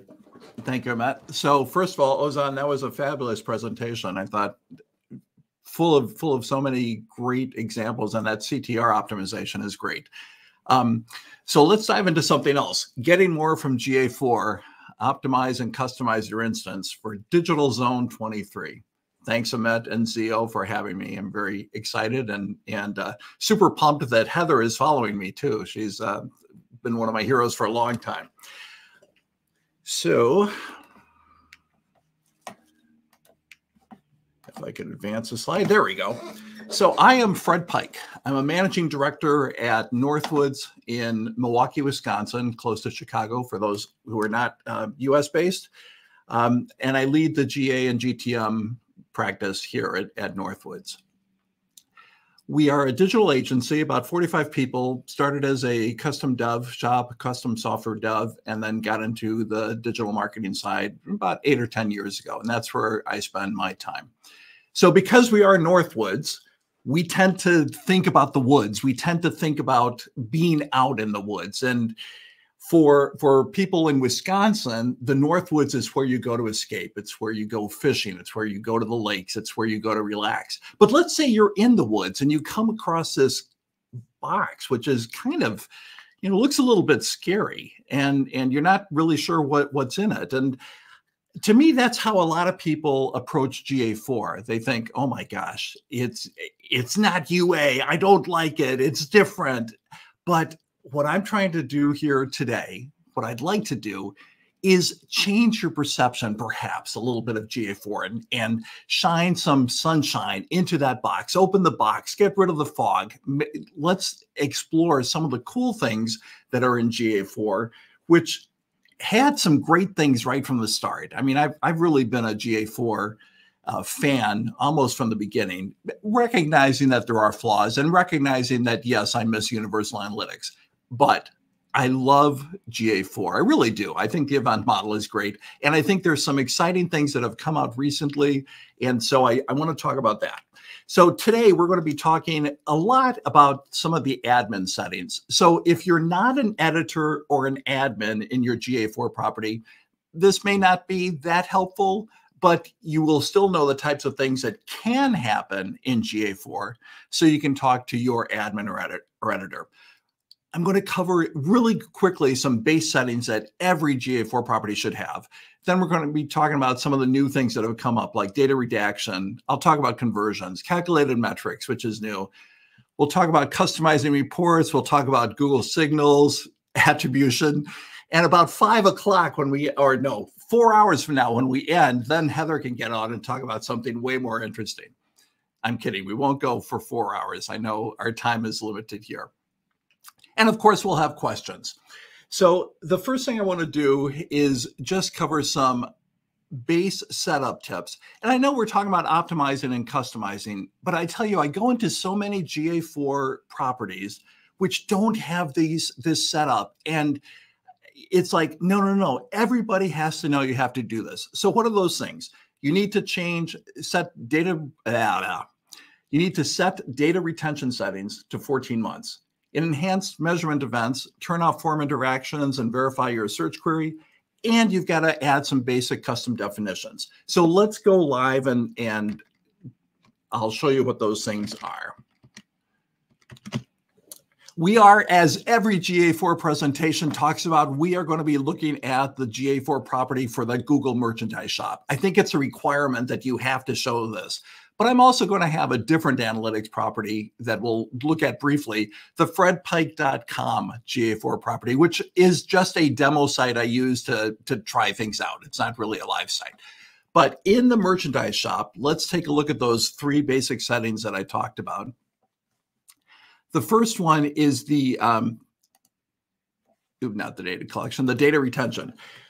By default, when you first set up a GA4 property, the data retention is set to 2 months. That's as far back as you can go. Now, what does that mean? There's a lot of confusion around that. It doesn't mean that all your data in the standard reports is going to go away. What it means is that the data in the explorations section will go away after the 14 months. And if you're like me, if you're doing anything GA4, you're going to be spending a lot of time in the explorations. That's where I do my first level quick and dirty analysis of stuff.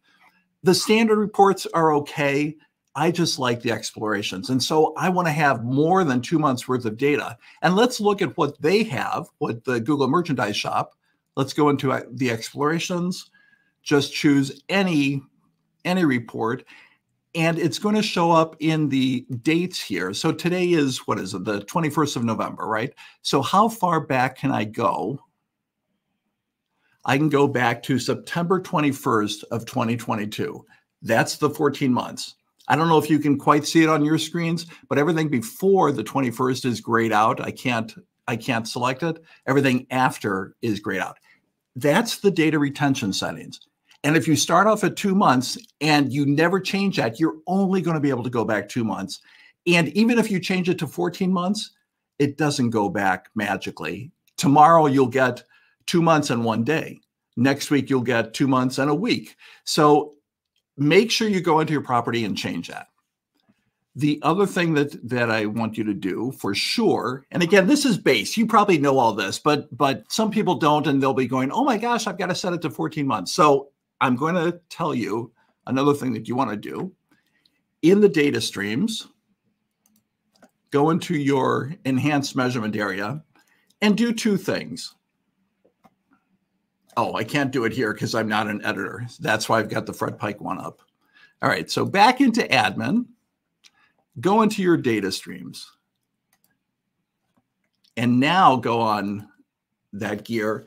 And you want to do a couple of things. You want to turn off form interactions. Now, the form interactions give you a form start and a form submit. Theoretically, they give you that. They don't really work like 98% of the time. You get a lot of false data. Like it used to be, if you were running the Facebook, the metapixel on your site, then every time that fired, you'd get a form start. So you would just get tons of noise in there. Just turn it off. Track your forms the right way with a data layer push or on the thank you page or whatever. Don't count on this to work unless you're maybe in that 2% where it actually does work. Then leave it on, but otherwise turn it off. And then the site search, you know, I love looking at how people search on my sites, the sites that I work with for our clients. So what you want to do here is just make sure you're capturing it. And by default, GA4 has 5 different parameters that it uses to capture most search. And it actually works most of the time. So if we go to the Google Merchandise Shop, for example, and let's look for Fred Test. What you want to do, here we go. Boy, it's a little bit slow. What you want is this keyword. You see how keyword, that query parameter of keyword is capturing the keyword that I actually look for? You want to make sure that keyword is captured in your query parameters right here. And as I said, these 5 cover about 80% of all instances. It certainly covers WordPress and lots of the major CMSs, but just verify in your instance that is the case as well. So those are actually there's more things I do here, but those are the basic things that you want in the enhanced measurement. The next thing I want to do, and let's go back over here, is look at the custom definitions. Now the custom definitions, first of all, one of the things I love about GA4 is that you can customize it a lot to your own instance. And for example, you can add parameters around events that you have on your website. And those parameters are going to be unique to your website or what you're trying to do. If we look at some of the custom dimensions on the Google Merchandise Shop, you see things like member level, like member, promotion name, some things that are going to be unique to the Google Merchandise Shop, particularly member level. You know, I suppose you can, if you bought enough, you can become a platinum, gold, silver, bronze level of shopper here. If I'm in charge of the Google Merchandise Shop, if this is my website, I want to track those people. So that's a custom definition that I want to track. It would typically be set up in Google Tag Manager, but it's not going to show up in your UI, in the GA4 standard reports or in explorations, unless you have it defined here in the custom dimensions. So at a minimum, whatever parameters you are using that are unique to your website, you want to put them in the custom dimensions. And you can see that they have a fair number here. Now, back to our website here, or back to our deck here for a bit. there's something additional that I want to have you add in that custom definition. And I call this the Alina rule, and we'll see in a little bit why it's called that. So at a minimum, if you do nothing else in those custom dimensions, add the page title and add the page location. Now, why would you want to do that? The reason is because the user view in explorations is awesome. It's something I used in Universal Analytics all the time, and I use it in GA4. It lets you look at a specific user and the events that that user did. So it could be page view, first visit, session start, things like that. And I'll show you what that looks like in just a second. Now, the question is, who is Alina? And Alina is a person who reminded me why we do this. I'm part of a community, the Data Driven You community, datadrivenu.com. I'm a community expert there. And so I'm often in the helping people out on that group. And I love that group. It's a wonderful, wonderful company. So one of the questions that this person named Alina actually answered is, why would you put some other custom definitions like page title, page location in your custom dimensions? It's because you can use them in your explorations. And here's an example. If you look at the page view, and we'll look at this live in just a sec, but if you look at the page view, unless you have defined page title or page referrer or page location, you won't show those. So you'll see that the user was on a page, but you won't know what page it was. And here's another example. Same thing. This is a list of all the events that the user did, that this single user did on this day coming from Vancouver. And the page view lets me know what page they're actually looking at. The page location lets me know that. So that is something that is really critical to add so you can look at it in your user screen. And let's take a look at just an example where it doesn't set that, where it's not set up, which is the Fred Pike store, Fred Pike shop, not shop, the Fred Pike website. Let's just go into explorations. And again, explorations is a wonderful place to work with. And if we look at view our users here, these are the Google client IDs. Each of these is a user. If I look at any one of them, now I'm in the user activity. And here we'll look at a page view.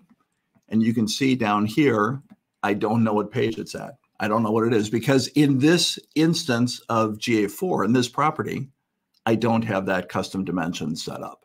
So you can see how great the user view can be and how lacking it'll be if you don't have that set up. So the Alina rule, as I call it, make sure you add page title, page location in the custom dimensions. If you don't set up those three things that we just talked about, then what's going to happen is that you are going to go into a GA4 property and you're going to start crying because they're not set up. And the issue is that even after you set them up, they're not retroactive. They are from the day that you set them up, that you change the data retention setting, or that you add the custom dimensions. They're from that day forward. So just make sure you set them up in advance. Okay. Next thing we're going to talk about is data redaction, which is a brand new feature in a relatively new, 6 weeks maybe, relatively new feature in GA4. And what it lets you do is redact emails and query parameters. It's not going to get rid of the query parameter. You could use GTM if you need to get rid of some of the query parameters. And it's not retroactive either, like so many things. So what am I talking about? First of all, if you do any type of advertising or anything on Facebook, you have probably seen a page that looks like this, where in this example, we have a number of homepage with this Facebook click ID added onto it. Now, this Facebook click ID can be very meaningful in the context of Facebook, but it's meaningless here in GA. It doesn't add anything. It just adds noise is what it does. I would rather see everything. I would rather see all my home pages listed together rather than broken out by all these Facebook click IDs. So let's go live and see where we can fix that. And that, of course, is going to be an admin. That's in the data streams. And this is the new thing, relatively new, that got added, where you can redact data. You can either turn it on or off. And so let's talk about the email first of all. What the email redaction is going to do is stop private PII, personally identifiable information, from showing up in GA4. And you don't want that information to show up. That's forbidden by the terms of service. And it's not, obviously not a good practice either. So when I turn that on, I automatically will get redacted emails. Rather than fredpike@gmail.com, it's going to be redacted. And that's what you want. And then the other thing is that you can put whatever query parameters you want in here, and then those are going to show up redacted as well. So I've already set it up here. It's pretty easy. I didn't think I had to walk you through, but you can test it.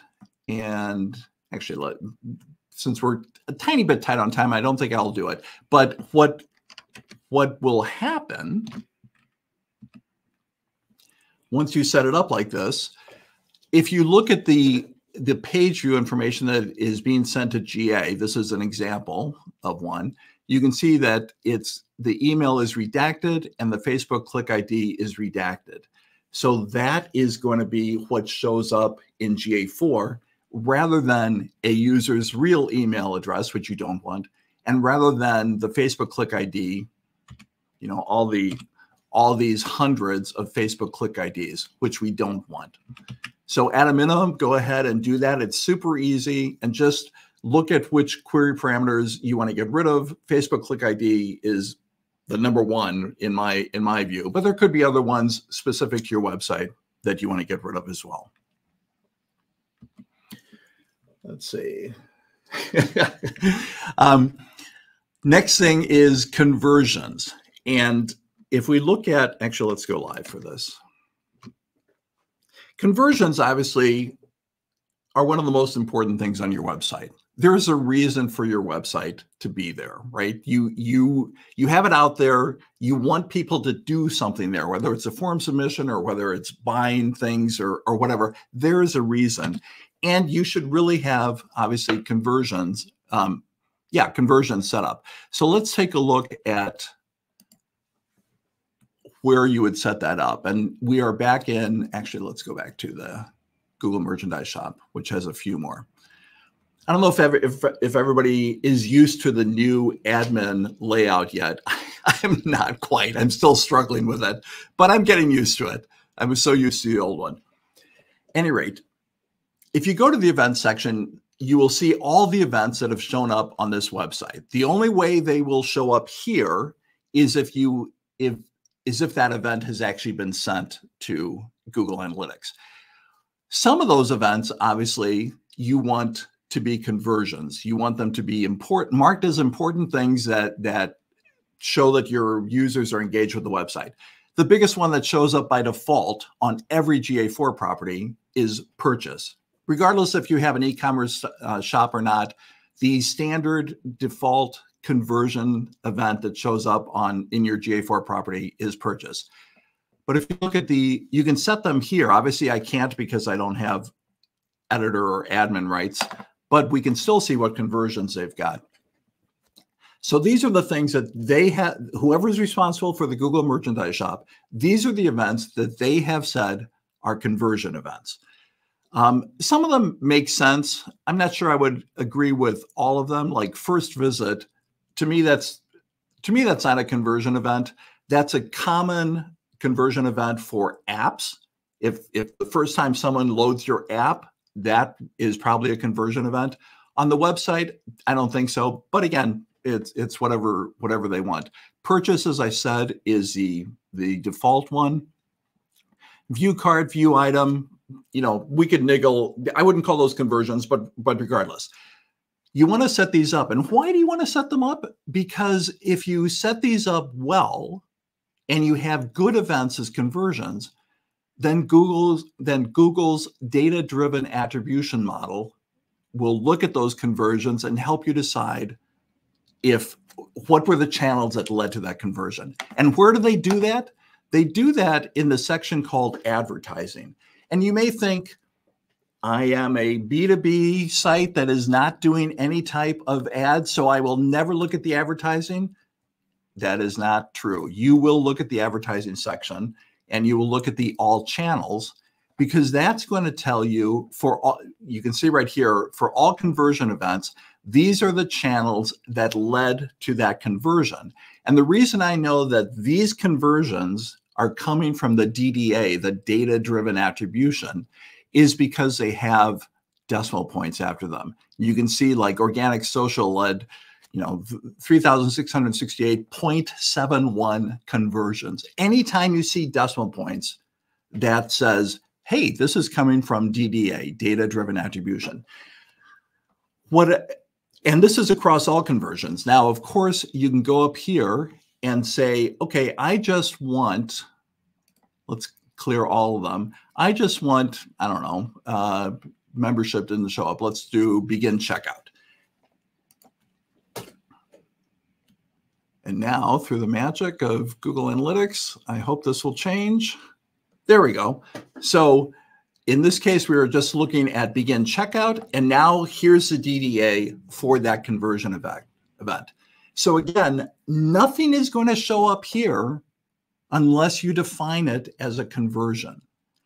And you want to use this. This DDA, this data-driven attribution, is Google's black box approach that is specific to your website. It's looking at your website traffic, your sources. It's taking their learning model and applying it to your traffic and your conversions. And you have to help Google out by saying, hey, these are the conversions that are important to me. So make sure you do that. Even if you're not selling something, make sure you mark the important events as conversion. And just yesterday, for example, I was working with a client and there were a number of conversions listed in there. Like live chat interaction had 189,000 event counts for that. And I asked them and said, is that really a conversion? All that is the chatbot popping up on the screen. And they said, no, that's not really a conversion. So be judicious with the conversions that you have. All right, next. I think we're doing okay time-wise. I feel like I'm talking really quickly, but that's what we do. Okay, so here are the examples that I just showed in case the screen died or whatever, and that'll be in the deck that you'll have access to afterwards. All right, another one that I really like and is a new addition to GA4 is calculated metrics. And boy, have we missed these. We have really wanted these. So they show up under custom definitions where we're just looking at the custom dimensions. We now have the calculated metrics there too. And let's go live with that and show you what that actually, hold on. Oh yeah, that is right where I wanted it to be. So this time we're going to go into the Fred Pike property. And we are an admin, of course. And as I said, it's showing up under custom definitions. So you see this, if it doesn't show up in all properties, and it could be related to your to what rights you have, whether you're editor or admin. Like I won't see that in the Google Merchandise Shop version. Or you just may not have enough information in your account, which is true with some other ones. But the calculated metric we want to do, and I've already set it up, but I want to show you what it looks like. So you can, I have some fake purchases on this website. And what I want to do is find out what is the average order value of the purchases that have happened on this website. So I can take total revenue, divide that by e-commerce purchases. And here, let's do that from scratch. If we start from scratch, we have all the dimensions that are available to us here. I'm sorry, all the metrics. So we want total revenue, and we're going to divide that by e-commerce purchases. And obviously, I've thought about this a little bit, but it's any metrics you can create a calculated metric from. So we're going to do e-commerce purchases. It's going to be currency. There are several different types of things that you can add to it, descriptors you can add to it. and it's the average order value. So we're going to save that. And now, cool. Now let's add that to a report. Let's see. I'm going to go back here for a second. So that's what we just did. And now we're going to add it to the conversions report. So I'm going to go into my standard reports. I'm going to go into engagement. I'm going to go into conversions. And I already did this, shoot. But I'm going to show you, first of all, let's do this. Let's go back 90 days. So we have some fictitious orders in there. And we're now going to get into customizing our reports. This is the first example, which I already did. I should have gotten rid of this. But if you have the proper rights, you're an editor or an admin in the property, then you'll see this pencil icon in many of the reports. Not all of them. Some you can't customize. But in many of them, you can customize the report. And so what I did was add a new metric. And so here are all the metrics that are available to you. And not all of them are available because some of these are related to the items array in e-commerce, for example. But I added the average order value. I applied it. And if I wanted to, actually, let's do this. You can see it right here. Let's move it up. So it's going to be the first thing. Now we're going to apply it. So you'll see some of the things that you can do. You see how it just showed up over here? We're going to save that. And you could save it as a new report if you wanted to, but we're going to save it as the existing one. And go back. And now this calculated metric, which we just kind of created, I'd already done it before, but whatever, we just added it to a standard report. Any of the calculated metrics we can add to a standard report as long as it makes sense. You know, whatever you're doing, it obviously wants to make sense. But you can see of all the vast traffic on fredpike.com, my average order is $15.25. Wait till my Black Friday special starts. Man, that average order value is really going to skyrocket, I think. All right, so that kind of gets us into customizing reports. Where is that?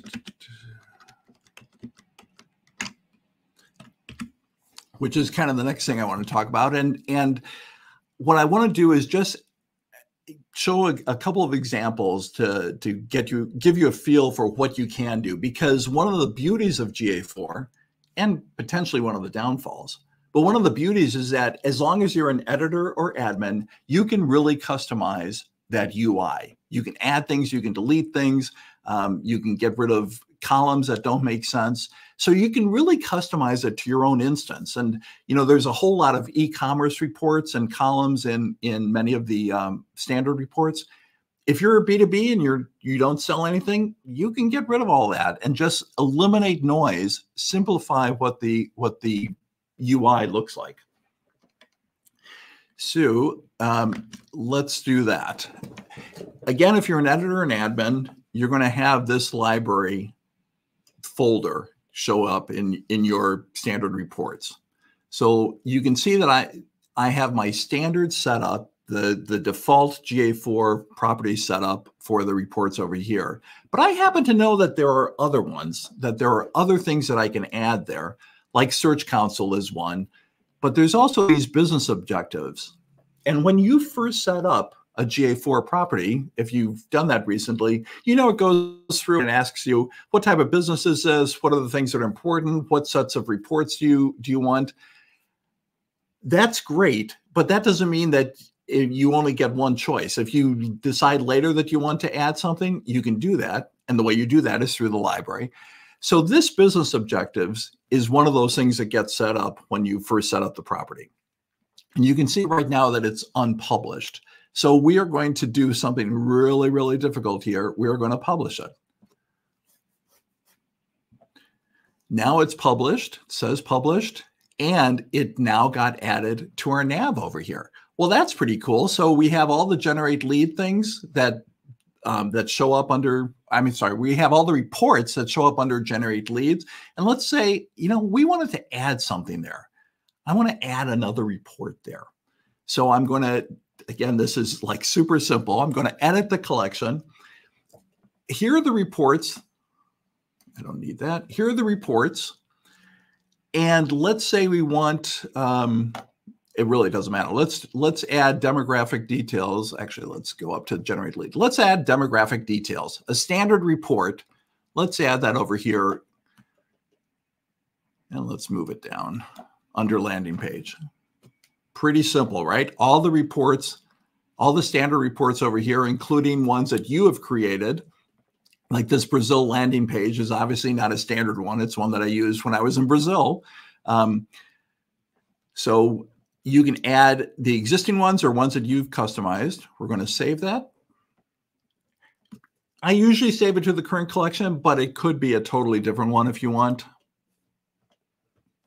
The options are all yours. And now that should be saved. We'll go back. We go to our business objectives, generate leads. Could we have a little bit of a drum roll here? Did we get that? We got it. Look at that. We just customized our whole UI. We added something new to the nav. We added a new report here.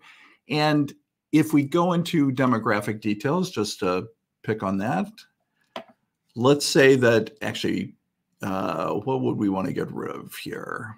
And just for the heck of it, let's get rid of total revenue. Let's pretend that total revenue is meaningless to us. We go into customize report. We go into our metrics. We go into total revenue. We click that X. It is gone. We're going to apply that. That disappeared from this column. We're going to save that to the current report.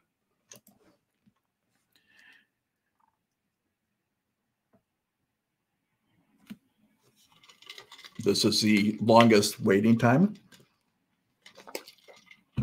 And now we go back. So that is gone. We've customized. I mean, look at what we did in like 5 minutes. We added a whole set of reports to the left-hand nav. We added a report within there. We customized one of the reports. The power here is just so cool. And the downside, of course, is that you could customize it beyond recognition. So if anybody else comes into your property and they're expecting, traffic acquisition to be here under generate leads, you might have moved it someplace else. So that's a downfall, but I think it's pretty small. I think it's manageable. I think if you can customize your GA4 property to your specific instance, your specific website, I think that's great. Okay. The other thing that I wanted to make sure we didn't forget is email. Now, this is brand new, and this is something that people have been complaining about forever, that they couldn't share their reports. They couldn't email their reports the way you could in GA4. So what can you do now? You can go up here, as long as you have access to that. You can schedule an email of this specific report to whomever you want.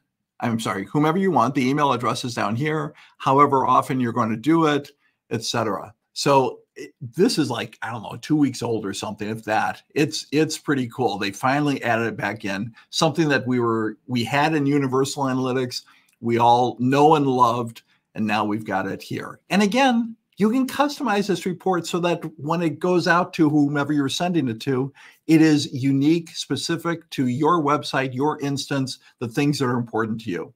I love this. Thank you, Google. Close. There we go. All right.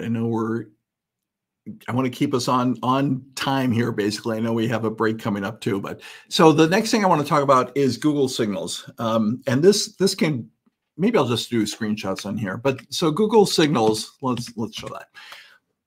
Google Signals is one of the things that got added in GA4. It's Google's attempt to, well, do several things, but one of the main things it tries to do is identify a user across multiple devices.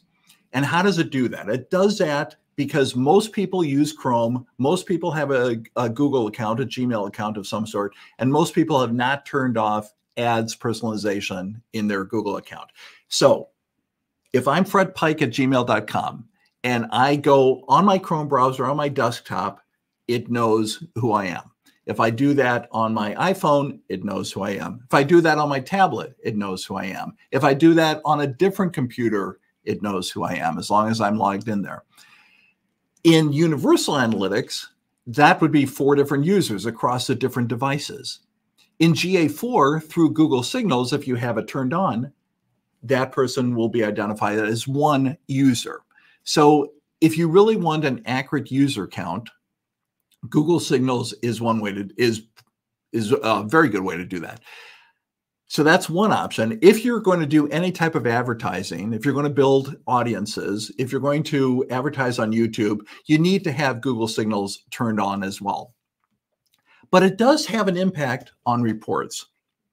And what happens is that Google applies a privacy filter or a threshold to the reports.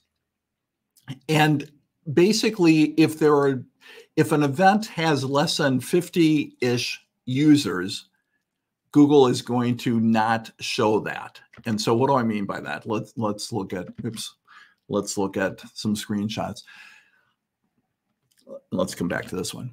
So here's an example of the Pages report that we're looking at. And you can see that this is showing about 3,400 pages on this particular website.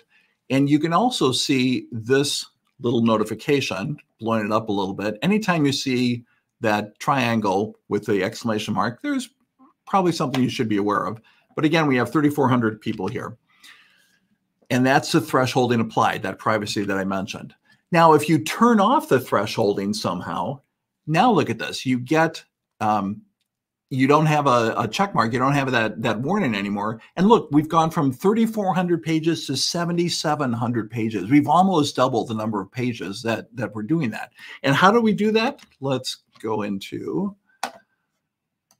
the Google Merchandise Shop and show you where that came up from. That is under data collection. And we're looking at the Google Signals. Now, again, I'm not an editor here, so I can see that it's turned on. I can't turn it off. But this is the new thing that has shown up, is that you can turn off Google Signals and report an identity. It'll still track the users. It'll still build the audiences. It'll still allow all the YouTube advertising, all that stuff. It'll still grab that and build the demographic information, but it's not going to screw up your reporting. So let's take a look at 2 pages with that. Here's one page with Google Signals on, include Signals on, the thing that I just showed you, and the report and identity is blended. This is how you used to turn it off before. You would say, just give me device rather than the blended. And you want blended because that gives you the Google user across all the different devices. So this is what we have. We get the thresholding. We get 3,400 pages. Same thing, Signals is on, include Signals is off, and we're still using the report and identity of blended.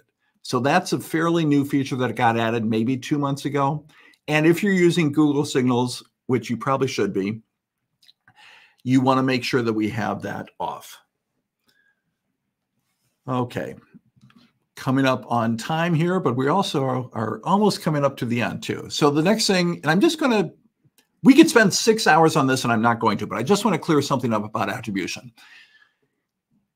In GA4, there's something called the default channel group, and it takes all the traffic coming in, applies it through a series of rules and says, okay, this is organic, this is paid social, this is paid search, whatever. What a lot of people don't realize is that there are actually 3 different default channel groups. And this gets so confusing to people, particularly if they're comparing it to Universal Analytics or whatever. So it's important to understand that there are 3 different default channel groups.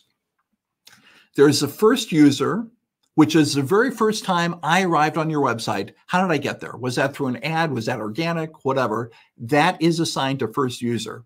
I may come back 100 times to your website, and that first user is still going to apply to me. The next one is the session, and this is, how did I get here this time? So this 100th time that I hit your website, I might have come through an email, let's say. That's going to give me the session default channel group. And there's a tiny bit of a caveat here. So let's say I got there via email. My default channel group is email. 5 minutes into the session, I go out, I click on an ad, I come back in into that same session. The default channel group doesn't change from the beginning of the session, although I will get attribution from that ad. So that's a little bit different than UA. And I think that's a bit of an edge case. But let's just assume that from the first time I hit the website at that session, my session default channel group happens. And then there's the event or attribution default channel group. And that's, we've already seen an example of this. That's when it says default channel group here under conversions, and we have our decimal points over here. This is from that third default channel group. Even though it doesn't say anything other than default channel group up here, you just have to know, oh, that's not first user. Oh, that's not session. This is data. This is event or data-driven attribution default channel group. Now, why people would be confused about that is beyond me.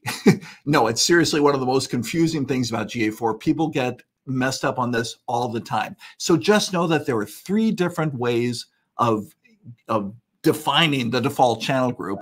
And particularly if you go into the explorations, when you choose a session source medium, for example, or when you choose source medium, be conscious of what you're choosing. Is it first user? Is it session? Is it attribution? All right. I hope I either added some sunshine into the GA4 box here, or maybe added a lot more confusion. I'm not totally sure. But that's the end of my presentation on customizing and optimizing. For all you good people who have been attending so far, we'd love to work with you at Northwoods. We have a special offer if you'd like to work with me and my team.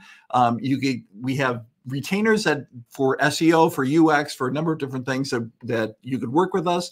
And if you do that, you would get a free GA4 audit to make sure that your GA4 is set up properly, as well as, since many of you are in the EU, as well as a privacy scan to make sure that you are honoring people's consent when they choose blocking cookies or not, which is a big thing. So how do I find this great deal, Fred? How do I find this? It's not even Black Friday.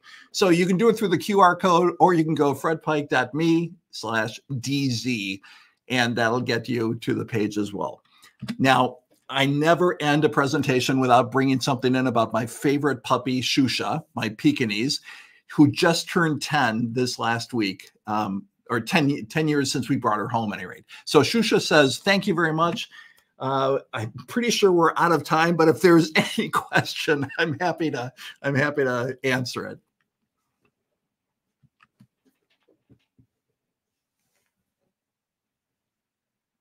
I don't see anything in the chat. Yeah, I collected the questions, but awesome.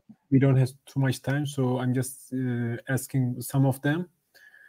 And one of the questions is that why does every property have the landing page not set? Oh, sure. And what do you think about whether this is a problem can be solved in the future, or this is a problem for you? Yeah, so the not set on the landing page is as you said, as a questioner asked, is on every single GA4 property that I've seen, at any rate. And what happens is that I go to the website, a landing page is set. I go to lunch. I come back 30 plus minutes later. The session has ended. By default, the session times out after 30 minutes. You can change that, by the way. But by default, it's 30 minutes, and most people leave it at that. I come back after lunch, 60 minutes later, let's say. I start up again. A new session starts. That event, session_start, fires. But there's no associated page view with that. So that's where the not set comes from. It's just sessions that previously started, the person went away for 30 plus minutes, came back, started working on the website again. There's no page view. So one way around that some people do is that you can change the timeout to 7 hours and 55 minutes. That's the maximum that you can change the session timeout to. So if that really bugs you, if that not set is really bugging you, go ahead and do that. Otherwise, typically I don't worry about it, because the true landing page does show up there. That first time that I showed up on the website and the session started, the landing page is captured. The not set is when I went to lunch and came back. And I'm less concerned about that as a landing page. I'd even argue that's not a landing page. So maybe Google shouldn't even include that. So I have not changed the session timeout to that 7 hours and 55 minutes, but I know some people that have. Okay, perfect. Thank you for the answer. Sure. And one more question. What is the difference in data loss percentage between a site with Google consent mode and without it? What is the, I'm sorry, what is the What is the difference in data loss? In data load? Yeah, data loss, like loss of data. Oh, data loss. I'm sorry. Got it. Sure. Yeah. All right. So consent mode, tiny bit controversial. What consent mode does is if I in the cookie banner I say do not track me, Google will honor that in the way that it'll still send a hit to Google Analytics and to Google Ads or whatever, but that hit does not show up in real time, does not show up in your reports. That hit is used to model traffic. So it's not associated with a user. As a matter of fact, with the ad stuff, you can even redact the Google Click ID, the GCLID, which identifies that person who clicked on the ad. So you can add the privacy level there too. All it does is it's grabbing traffic and using that to model what the traffic would be like. So some people don't like that Google sends that information. I think the way they do it is good. I mean, I'm not an attorney or anything, but it is totally anonymized. I can't see it. All I see is the resulting modeled hits or page views and stuff. So, and I would say fairly recently, I've kind of changed my mind on this. I'm kind of a fan of it, actually. And the reason I wasn't before is because consent mode was god-awful difficult to set up when it first came out. But it's gotten way better now. And the CMP, the consent management platform that we use is OneTrust. They have a great integration with consent mode. So I'm kind of switching my thinking about it to use consent mode. Okay, perfect. I think that's it. Thank you, Fred, again to join us this year in 2023. The presentation was highly technical and detailed for me. And I think it was like a training session for everybody. So I'm pretty sure that most of the people have already begun like experimenting it. So cool. Thank you again for joining us. And everybody make sure to stick around for Heather, who's coming up after this short break. And Ahmet, thank you very much. ZEO, thanks a lot. Thank you. Have a great day. You too. Thanks. Bye-bye. Okay, now we have a short break, like 5 minutes. Then we will continue with Heather.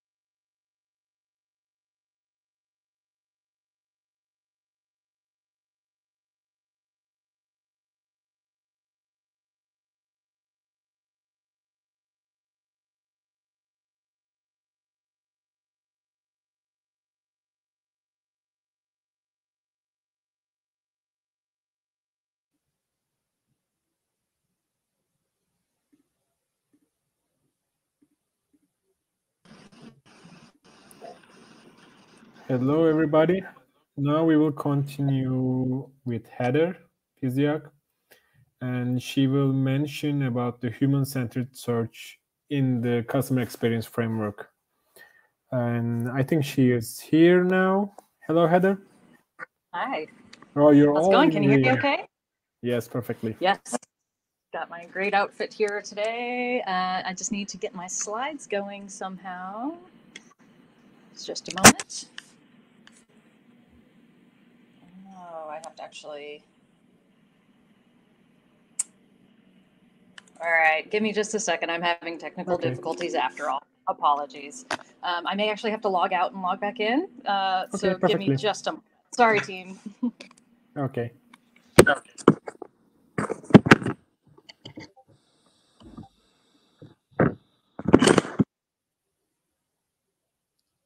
Okay, everybody, we will be in here like in 5 minutes.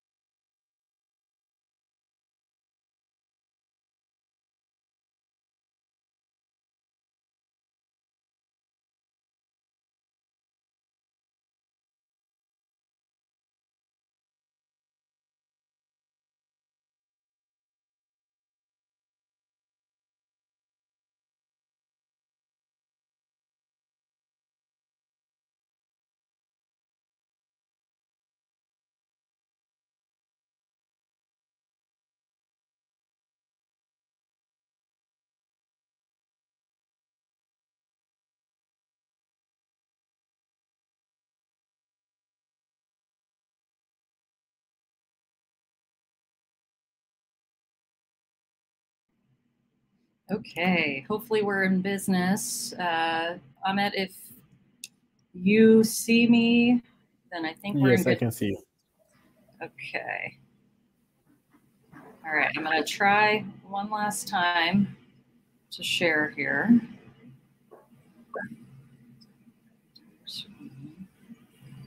You are sharing your screen, or we just upload the PDF of yours on the system? Oh, I did not mean to. How do I back out? Stop sharing. Like this, maybe? Okay, thanks. Apologies, I had this all figured out yesterday. It's okay. But as I told you, maybe we can share the slides on the platform. Yeah, for sure. Okay. Are you able to see this full screen? Let's do this. Sorry if it's noisy back here too. Screen sharing disabled. Sorry, folks. I'll go on mute again.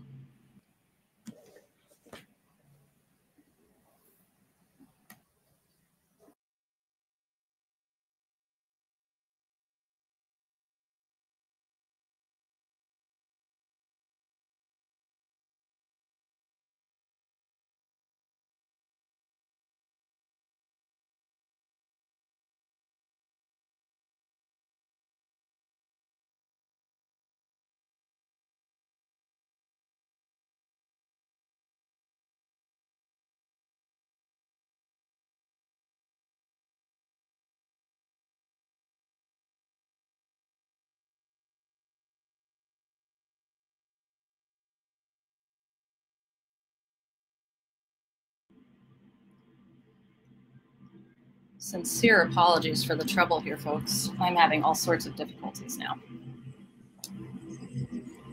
Okay, Ahmet, can you see the presentation now? The full screen that I'm seeing. Full screen? Mm-hmm. All right, so we are go, yeah? I mean the full window of web browser, not the presentation. Oh, okay, okay, gotcha. What am I doing wrong?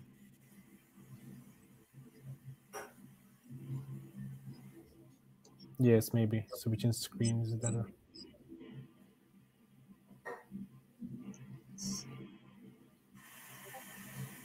It goes. It does not want to let me. Okay, change of plans. I'm gonna upload a PDF and we're just gonna do it that way. Sorry, folks. The PDF is that you sent me on chat? Yeah, actually. I already uploaded this one, guys, right? Oh, no, that's the wrong one. Sorry. Okay. No.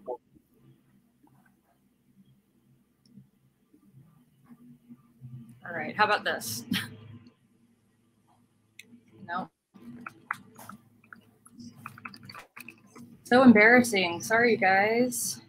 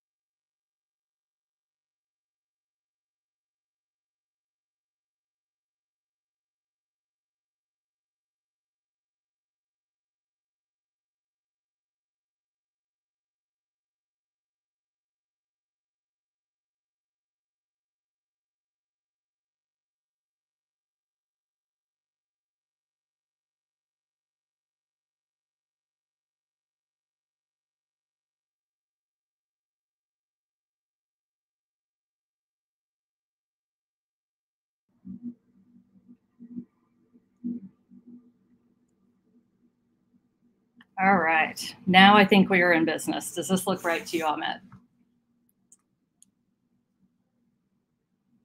Okay, all right, let's rock and roll. Apologies for the delay. I will just blast right through the beginning here. My name is Heather Fiziak, and I am Chief Discoverability Officer of VML YNR, soon to be VML come January 1. You can find me on LinkedIn, Twitter, now X, and Mastodon. So I've worked with VML for about 10 years now. And we have worked on some of the biggest brands in the world. Here's just a quick look at some of the brands we've worked with in the last 12 months. As you can see, we've worked with brands across every major vertical, and we've worked with brands large and small, though we do specialize in enterprise multinational business. And we actually do have many offices in Europe, Asia, and the Middle East. So keep an eye out for us if you're in the market. So let's get started talking about how to improve search for customer experience with the Jobs to be Done framework. So baking soda, what are all the different ways that you could use baking soda? So the brand Arm & Hammer was created in the 19th century as a leavening agent for baking goods. And by the 20th century, they were marketing this product for a range of uses for baking and cooking, yes, but also cleaning, deodorizing, and personal care. And they called this campaign concept the For Everything soda, not just baking, for everything soda. And Arm & Hammer did a really great job of identifying that the different jobs that people use baking soda for and helping people to achieve those jobs. So now Arm & Hammer's packaging, their product packaging, the orange box, actually promotes its many uses. And their website highlights DIY content for everything from making healthier snacks with the perfect loaf of zucchini bread, or feeling like a good, I'm sorry, my slides aren't advancing now. We're just having all sorts of issues. Feeling like a good parent for having safe and clean baby bottles, and feeling confident as a friend giving gifts with DIY baking soda bath bombs. So an important learning here is that what you're in business to do isn't defined by what you're selling. It's actually defined by what your customers want and need. And I find that this is especially true in search. Now, Arm & Hammer capitalized on the many jobs that this single, simple box can do beyond its original purpose. And marketers can benefit from this kind of thinking too, so they can better serve their customers. And this applies to every brand, every customer. And I especially think that brands that are in commoditized spaces, think toothpaste, vinegar, banks, insurance providers, those kinds of brands can especially benefit from finding unique unmet problems that they can help solve in the customer experience. So when I say customer experience, or CX, I mean that the thinking is all about enriching the full end-to-end connected customer experience. It's all the products, all the services, all the content, and all the touch points that audiences interact with in the brand's entire ecosystem. And it's what we as marketers do to put our customers first, to support their journeys and to serve their needs, whatever those needs might be. So search is really well aligned to CX thinking because it helps define and redefine our understanding of our audience's needs and to find new growth drivers. And it helps us to imagine, design, and build the best possible interactions for our customers. And it helps us to enrich our relationships with them. So when I think about search intelligence data, it is so much more useful to a connected customer experience than just its applications for SEO alone. So search is amazing for CX because it helps us map customer journeys and touch points and better understand their expectations even beyond the website, and to spot needs for improving their experience and detect emerging demand spaces and changing customer values. And it can help with benchmarking and measuring CX improvements over time.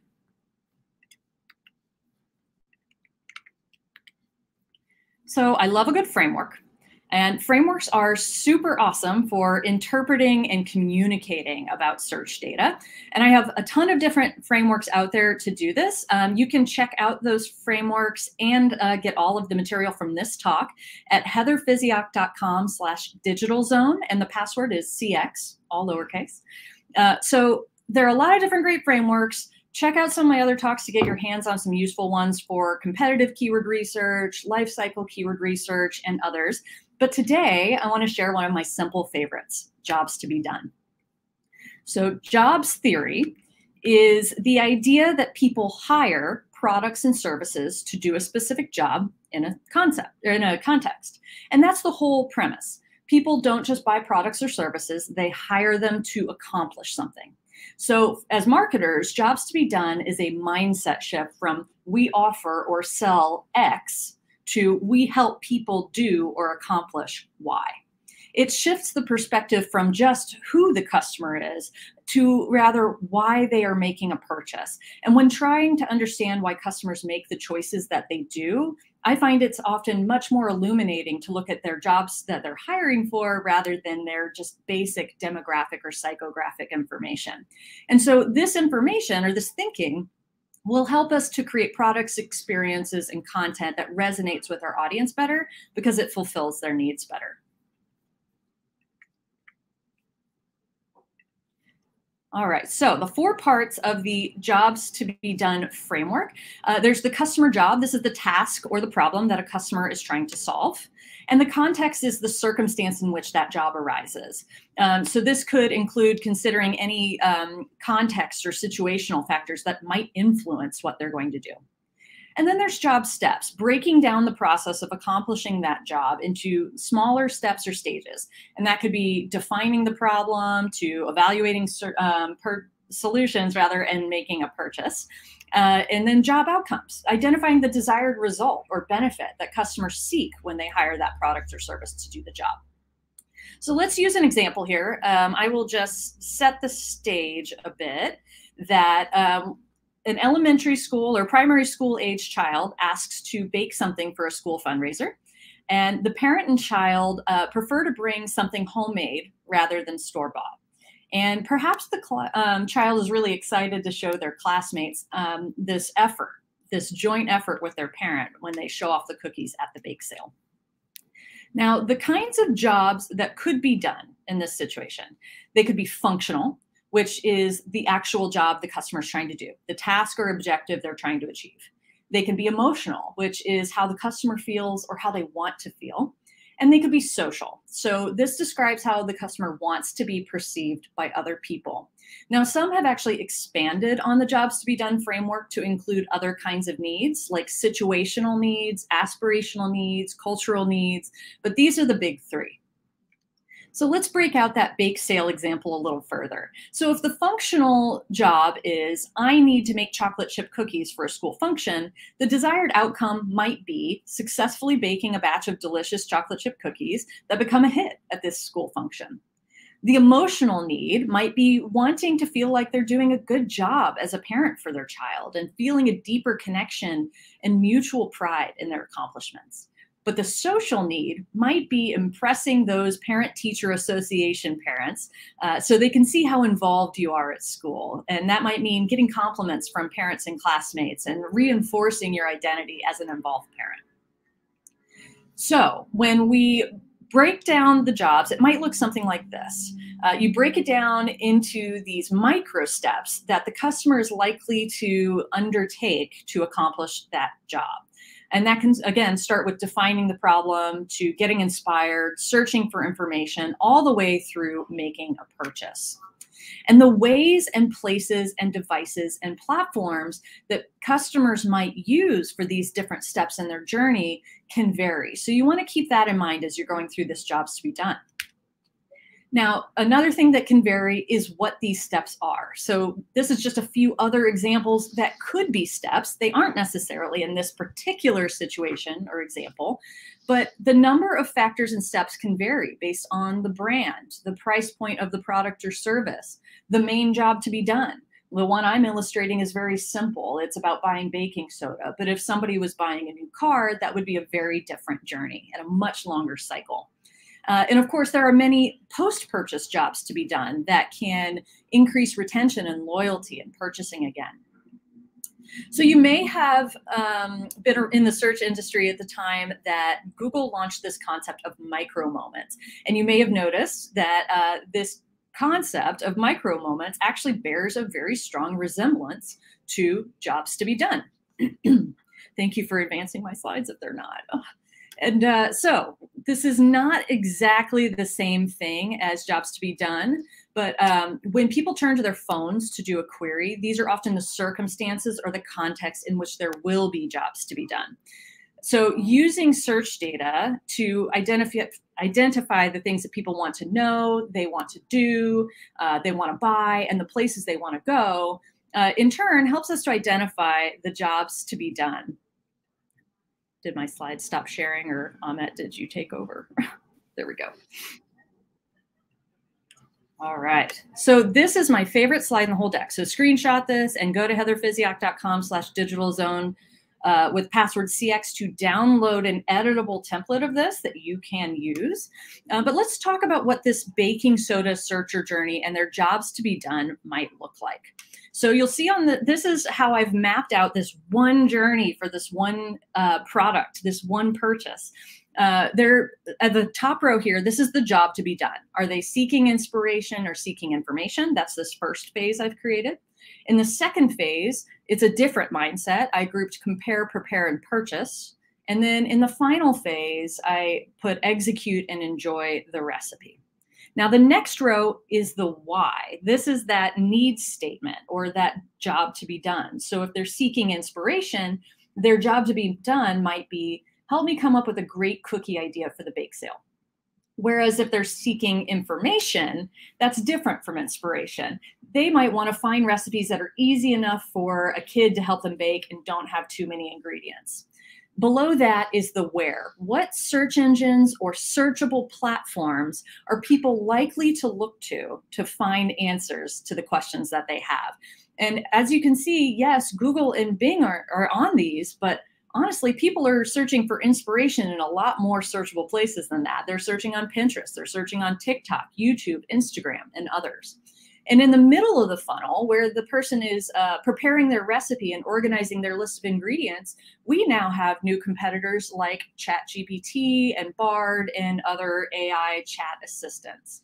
And then finally, in the execute and enjoy, and in the purchase phase as well, they may be looking not only at Google to find a grocery store near them, they could also consider grocery delivery search like Instacart or DoorDash. Or they might have enough lead time that they can just order those non-perishable items on Amazon. Those are search engines too. And we have to think about this complete connected search journey to get it right. And then the last row here is the how. So this is the actual language that we identified in the keyword research that people use at these different stages. So in the beginning, it might be bake sale ideas, Halloween themed cookies, TikTok cookie recipe.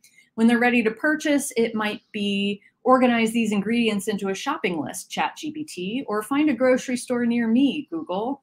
And then in the execute, maybe during the live baking of the cookies, they have some sort of issue and they find, oh no, I forgot to get heavy cream. They quickly turn to YouTube, Google, or Bard to figure out what a substitute ingredient might be. So this jobs to be done framework really helped me think about all the different moments I could connect with someone and get them to buy baking soda. All right, so mining search data using classic keywords research techniques, but applying it with jobs to be done thinking can reveal major CX opportunities. And you don't have to use only segments of keyword research. I like to look at my entire data set for a brand and slice and dice it into smaller jobs to be done. But I find this to be just standard keyword research with a new lens on it can help you uncover a lot of unmet needs of your customers. You'll find the white space and the gaps that competitors aren't filling. And by the way, I'm going to show you search data, but I believe that search data is part of something much bigger. If you have the ability to add on additional data layers like social listening or chat logs or help desk tickets, Reddits, forums, interviews, focus groups, any of that kind of data could be paired with the search intelligence to get a richer picture of what these jobs to be done are. All right, so let's talk about a few places you might be able to find jobs to be done. And I'm going to show you a number of real work samples for a lot of different brands on how we do it.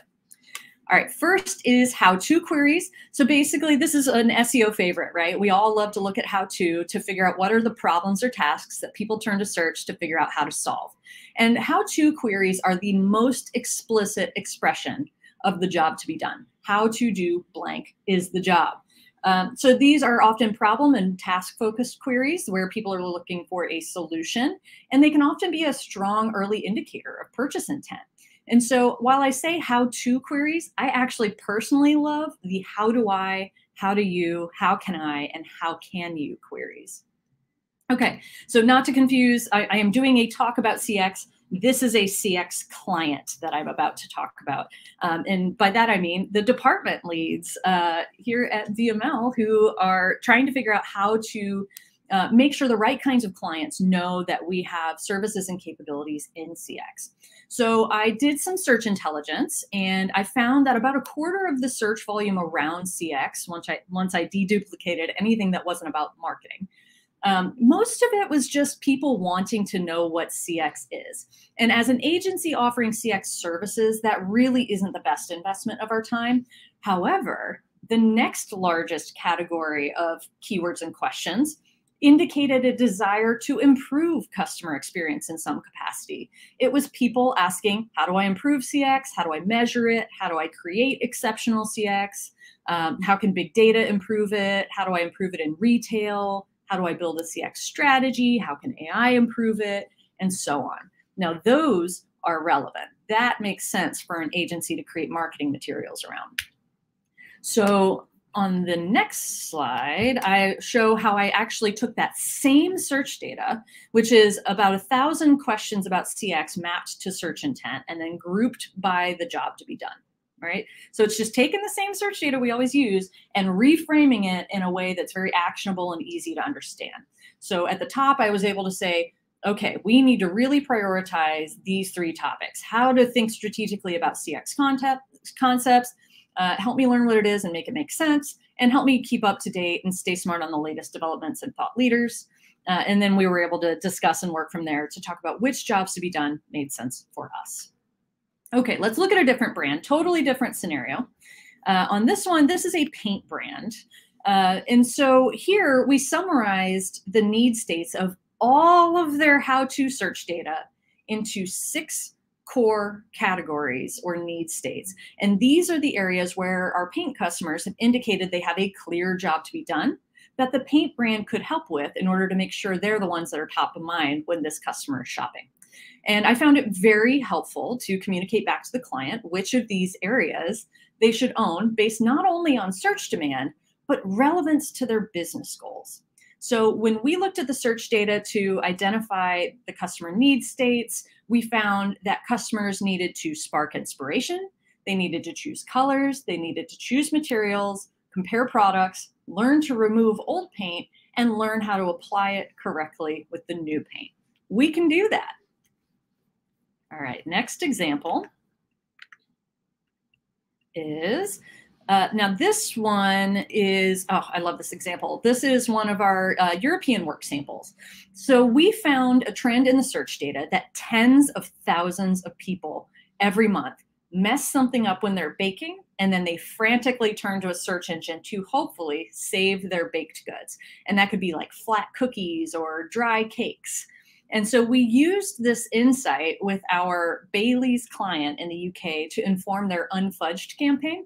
And the team actually worked with them to identify areas where Bailey's should develop content, specifically recipes that give readers easy fixes for the most search baking fails, which coordinated really nicely with the Great British Baking Show. And it actually allowed us to position Bailey's liqueur, which is vegan, by the way, as a creative solution when baking problems arise. So you could turn that soggy cake into a delightful trifle, or use Bailey's to zhuzh up your frosting, perhaps. Now I'm going to try to play a short video here, but if not, Amit's going to drop the the video link in the chat so you can watch it after, just one of the little sizzle reels from this campaign so you can kind of see how it came to life. All right, pasting and playing.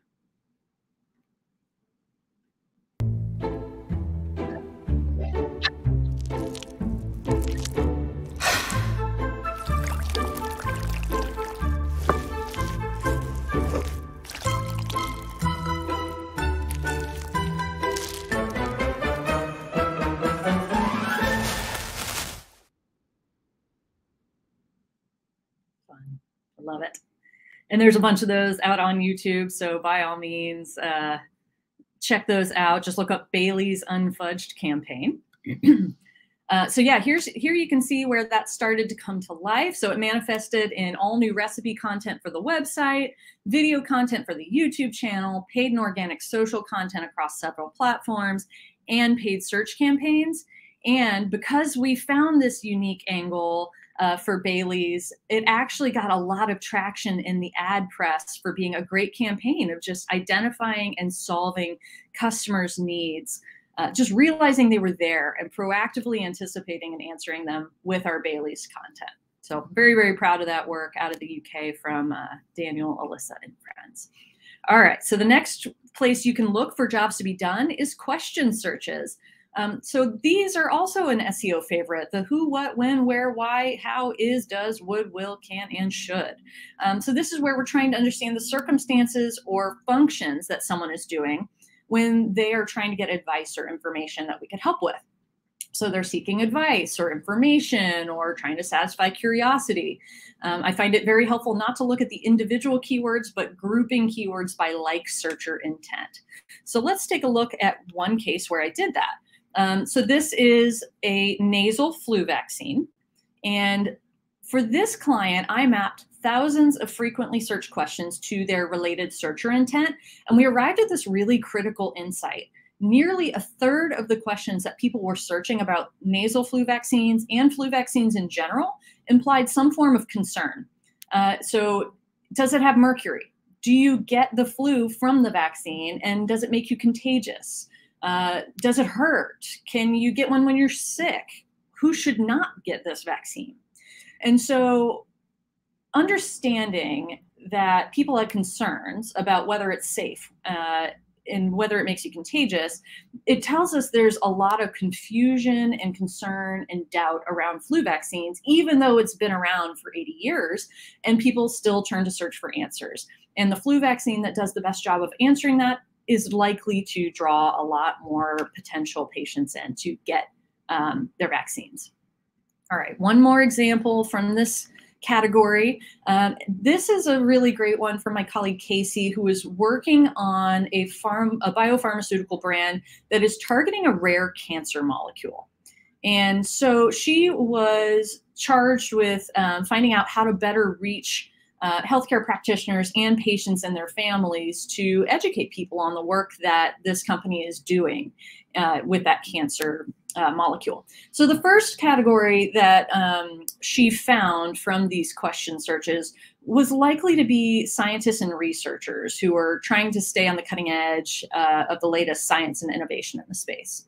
The next group she identified as likely a mix of healthcare practitioners, patients, and loved ones who are trying to just understand immune oncology and immunotherapy in a broader sense. They're just trying to get information to make more informed decisions. And then this last category is consideration and concern. It's likely made up of mostly patient searchers, and it mainly represents people who are looking to make treatment decisions or prepare. They're doing things like weighing their options, considering the costs, addressing their fears, and then raising questions about side effects and safety. So those are very different audiences with very different jobs to be done, and the brand needs to treat them differently. All right, the next place to look for jobs to be done is occasions and use case keywords. So basically, what are the occasions or the situations that might call for a product or service like yours? It's not as easy to find as questions or how to, because it doesn't automatically say that right in the query, but it is worth the lift, in my opinion. So we're looking often for action-focused language or anything that indicates someone might be looking for ideas, hacks, tips, or tricks. What I like about this technique that I am not showing on the screen right now, here we go, is that it can root out inadequate, alternate, and low-tech DIY solves. So maybe the customer is solving a problem that you could solve better, and they're doing it in a kind of inadequate way that you could potentially replace. So check out some of the queries on the right to see if you can spot any of those in your search data. Let's look at an example. All right, I love this example. It's wild. So this is for a brand that is about as commoditized and competitive as it gets, canned and frozen vegetables. It is really hard to say something new and to find a unique way to sell this kind of product. But we managed to do that by taking a look at occasions and use case keywords. So as we were mining through this search data, we found this little trend of prepper. Now, I don't know if this is a term that's used in EMEA as much as it is in the US, but this was basically people looking to stock up on vegetables and supplies for things like natural disasters, hurricanes, earthquakes, etc., but also what we call doomsday preppers in the United States, people who believe the end of the world is coming and they would like to be survivalists who survive. But then there's also general outdoor emergencies, so think backpacking, hiking emergencies, general emergencies, general canned goods, and general disaster terms. So it was just really fascinating, new group of customers to serve, new group of people to talk to that we maybe would not have thought to talk to yet. And I'm certain the competitors had not thought of this particular use case to contextualize canned vegetables. Okay, another occasions and use cases. This is an adult-only cruise client, and part of our search intelligence revealed that people love to go on cruises to celebrate some kind of occasion. And we thought, if we could get more of these celebratory cruises, we are more likely to get more large group bookings. So an outsized return for the same amount of effort we might do for individual types of cruises. And we also saw that their competitors were winning big in this space. So we took all of the occasions for which we found that people cruise. We eliminated any that indicated they were likely to be for families with children, because we really want to focus on adult only. This is an adult only cruise line. And we looked not only which ones are most to least searched, as you can see sorted in the total column, but we looked at when each of these was searched most. So our brand could tie their content, marketing, social, and paid efforts to the appropriate timing and get ahead of these key planning periods. And here's a very straightforward example from a veterinary brand. Oh my gosh, I don't know why my slides aren't advancing. This is the cruises. So you can see the very cool, like, top to bottom reasons to celebrate, and then left to right, what is the most prominent time that people are searching for each of these types of cruises. All of these slides, by the way, will be available heatherphysiak.com/digitalzone, password CX. So apologies if it's giving you any trouble on the front end there. Okay, so this is the veterinary brand. And in this case, we needed to reach different professional audiences, not the pet parent audience, but the people actually working in the veterinary clinic. And so through the search intelligence data, we were able to identify key themes that would be relevant to the clinical team. So the people working inside the veterinary office and helping it to run. So it could be everything from procedures and protocol to continuing education, training, licensing, careers, etc.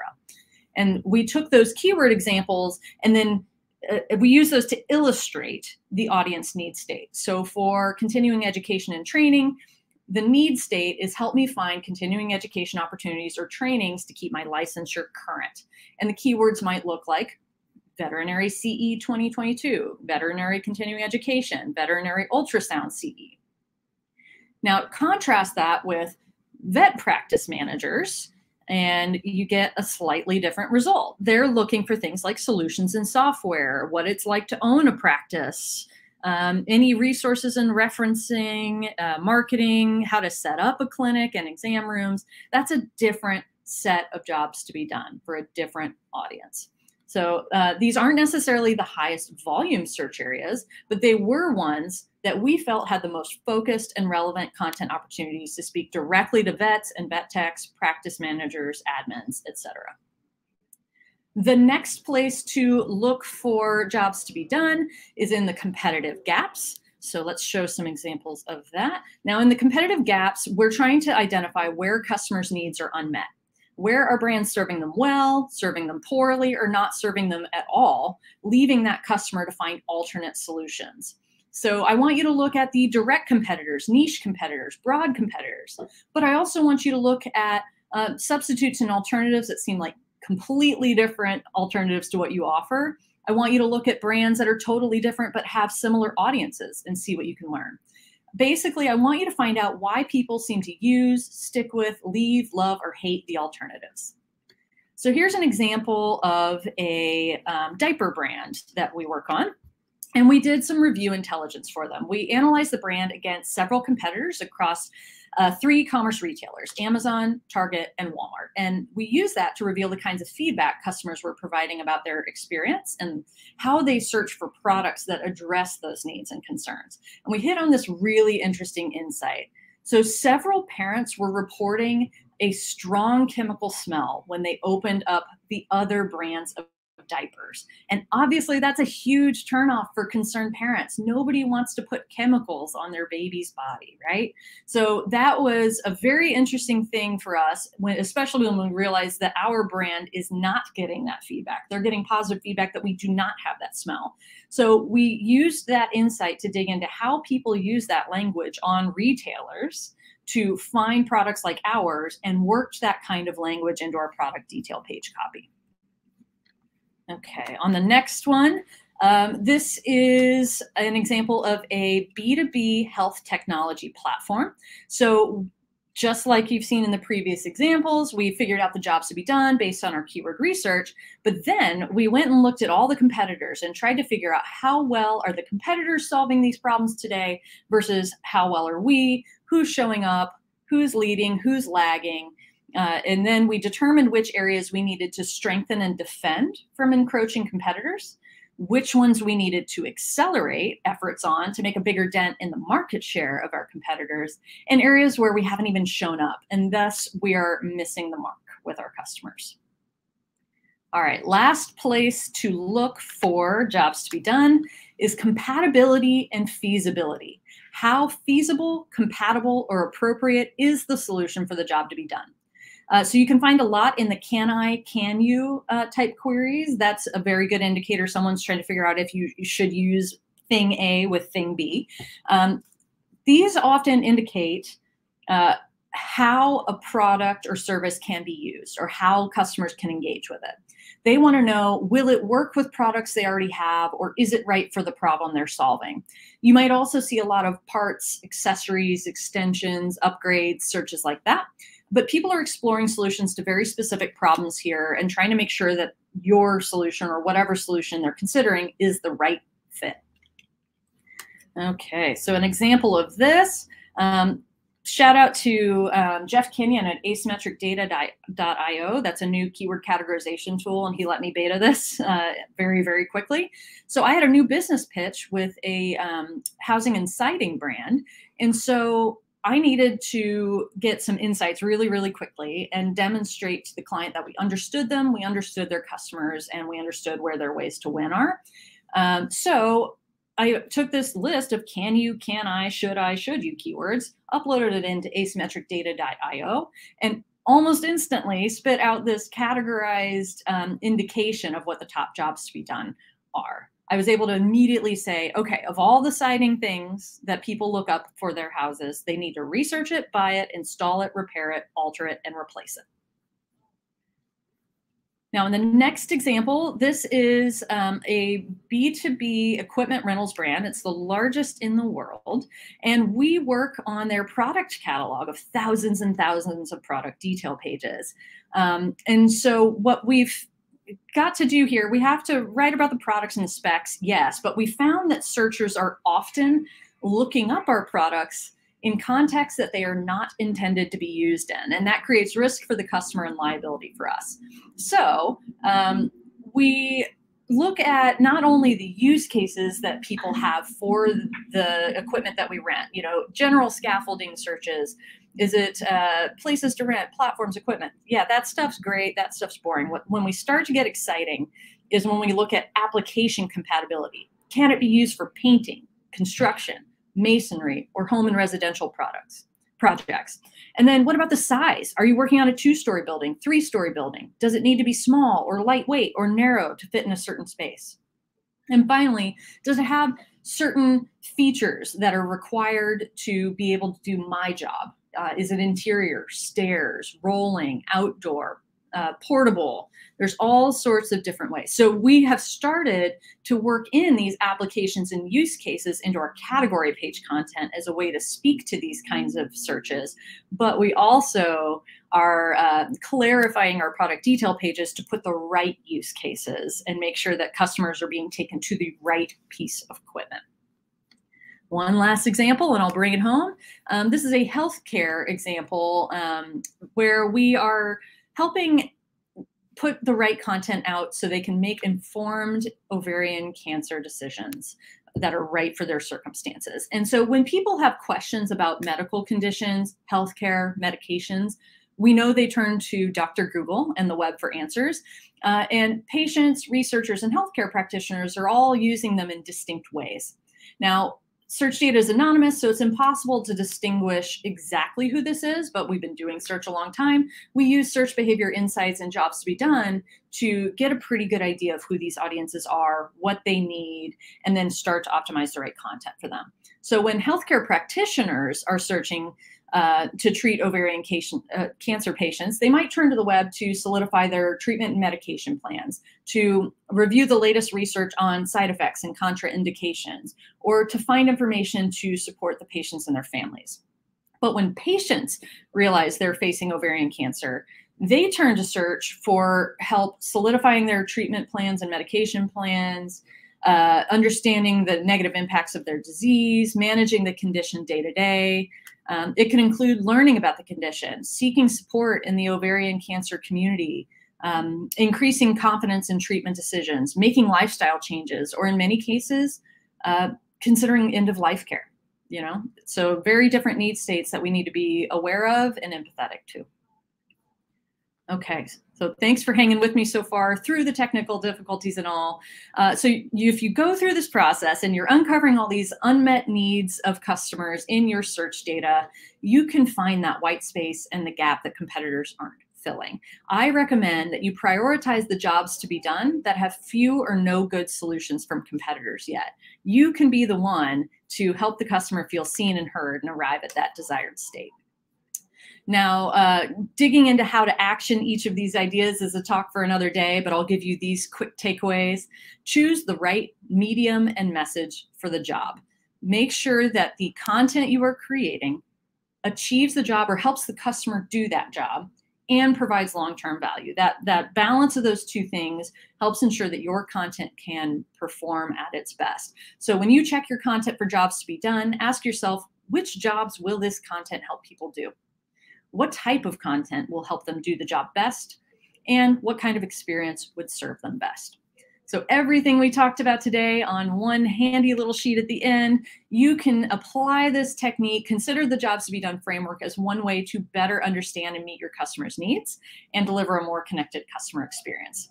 Thank you so much. Get this framework and all the other goodies from this at heatherphysiak.com/digitalzone, and the password is CX, all lowercase. Thank you so much. Thank you, Heather. It was really impressive presentation. As last year, yes. As last year, it was one of the most energetic presentations at the event. So the examples from bakery to healthcare were excellent also. Thank you. And I never thought about the social effect of the CX. So it was one more point for me. And as we have a little time for Q&A, Fred asked several questions on the Q&A part. If you can see that, or I can read it to you. Yeah, great question. Yeah, I can see it. Fred, great question. So he asked for the nasal flu example, which I'm going to see if I can actually go back to it in here so I can just show it while we talk about it. So Fred asks, in the nasal flu example, how did you summarize thousands of search terms into the searcher mindset? Was it automated in some way? That's a great question, because at the time I did that, it was extraordinarily manual. So I literally went through thousands and thousands of queries to figure this out. Gosh, I can't figure out my way forward at all. Nasal flu, nasal flu. So nowadays that is much more automatable with a lot of the machine learning and tools that are coming out, like that asymmetricdata.io one I mentioned. I'll drop that in the chat as well, asymmetricdata.io. That one has helped me to get a lot faster at categorizing. Plus, obviously, we have all these large language models that have been very helpful in accelerating that process. You do have to be very intentional about that human review. It is an imperfect process. AIs are not humans. Therefore, we need to apply that human lens to go, is that what I think they're really asking? Sometimes we have to look at the search results and make sure that that is really the case. Okay, nasal flu vaccines was right here. So this is the example that we were talking about. Yeah, so basically I took the raw search data, categorized it into the questions, and then the questions into the category. Does this imply they are researching, concerned, considering taking action, or caring for a shot after the fact? Okay, let's see. I think I saw one more. Hopefully, I got that one. Fred also asked, struck by the Bailey's example. Me too. I wish I had done that work. I understand people have baking emergencies. What made the leap to thinking that Bailey's could step into that white space? It's brilliant. Well, it was a partnership with our creative team and our discoverability team. Bailey's has this great product that they see on like Pinterest and TikTok and on all these social sites that people will add to different recipes already. There are already tons of recipes out there with Bailey's, but the Great British Bake Off has a lot of baking fails in it. So it increased people's appetite for trying baking, and by the very volume increase of people baking, it leads to more baking fails. So of course, in COVID times as well, which is when this work, I think this work was done shortly before COVID times. But imagine how this carried through COVID when everybody goes home and suddenly they're baking. So just a really great connection of data and creativity that sparked something awesome. All right. Any other questions, Ahmet? Yes, I just write one of them. Oh, okay. It's Got it. Yes. Okay. Last advice, if you have for integrating jobs to be done framework into existing SEO and marketing strategies, and what challenges might arise? The challenge that I think that arises most is this is an extra step to keyword research that a lot of SEOs aren't necessarily accustomed to doing. I think a lot of people are used to just doing their spreadsheets and saying, okay, here's the list of keywords we need to optimize for client. But I think it's really missing that context. And as this landscape of search and marketing is changing, I believe that search has to get more and more and more integrated with the larger marketing picture, with the bigger picture business goals. And I think jobs to be done is a really powerful way to do that, because it takes all that really raw search data that isn't very exciting to the average consumer. And not everybody's an SEO. And it translates it into human language, right? It translates it into real human needs that allows marketers who are not digital, marketers who are not search practitioners, to get inspired by that and feel empathetic to that problem and to develop great solutions to that problem.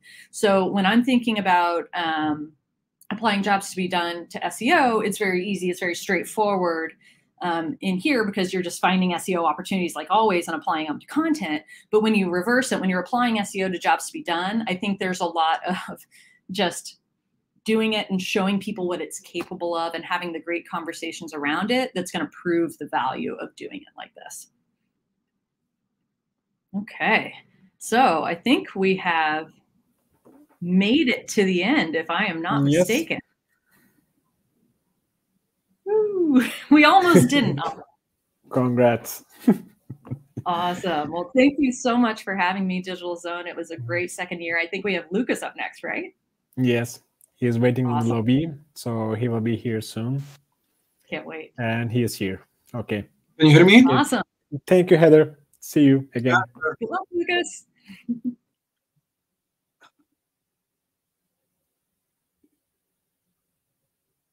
Hi, Lucas. Hello, can you hear me?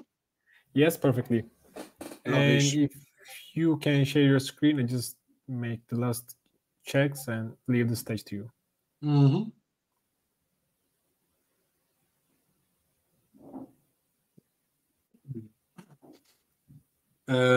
You are sharing your screen, yeah? Am I sharing right now? Yes, we are seeing your presentation page. Okay, perfect. So play from start. Oh, maybe wait, slide. I know what's going on. Maybe I think it's maybe on the presenter view. Yeah. 1 second.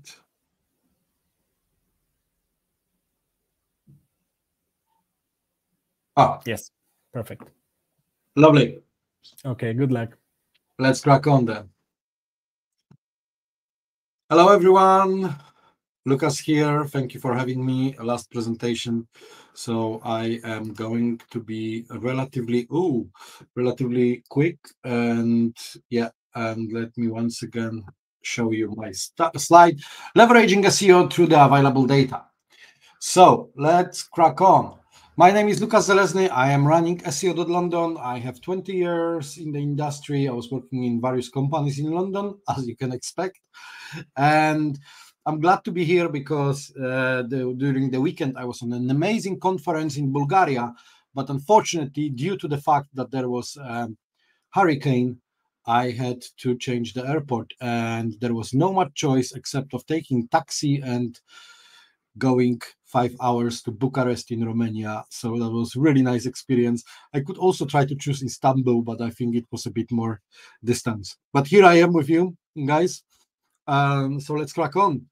Part 1, data is everything. You probably heard that before, but I wanted to mention something that you may not be aware.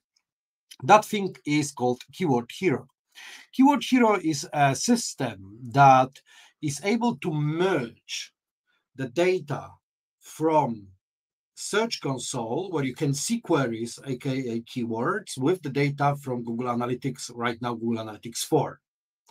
And what that is giving you much deeper view beyond just organic traffic per URL, beyond not provided.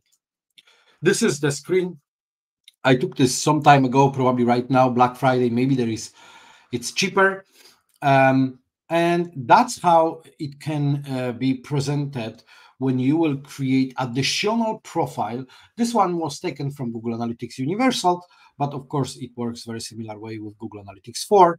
And I had to cover the keywords, but you can see exactly or almost exactly, because unfortunately there is a form of estimation, but much, much more in terms of what keywords are delivering what traffic, and if that's a e-commerce website, so what keywords are delivering what revenue. As you can see in the last column, we have a revenue, and there is 2,000, 2,000, 11,000, and so on, and so on, and so on.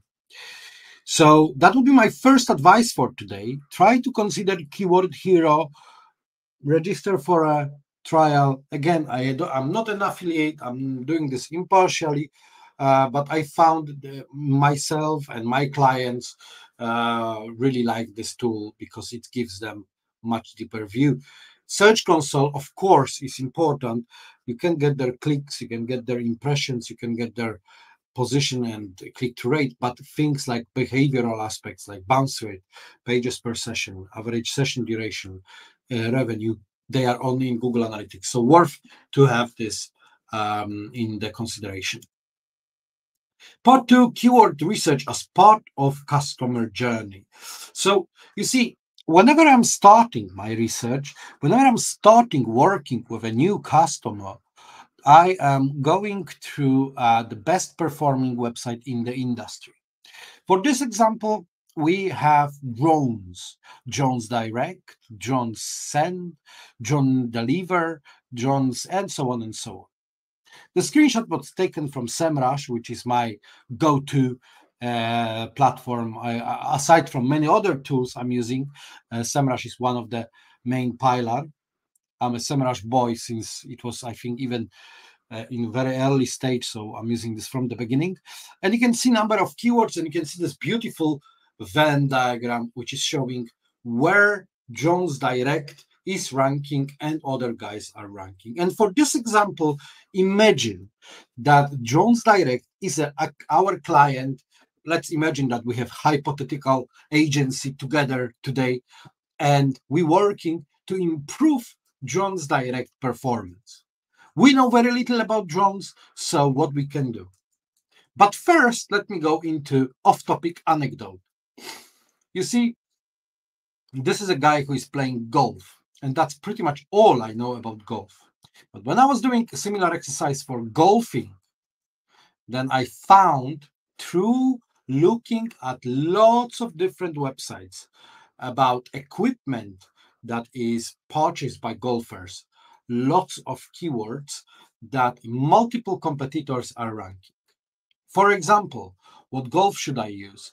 What is a wedge in golf? What is SkyTrack? What is E6 Connect? What does a TrackMan cost? I didn't know what is TrackMan. I didn't know how much it cost, but I knew that this probably is something important for golfers. Why? Because here is 14 websites out of 30 I was looking.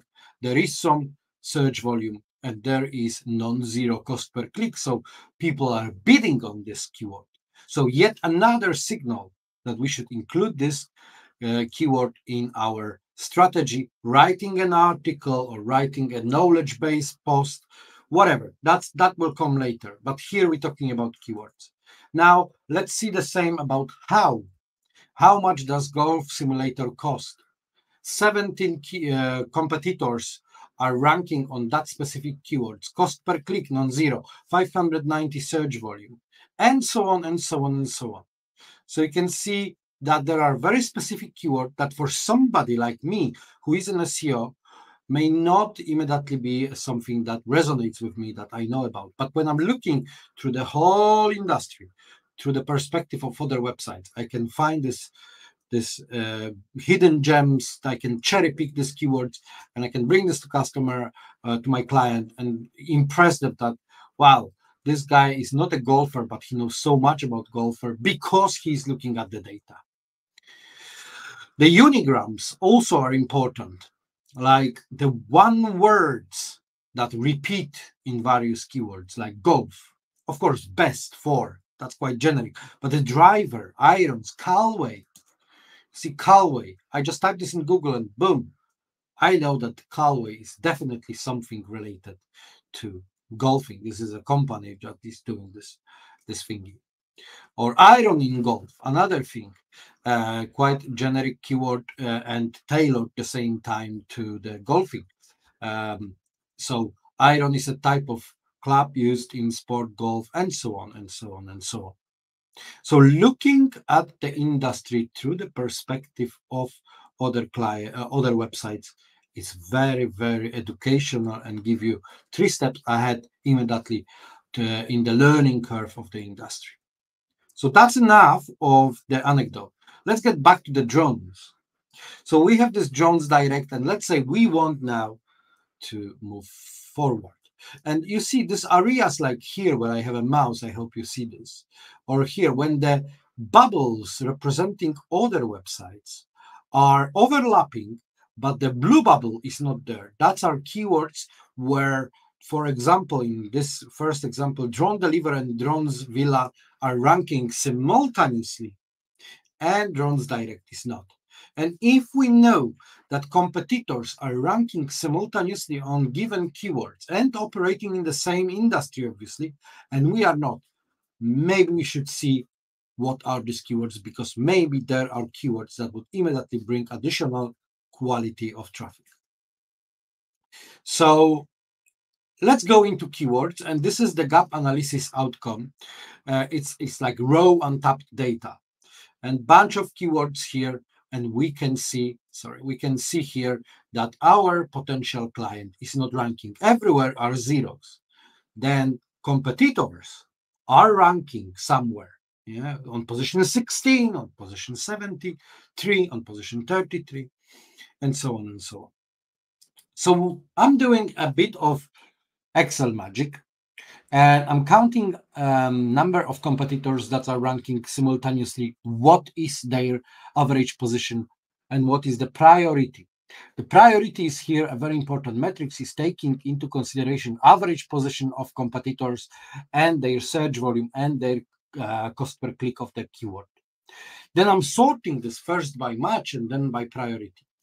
And I immediately see here things like Holystone HS720, Holystone drone, Eachine HS720 drone.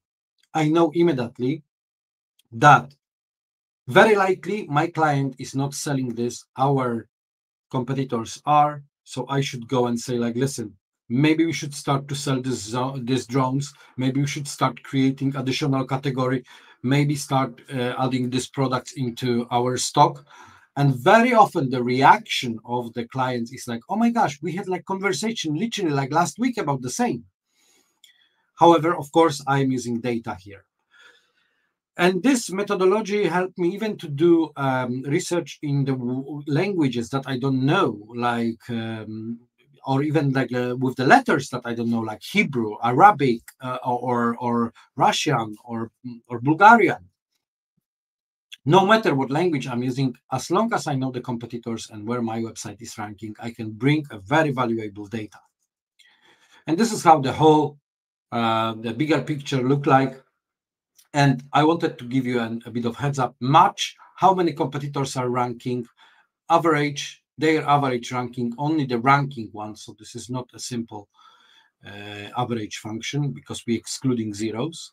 And priority is search volume divided by average ranking square plus search volume divided by average ranking square multiplied by cost per click.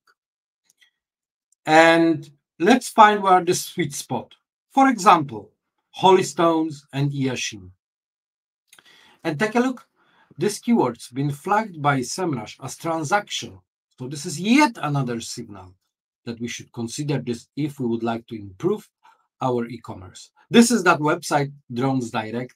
And if you will, when I was preparing the slides, obviously, then in customer drones and anywhere else, I could not find Eachine and Holystone drones. I could find the Mavic, Phantom, DJI, this kind of really popular one, but not the Holystone and Eachine. And this is only one example. You can do the same with blog post. You can do the same with glossary. You can do the same with knowledge base, and so on, and so on, and so on. Part 3, internal links and user journey. First of all, why do we want internal links? Because of 6 reasons. They decrease bounce rate, they improve crawlability, they increase page per session engagement, they increase length of session, like time duration. They non-directly, but that 1, 2, 3, 4 improve rankings. And if you do this automatically, point 6, you will save a lot of time. Think for a moment about Wikipedia.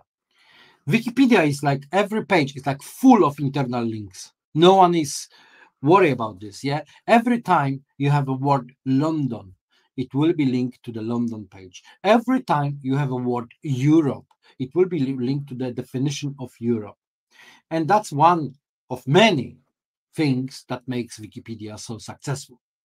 So for that reason, I'm using inlinks.com, which is a system that allows me automatically to add pages, and with little JavaScript snippet, I can tag them and the links will be automatically generated. Of course, because I set a word automatically, you may have a little reservation, a little concern how good these links are. There is a way to control this, but if you have a 3,000 blog post, starting doing manual internal linking will be a hell. That will take lots of traffic, lots of time, and lots of resources. So tools like Inlinks can help a lot. And here is like, let's say on the bottom of this table, we have here Google My Business post, and I tag this as Google My Business call to action. So moving forward, we have here another example. What is cornerstone content? Meaning and definition. That was my article. And from that article, the system found 2 potential anchor texts linking to another page in SEO.London domain. Google does not use word count as ranking factor, and another one, freelance consulting, that was another page. And then we can see, we can flip that coin, and we can see where are links to that page. What is cornerstone content, and what are the anchor texts? And the anchor texts like content and marketing avenues, content duplication, content and its links, content, and so on and so on. This anchor text been found on other pages which are in the source page column across SEO.London domain. So that way you can really, really improve your internal link structure, keep some form of consistency, and you will save tons of time. Moreover, the system is also injecting some schema markups, as you can see here. That's are actually FAQ. I know that FAQ has been semi-retired, partially retired, but the system is doing this for you, so there is no drama. I still think that it's better to have them than not to have them, even if they are not showing in SERPs most of the time. How does it look like? Here is an example, the piece of an article and the link. So you can see that it's not simply words, it's more diversified.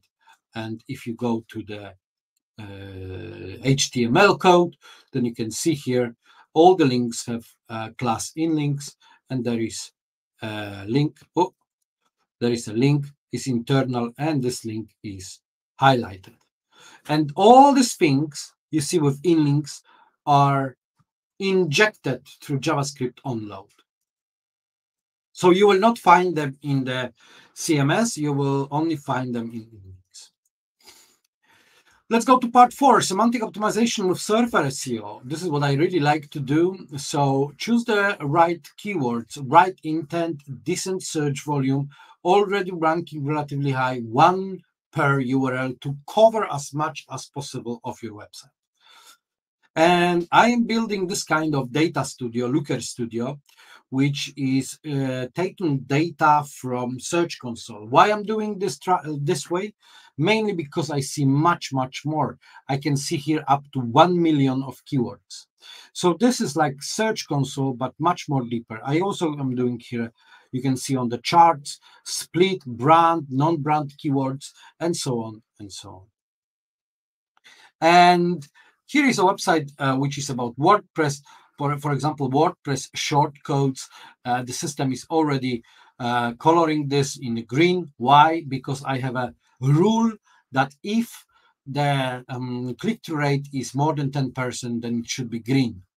But I knew that this WordPress shortcodes been not yet first, so I can still do some optimization and push this a little up. Another example here, a keyword SEO Audit London, and here is the page SEO Audit on my domain SEO Audit London. I was optimizing this. You can see initially we've been 6, the scoring was 88, and I was optimizing this to get better position. Surfer SEO is giving lots of advices here regarding title tag, meta description, but also about headers, about internal links, about wordings that can be used.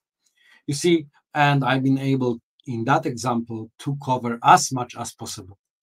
But this, what you see here, is really cool semantic table of words which are semantically desired to be on that page about SEO Audit London. The way how it works, I can explain you this way. If you would write a page about holidays to Egypt, definitely words like pyramids or sphinx would probably appear or should appear on that page. Now, pyramids or Giza pyramids and Sphinx monument does not have anything inside about holidays to Egypt, but semantically they are relevant. The same like holidays in Paris and Eiffel Tower. Yeah, Eiffel Tower doesn't have anything inside about with the word Paris, but semantically it's very, very close and relevant. So that's are not words that you want to immediately ranking on. That's our words which working like a bit like a spices. You're just spicing up your page to make this page ranking better. And you can see here is a list of these terms that I had no use on that page. And the system is recommending to add few times. Of course, we will not be following exactly like 4 to 21. It's not about really this. You can treat this very briefly. It's almost like flying spaghetti monster advice. Like I would rather like you not to, except here is like I would really like you maybe to consider some of these keywords. So let's go deeper. You know this triangle, reverse triangle, keywords by intern, and it was always making me like giving headache a bit. Like yeah. For me, the most important is what is in the bracket. Why, how, what, where, etc. People very often coming to Google and asking for a problem solution. How can I? What should we? What should I? Why is it? And so on and so on. And if you will focus on this, there is a lot of potential traffic. I did this kind of SEO search volume golden circle, where why is the smallest, bigger is what, and the biggest is how. You can imagine banking products. You rather would ask, how can I open bank account in Barclays or Wells Fargo, rather than why should I open? Why should I have credit card? Why is very philosophical. Why works when you're thinking, according to Simon Sinek, when you're thinking about starting your own business. Why will people use your business? But when you are a customer, that completely flip inside out. How is your main and then what? There was a very interesting case study done by AccuRanker, and how is the second most search classifier.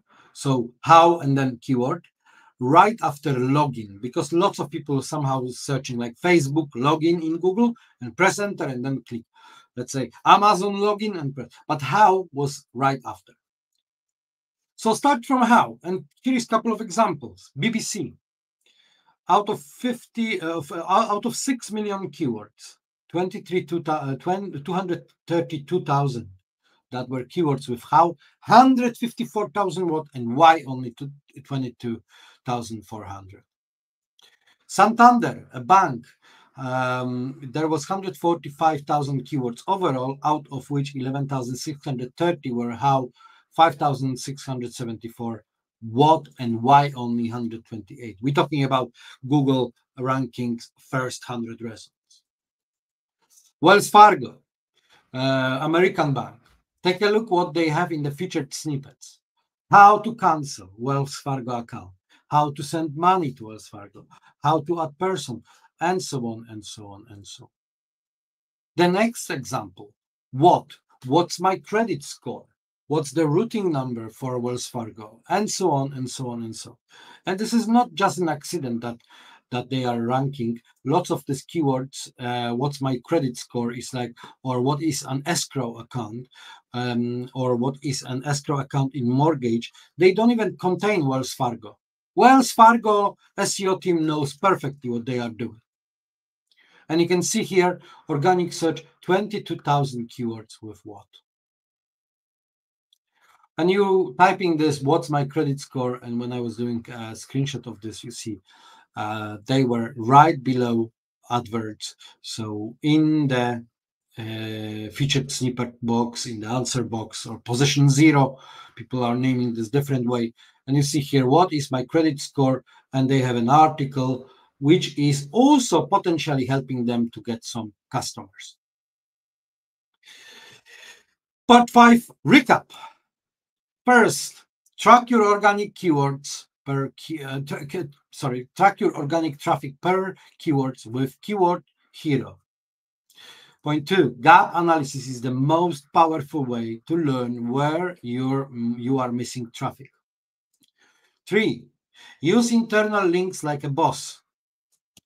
4, go with organized semantic approach with Surfer SEO. And 5, if you want to learn about golf, start with gap analysis. That was me. Thank you very much. And yeah, let me connect with the studio.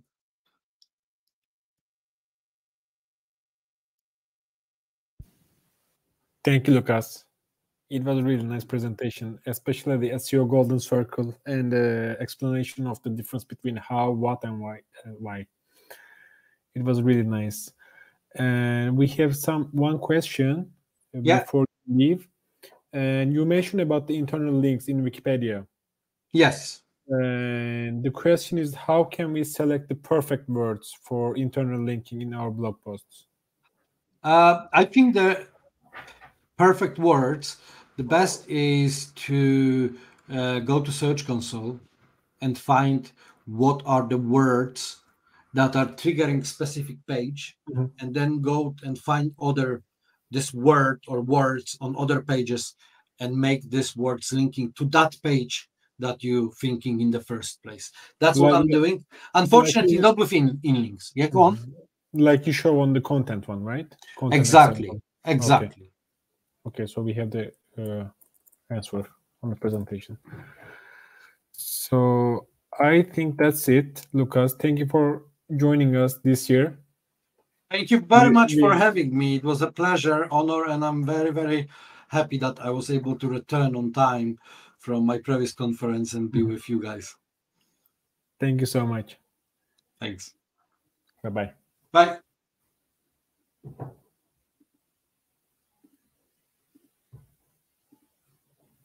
Okay, everyone, I think we are all done after Lucas. Thank you for joining us until this time. It was a really nice event with all our speakers. The presentation were perfect. So if you missed something or you just want to rewatch again, you can go our YouTube channel, and don't forget to follow us on social media, because we will announce the videos on social medias. Then you can go to YouTube channels, then watch the presentations again. Thanks again for joining us. So see you soon.